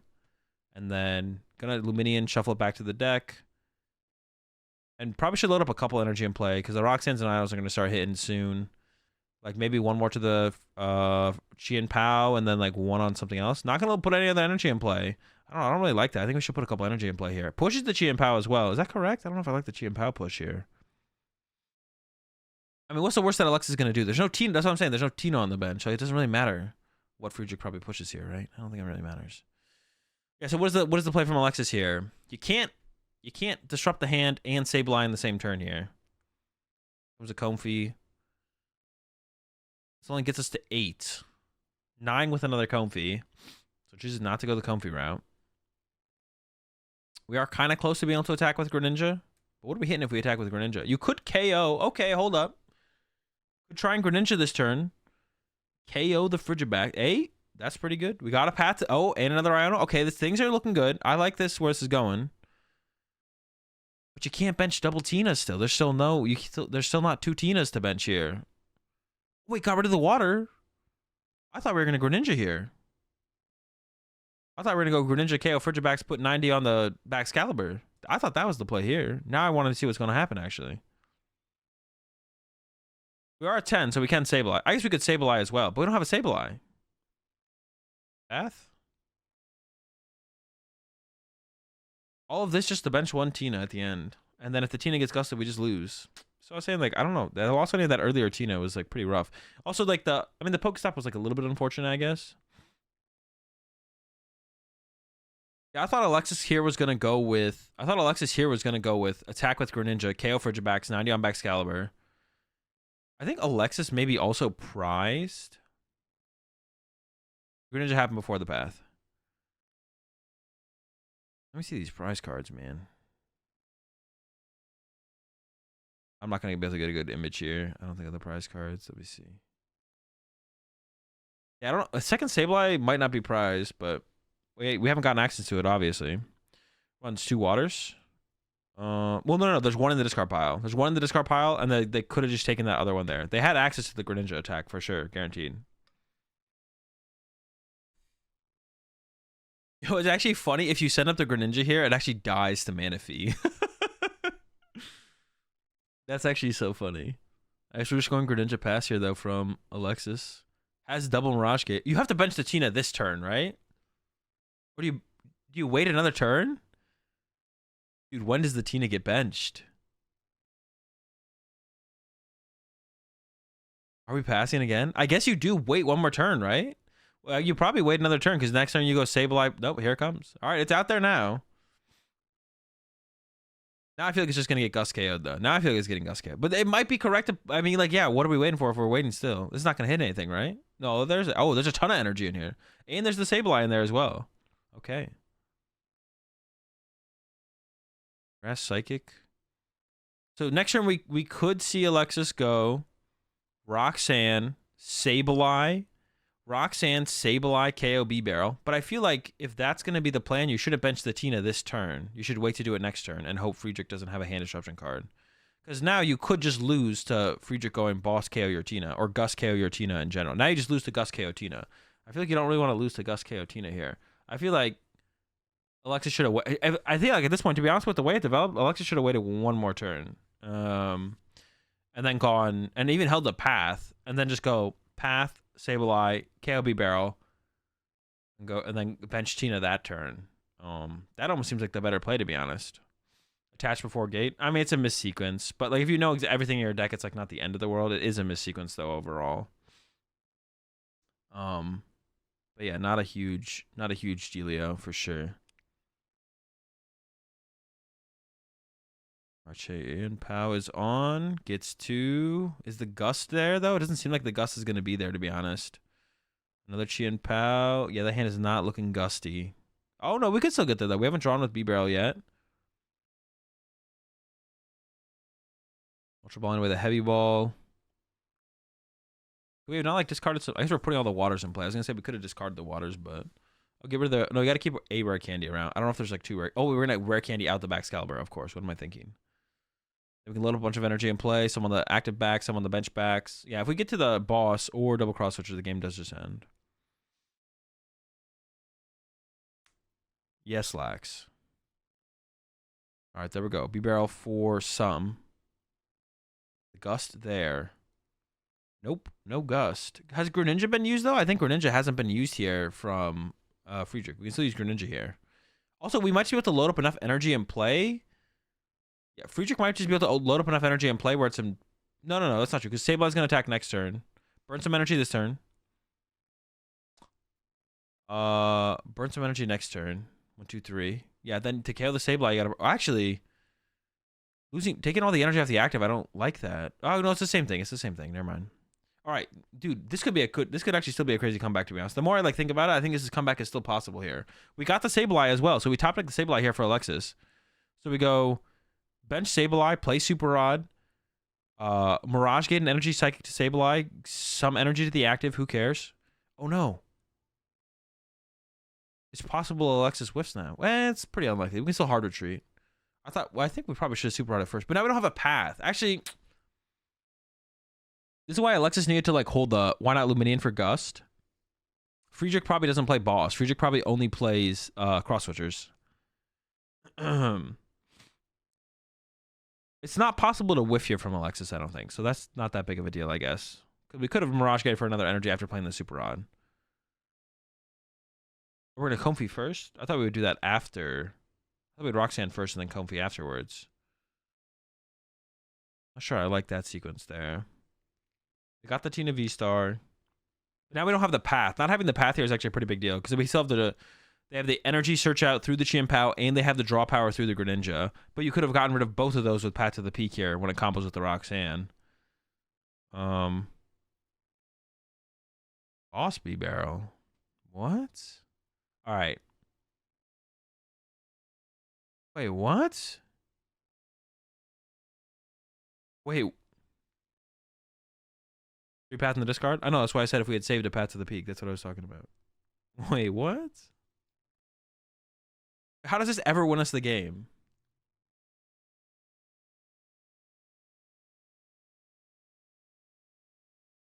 What are we hoping happens here?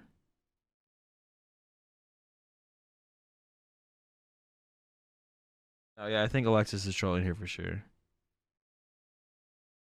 Yeah, the play here from Alexis is Roxanne KO the B-Barrel.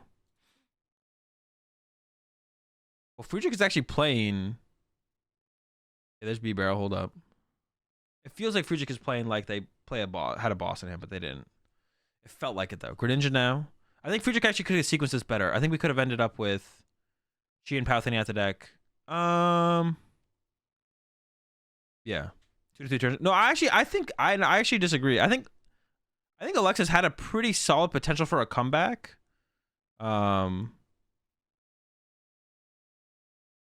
Why flower selecting after? Because you're building up cards for your next turn. So either you draw everything you need off Roxanne and you don't need anything else out of your deck, or you want to build up your hand for next turn to have more options on your following turn. I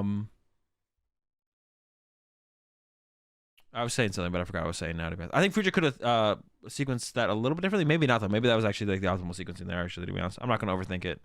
Got the cross switchers here. Bring up the Tina, knock it out. Yeah, I was just trying to see Max comment. I think actually there was a decent... The more I saw this game play out, I'm like, okay, I think there's actually a decent opportunity for a comeback here from Alexis, to be honest. Yeah, I think there was actually a decent opportunity for a comeback here from Alexis, but then just completely threw at the end there, like, and gave themselves no opportunity to win the game. But at the beginning, I was feeling like this feels pretty bad.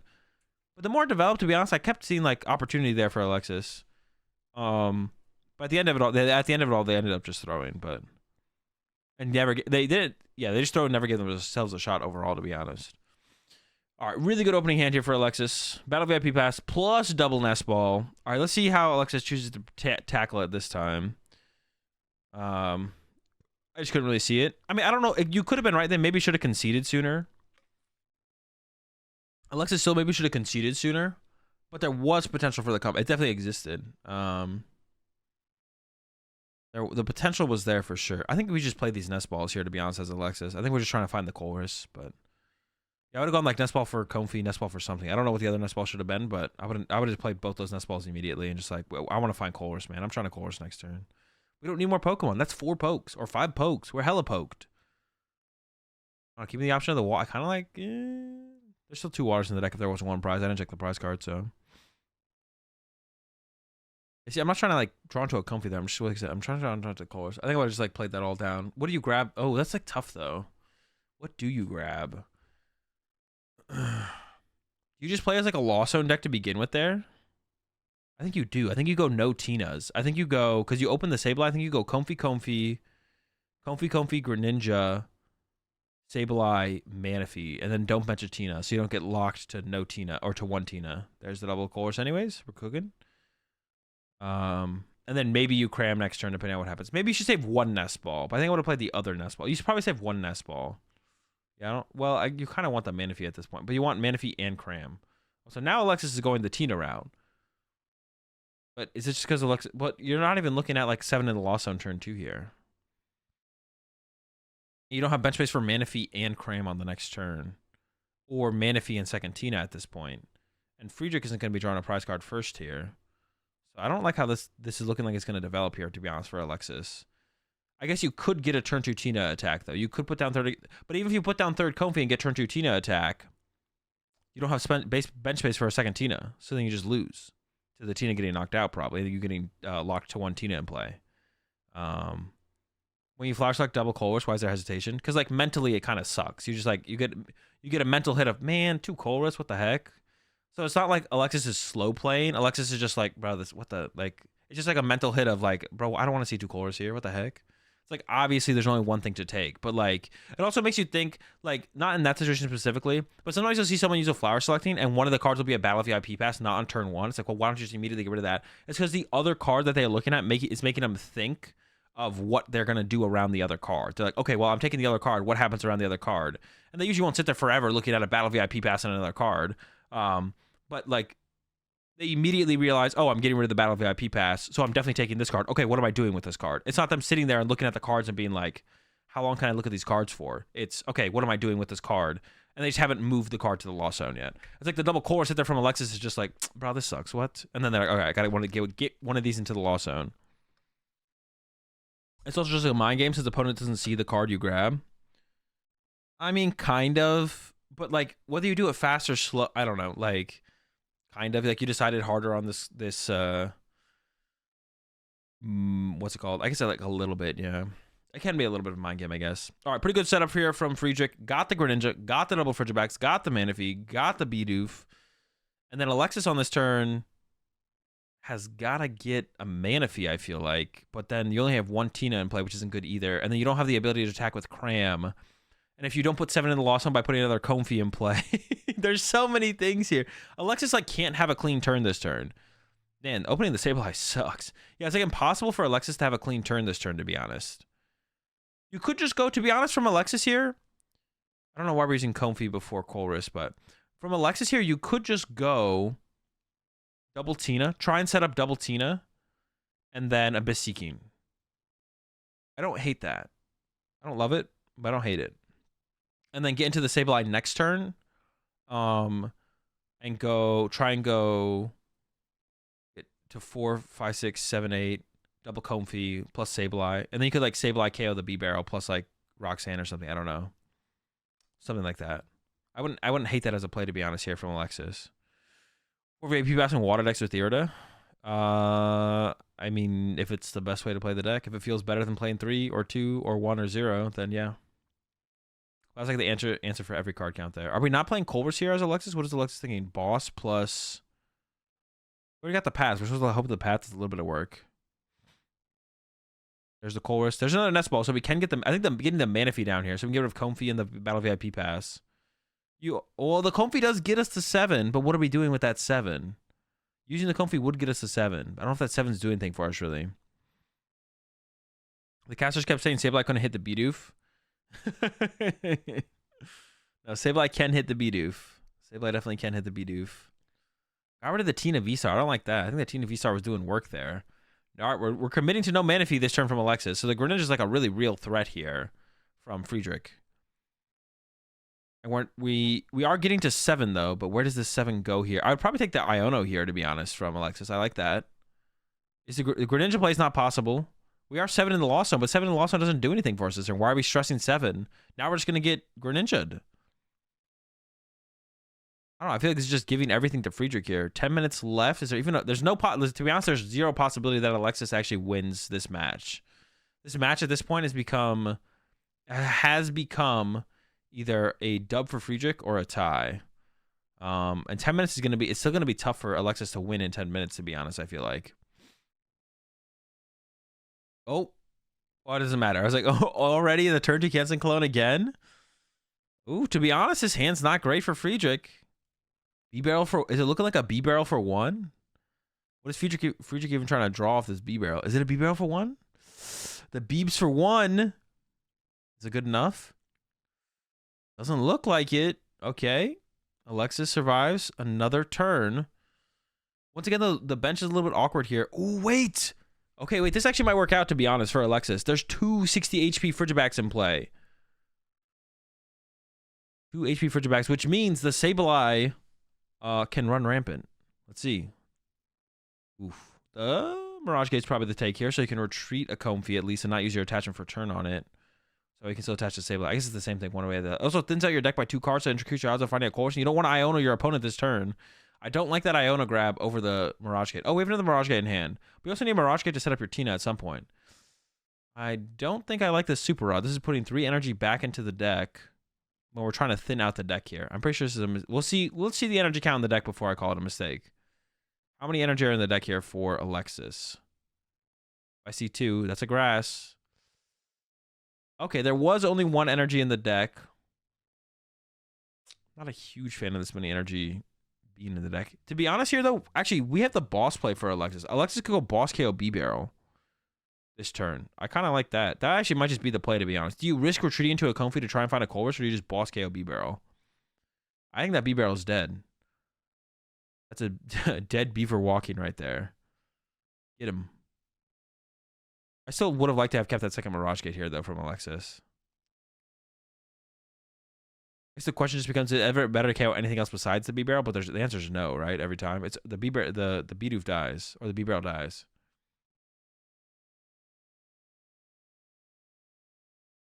No shot. Does that ever make sense? On the last turn, Friedrich went B-Barrel for 1 pass. So you know Friedrich's hand isn't great.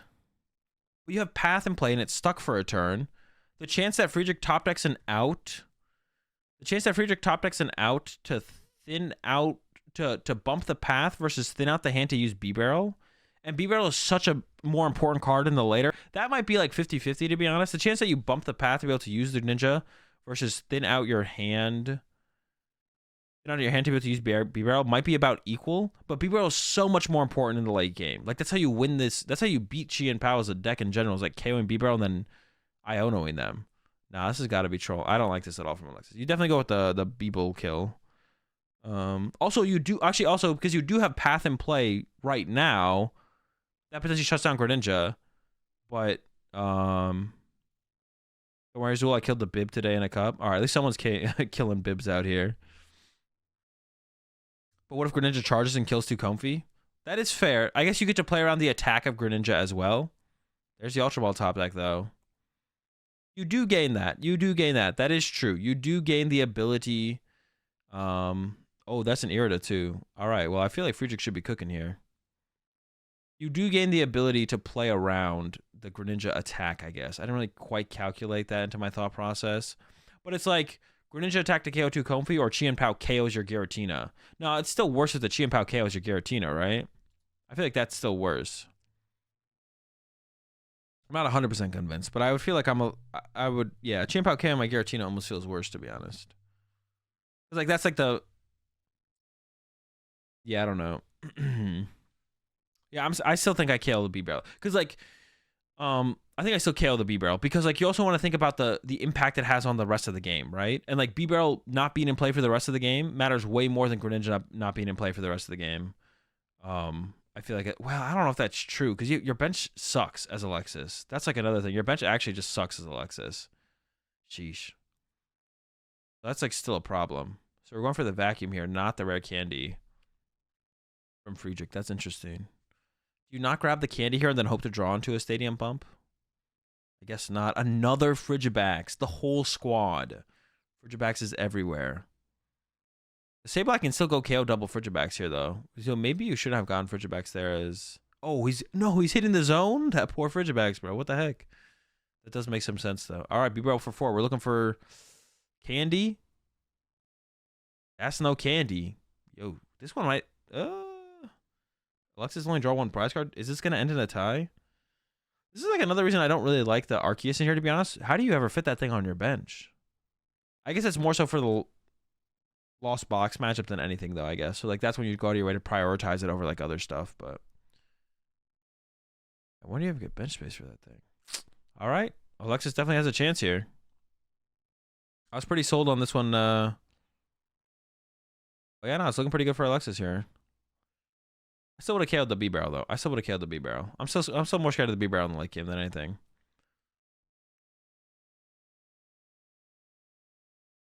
The hard retreat? I guess you kind of have to do it, to be honest. The hand was not good for Alexis. But maybe you just play Iono and hope to hit a V-Star. I don't think that's like a terrible play here. To just get that knockout. Got some knockouts lined up for the Sableye on the bench as well at this point. Honestly, I kind of like the Iono and hope to hit a V-Star from Alexis. Could have gone Mirage Gate to the Sableye. Mirage Gate to Sableye. Here comes another Mirage Gate now. Mirage Gate to Sableye plus maybe 1 energy on a Comfey. And then just even to be honest, even punching with Shred for 160 isn't terrible because it does set up to just draw prize cards and stay ahead in the prize share with Sableye later on. The problem with Alexis's play right now is like Alexis is not playing very fast, and this is probably going to end in a 1-0 for Friedrich because of how slow Alexis is playing. Now, I don't think like Alexis is playing slower than you should be able to. It's fine if Alexis wants to play this slow, to be honest. Like that's 100% fine. But when you're trying to maximize your odds to win the game, stop thinking so much and just start throwing. You just got to start chucking cards out there at some point. Like once you have a realization of how much time is left, you just got to be like chucking cards out there.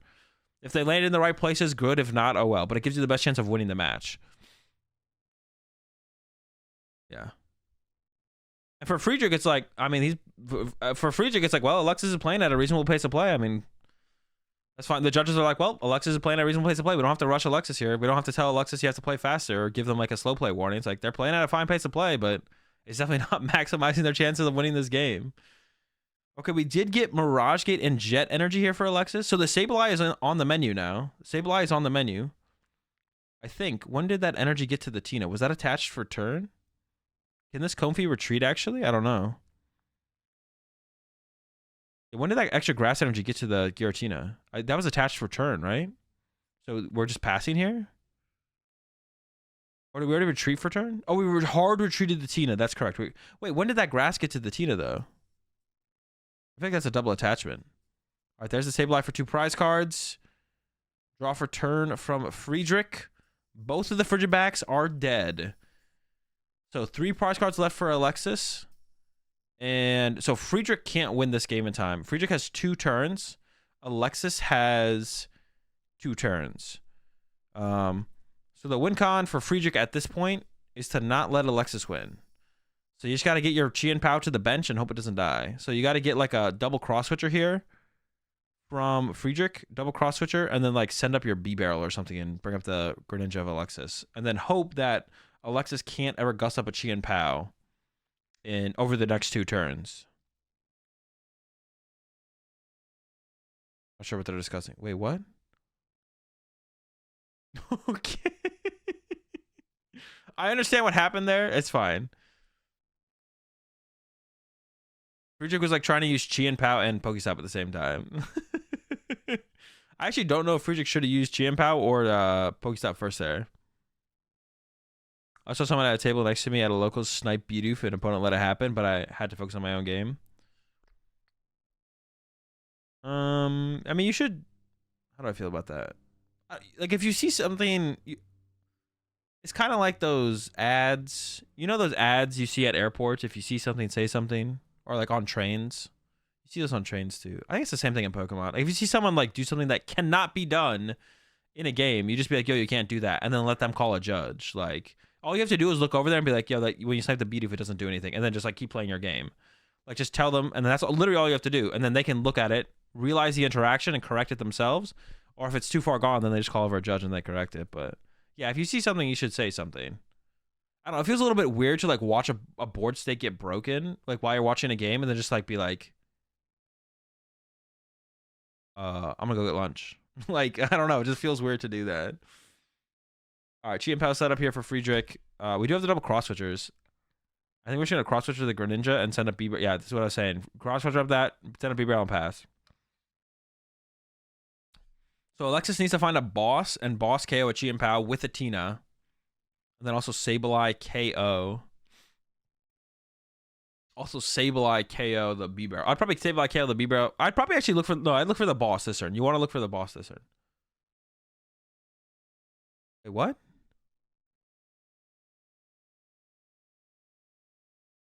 Was time called on Alexis's turn? Based on the clock, it wasn't. And bro, I went through all that analysis at the end there for nothing. based on the clock on our screen, and then even when the time is called from them, because now they like time is called. Wait, ahead. 3. The card's already been drawn for Friedrich. 1. Time's called, and then Alexis reacts to it. No retreat. Way to retreat, Ninja. They literally had an energy in hand. Alexis could have won this one. Maybe Alexis just conceded because it would have been a tie, and Alexis was like, "Nah, you can go ahead and play in day 2."